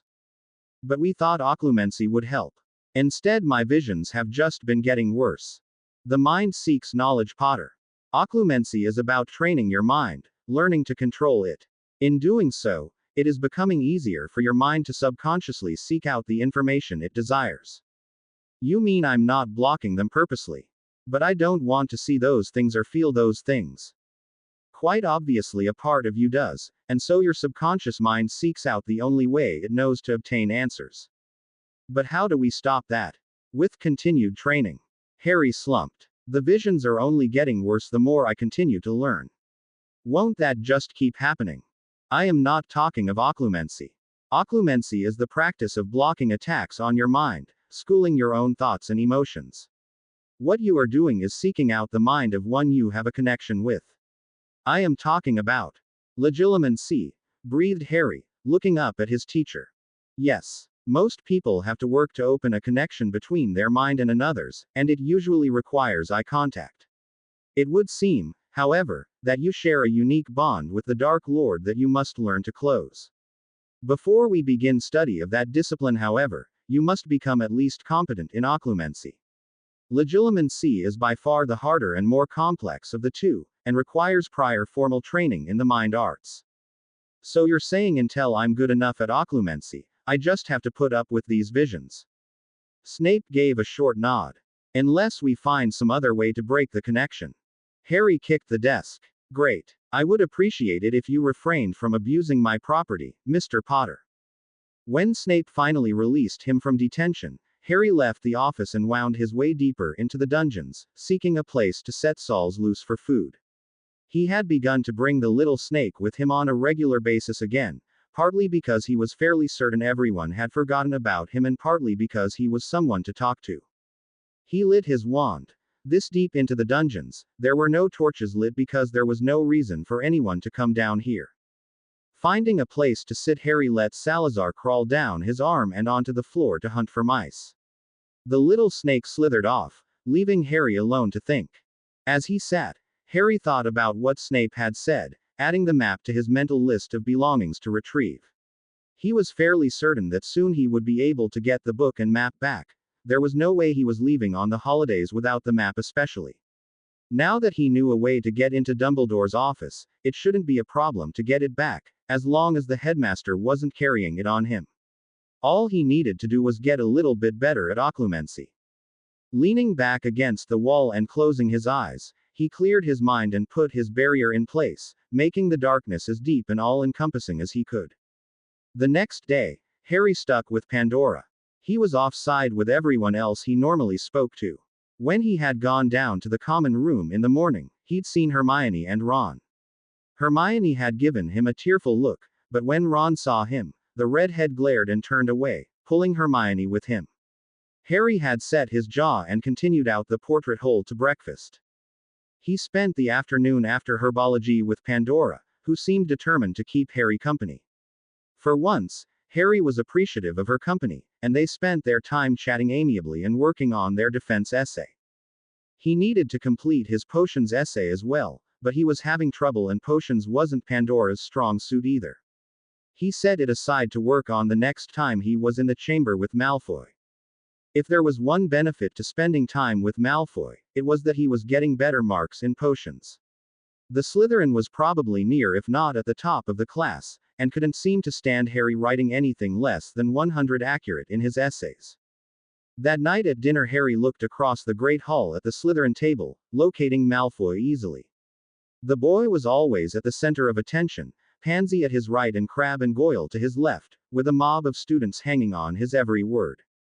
Looking back every now and then, he eventually met Malfoy's gaze. Harry tipped his head to the side and raised his eyebrows questioningly. Malfoy gave no indication that he understood, but Harry knew the boy would be there if he wanted to be.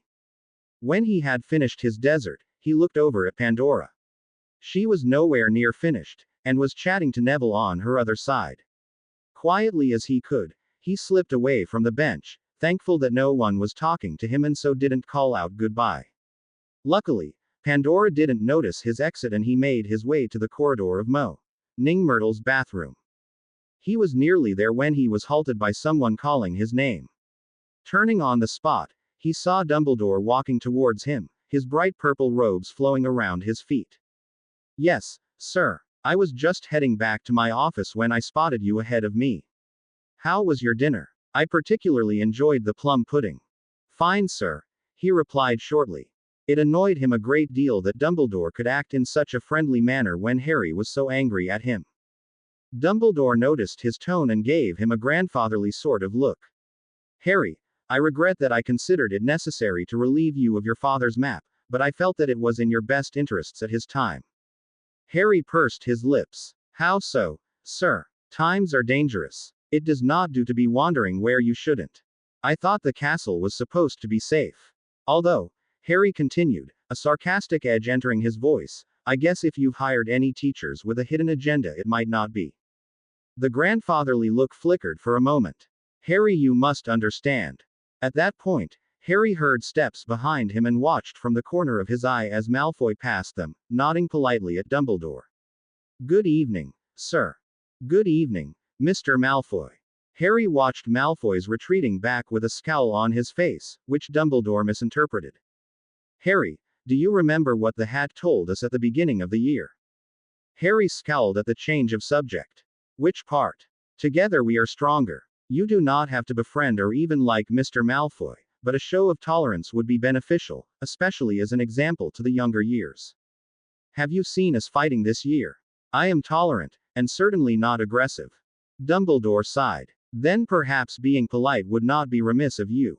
Harry was distracted then by the sound of more footsteps. He was itching to get away from Dumbledore and down to the chamber. Dumbledore beamed happily at the approaching figure at the same time that Harry's frustration levels soared. Ah, here is Miss Knocksmith. Well, I must be going and I'm sure you have homework, Harry. Good evening, Miss Knocksmith. Evening, sir, said Pandora brightly. Hey, Harry, I didn't see you leave the Great Hall. You should have told me and I would have come. Harry fought to keep the anger out of his voice. I thought you'd want to finish your dessert. Dumbledore gave another smile and walked off, and Pandora took Harry's arm and started to drag him off in the direction of Gryffindor Tower. So do you want to work on assignments or have the night off? We could play Exploding Snap. Maybe ask Ron and Hermione. Harry stopped dead, tugging his arm away.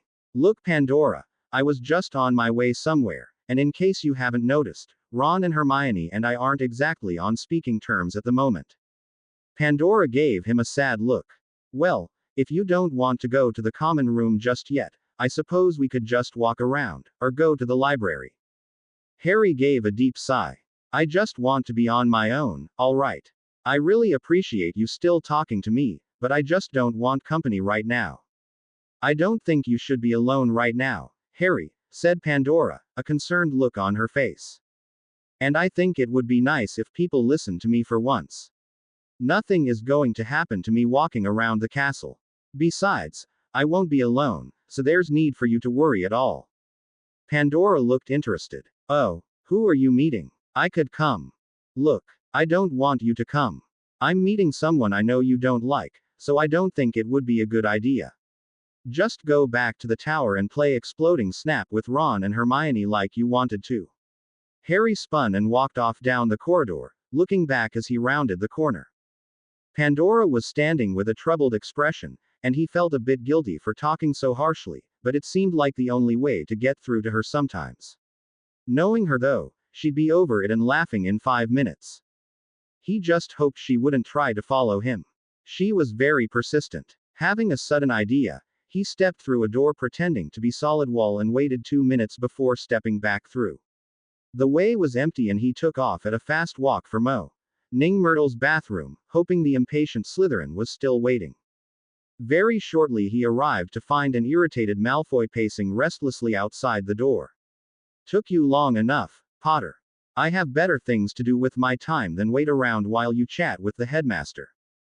Don't piss me off, Malfoy. I'm really not in the mood. Pandora wanted to come with me and I had to get rid of her. That girl is starting to annoy me.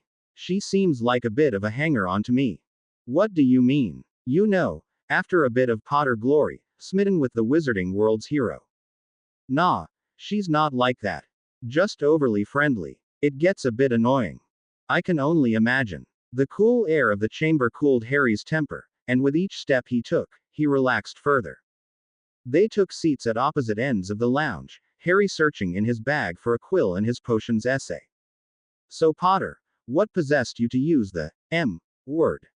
I didn't think you had it in you. Leave it alone, Malfoy. The Slytherin ignored him, inspecting his nails as he spoke. I'm quite impressed, really. Granger deserves to be put in her place, and she's never listened to me, despite my obvious charm and charisma. Harry snorted. You're so full of yourself. Only with good reason, and don't try and change the subject. I want to know what Granger and Weasley did to provoke you.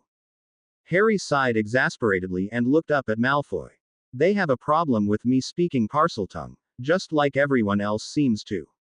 It is considered dark arts. Not the sort of thing people like to hear coming from a pure little Gryffindor. That's not the point. They're my friends, they aren't supposed to care. If you were in Slytherin you'd know that you can't trust even your friends. 6 months ago, I wouldn't have believed you. An hour later, Harry finally finished his essay, after much input from Malfoy, and he sighed with relief as he rolled it and deposited it on the table. Want to practice some dueling? Asked Malfoy. I was thinking of doing something else actually. What did you have in mind? Harry closed his book and sat forward. I want to become an animagus. Malfoy frowned thoughtfully. Really? It takes a while to learn, you know. I know, but I really want to do it. Don't you? I guess, it would be a good skill to have. We should only do it if we're going to commit to it and see it through though. Harry nodded. I've wanted to do it for ages. I was going to ask Ron and Hermione, but, well, I'm up for it. It'll be excellent being able to fly without a broom, and breathe fire. Still convinced you'll be a dragon then? Yes. Harry got off the lounge and picked his bag off the floor, searching through it for the book on animagi he had found in the chamber earlier in the year. He pulled it out and went over to the table, opening it to the page he wanted. I found this book about animagi. It has instructions for how to make the transformation. Malfoy snapped his own book shut and stalked over to look at Harry's. You found it in here? Yeah, it's pretty good. It's got a heap of history and some good instructions. Harry fell silent as they both leaned over to read the page Harry had opened too. The process of becoming an animagus can take as little as several months or many years, depending on the amount of time given to the endeavor.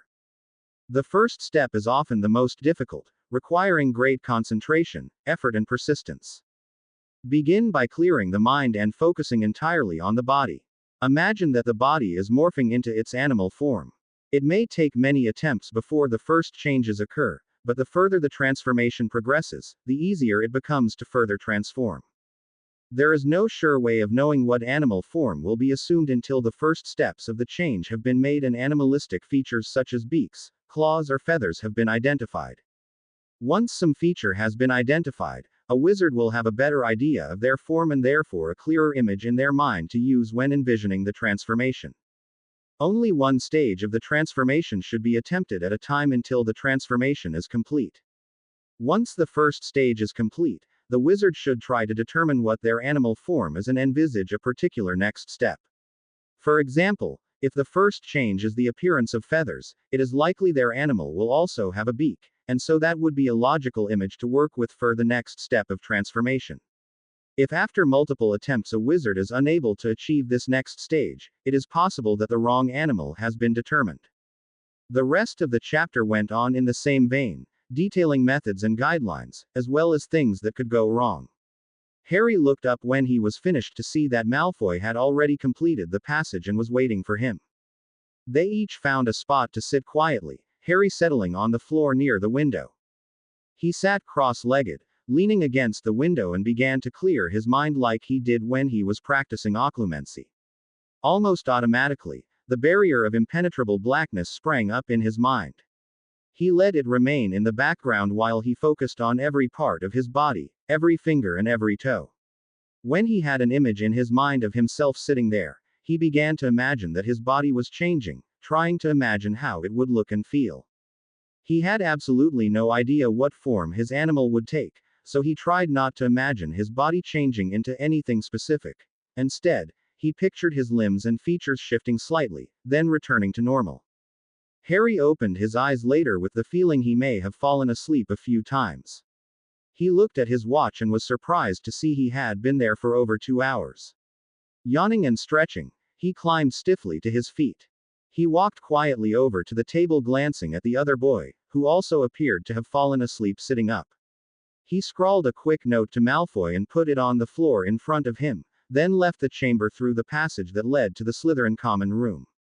He had a quick stop to make before he went back to Gryffindor Tower. On Saturday night, Harry was eating alone when he noticed several teachers leave as one from the head table. Getting up, he followed them up to the headmaster's office. He had found that smaller order meetings were held in Dumbledore's office rather than at Grimmauld Place. He stopped at a distance and waited until the corridor was clear before apparating to the waterfall painting and going to the landscape in Dumbledore's office. He had taken to carrying the cloak with him in case Dumbledore decided that any more of his belongings needed to be removed, in addition to putting a nasty spell on his trunk that, if anyone but him attempted to open the trunk, would cover a person in painful boils. It was a Parseltongue spell, so he was fairly certain that even Dumbledore would have trouble removing it. He walked quietly past Phineas Nigellus, who was watching the proceedings in the office, and edged into the landscape of Hogwarts Castle and grounds. Taking a seat in the sun, he watched as teachers and a few others settled themselves. The usual teachers were there, as well as Owens, one of the Aurors guarding the school, Tonks, Kingsley, Arthur Weasley and Mad-Eye Moody. Harry tuned into the conversation. Owens, have you succeeded in following Harry? I've tried, but he seems to just disappear. This was news to Harry. He hadn't realized someone had been following him. He would have to be more careful in the future. Yes, it is worrying. Tonks, have you had any luck discovering Harry's whereabouts in the time he disappears? Harry's mouth dropped open. Tonks was following him. She must have been wearing an invisibility cloak or disillusionment charm. He couldn't bring himself to be angry at Tonks. She had always been nice to him and was only acting on Dumbledore's orders, after all. No, I haven't, but it certainly isn't this room of requirement you told me about. He doesn't go near it, far as I can tell. What worries me is that I've seen him talking to the Malfoy boy. Harry's never indicated to me that they're friends. They are partnered in potions and defense, most likely they are discussing that. Snape snorted. They most certainly are not friends. No, Dumbledore agreed. I noticed Harry's reaction to merely seeing Mr. Malfoy the other night. They certainly don't appear to be friendly, even if they are being civil. Even so, I don't think he should be hanging around Lucius Malfoy's son, said Tonks. Snape spoke, a scowl in his voice. Draco is no threat, Nymphadora. It was Tonks' turn to scowl. You think you know him so well, Snape. How do you know he's not going to lure Harry out of the wards on one of your little defense practicals? Even Mr. Potter is not so stupid. Harry acts first and thinks later. How did they even get partnered together? It was their choice. Concerned muttering broke out as Moody spoke. Why would they choose to go together? Much as it pains me to say, Mr. Potter is the best defense student in this school. Mr. Malfoy is not far off. Partnering with each other was a strategy to ensure their standing in the class. Moody spoke again. I still think it's fishy. I have to agree with Tonks here. Split 'em up. We don't want Malfoy having some influence on Potter, and if you ask me he already has. I might also point out that the times Malfoy is with Potter is in your classes, Snape. Murmurs of agreement ran through the room. What is it that you are insinuating exactly, Moody? Nothing at all, Snape. I'm simply pointing out that you're allowing contact which most of us find concerning. Be that as it may, You will not tell me how to run my class, replied Snape in a deadly voice. Mr. Weasley broke the tense atmosphere with a change of subject. Ron wrote a concerning letter to Molly and I this week. It seems he has had a falling out with Harry. I know teenage boys are bound to fight, but what was said quite concerns me. I'm sure things will work out. Harry is going through a difficult time, but he always pulls through. Albus, Harry is like a son to Molly and I. If any harm comes to him. Harry felt a rush of gratitude and happiness towards Mr. and Mrs. Weasley. Have no fear, Arthur. We are doing what we can to ensure Harry's safety. Soon after that, the meeting disbanded and Harry returned to Gryffindor for an early night, determined to continue to evade those following him. Harry woke early on Sunday morning with a pounding headache and sharp shooting pains in his skull. He had suffered a terrible vision the night before, and his body was really feeling the effects. He stumbled from bed and looked out the window. It was only 6 o'clock, and the grounds were still quite dark. He pulled on some clothes and forced himself to walk, staggering down the stairs and out the portrait hole. He really didn't like Snape, but if the man could stop the pain, he would willingly risk his wrath by waking him early on a Sunday morning. What Harry needed was some more of the post-cruciatus potion Snape had given him. Taking much longer than usual, Harry finally made it to the dungeons, desperately hoping Snape was up already, despite the early hour. He knocked repeatedly on the office door before determining Snape wasn't there, and slumped against the wall, straining to remember where Snape's private chambers were. Unfortunately, that wasn't somewhere Harry had ever needed nor desired to go, and he didn't want to spend ages stumbling around the dungeons in pain. Grimacing as he struggled to his feet, he turned to face the door, leaning heavily on the wall. Like most offices and dormitories, it required a password to open the portrait that hung on the door.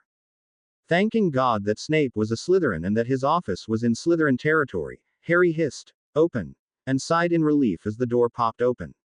He stepped into the office, closing the door gently behind him. He had no idea where Snape might keep the potion, but thought the private stores would be a good place to start. He sat in Snape's chair and tried the top drawer. Locked. He tried Alohomora and open in Parseltongue, but neither worked. Obviously the desk wasn't as old as the castle and Snape knew a better locking spell than Alohomora. Having trouble, Harry jumped about a foot in the air, swearing loudly. Language, Potter. Snape was leaning casually against the door frame, looking like Christmas had come early. When Harry looked up at him, however, the expression dropped almost immediately and Snape straightened. Merlin Potter, you look atrocious. What happened to you? Vision, Harry grunted, suddenly not able to find the energy to lift himself from the chair. And so you chose to raid my office, said Snape, striding over and opening the top drawer with a whispered word. He pulled out a vial and Harry recognized the blue liquid. With shaking hands, he attempted to pull the cork, but he gave up when he nearly dropped the vial. Huffing, Snape snatched it back and pulled the cork with a pop, handing it back to Harry, who greedily swallowed the potion. After a moment of silence, Snape spoke. How is it that you gained entrance to my office without suffering any adverse effects? Harry declined to answer, relishing the feeling as pain began to fade from his limbs. He felt Snape's mind glide across his, but couldn't even begin to resist it before it was gone. Interesting. I take it that is how you managed to get into the Slytherin common room without a password. Harry nodded wearily. I see, and you recently removed that infernal banner. Harry gave another nod as Snape sat opposite him and fixed him with a contemplative stare. Be sure that I will be adding extra wards to my office and chambers. What spell is it that you used to stick it there? Despite my best efforts, I was unable to remove it. Harry opened his eyes. Parseltongue spell. He grinned. I thought it appropriate. To Harry's surprise, Snape smirked. Indeed. The potion's master stood. However, I think it time to warn you. It would be prudent to watch who you use such spells around. Even the Dark Lord, despite extensive efforts, has been unable to find more than a few such spells. Granted, they are rare. Thus far, it has not come to his attention. You know of parcel magic, but should he find out, the consequences could be quite dire. It would give him yet more reason to catch you. Harry frowned. I never even thought of that. Snape snorted, his glare back in place. I don't doubt that. Until you are sufficiently accomplished at wordless spells, it would be good to refrain from using parcel magic in the vicinity of any other students. Even if they are not related to a Death Eater themselves, people will talk and the word will spread. Yes, sir. Good. Now off with you, and if you break into my office again I will deduct points. Yes, sir. Harry climbed to his feet and moved towards the door. He paused at the doorway. Seer. Snape looked up from his desk. Yes. Thank you. Snape gave a brief sneer. No thanks is needed, be gone. That night, Harry met Malfoy and they went down to the chamber. Thanks for taking down that banner by the way. No problem. If only Snape had given me points for it. Malfoy grinned. Well, I guess that isn't too likely to happen, is it? Not in this lifetime. Occlumency tonight? Asked Harry. Malfoy nodded. I had a lesson with Severus yesterday, and I really think I'm getting better at controlling the flow of memories. I think I'm improving too, though I don't know how well I'll do tonight. I had a shocking sleep last night. They took their usual places and began the normal routine. Harry had been right in thinking he wouldn't be much use. He erected his barrier, but Malfoy broke it down quickly. Images flew through Harry's mind, Malfoy attempting to grab onto one for more than an instant. He had definitely improved. Memories of his vision last night were at the forefront of Harry's mind, and it was onto one of these that Malfoy latched. Harry watched again as Voldemort punished a Death Eater. The man was one of the Azkaban escapees, still weak from over a decade in the prison. He had failed whatever task Voldemort had asked of him, and was now suffering the consequences. The Dark Lord cast Cruciatus after Cruciatus, and Harry remembered how the curses had felt. The man left off with that curse and began sending bits of glass from his wand at the man, tiny slivers slicing through his skin and into his flesh, and then exiting his body on the opposite side they had entered. Eventually, the man slumped dead to the ground, his blank eyes staring emptily at the sky as a maniacal laugh rang through the cold stone room. Harry gasped as Malfoy pulled out of his mind. The Slytherin was white, his eyes wide as he stared at Harry. What the was that? Harry shrugged and looked away. A dream. Bullshit. Malfoy sneered. That was no dream. That happened, and you were there.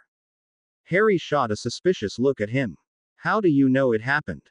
My father told me Scotchwell was to be punished. The detail you couldn't possibly have known those things and it was like you were him. Harry glanced away uneasily. Like I said, it was just a dream. But it was real. Will you just drop it? Yelled Harry.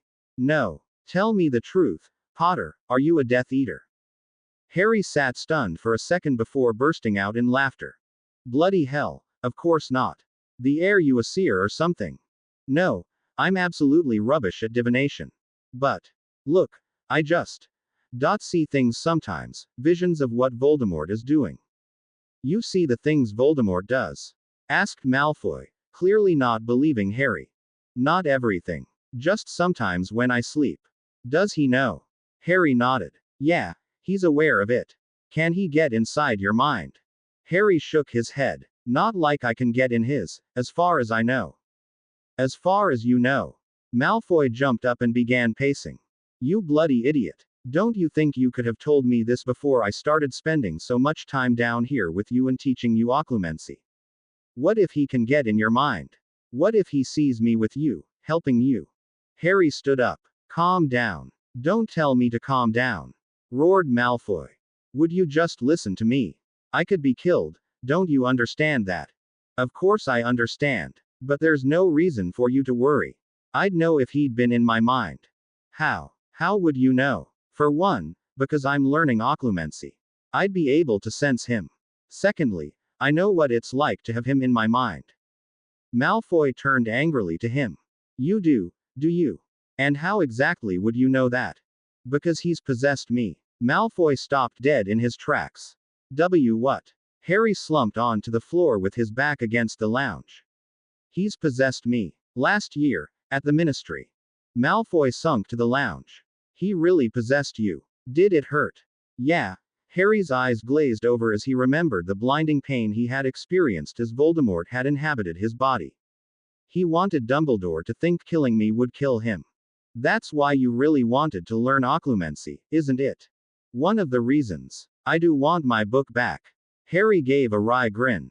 To be quite honest, I'm more worried about Snape's retribution if he finds out when I take it. How can you say that?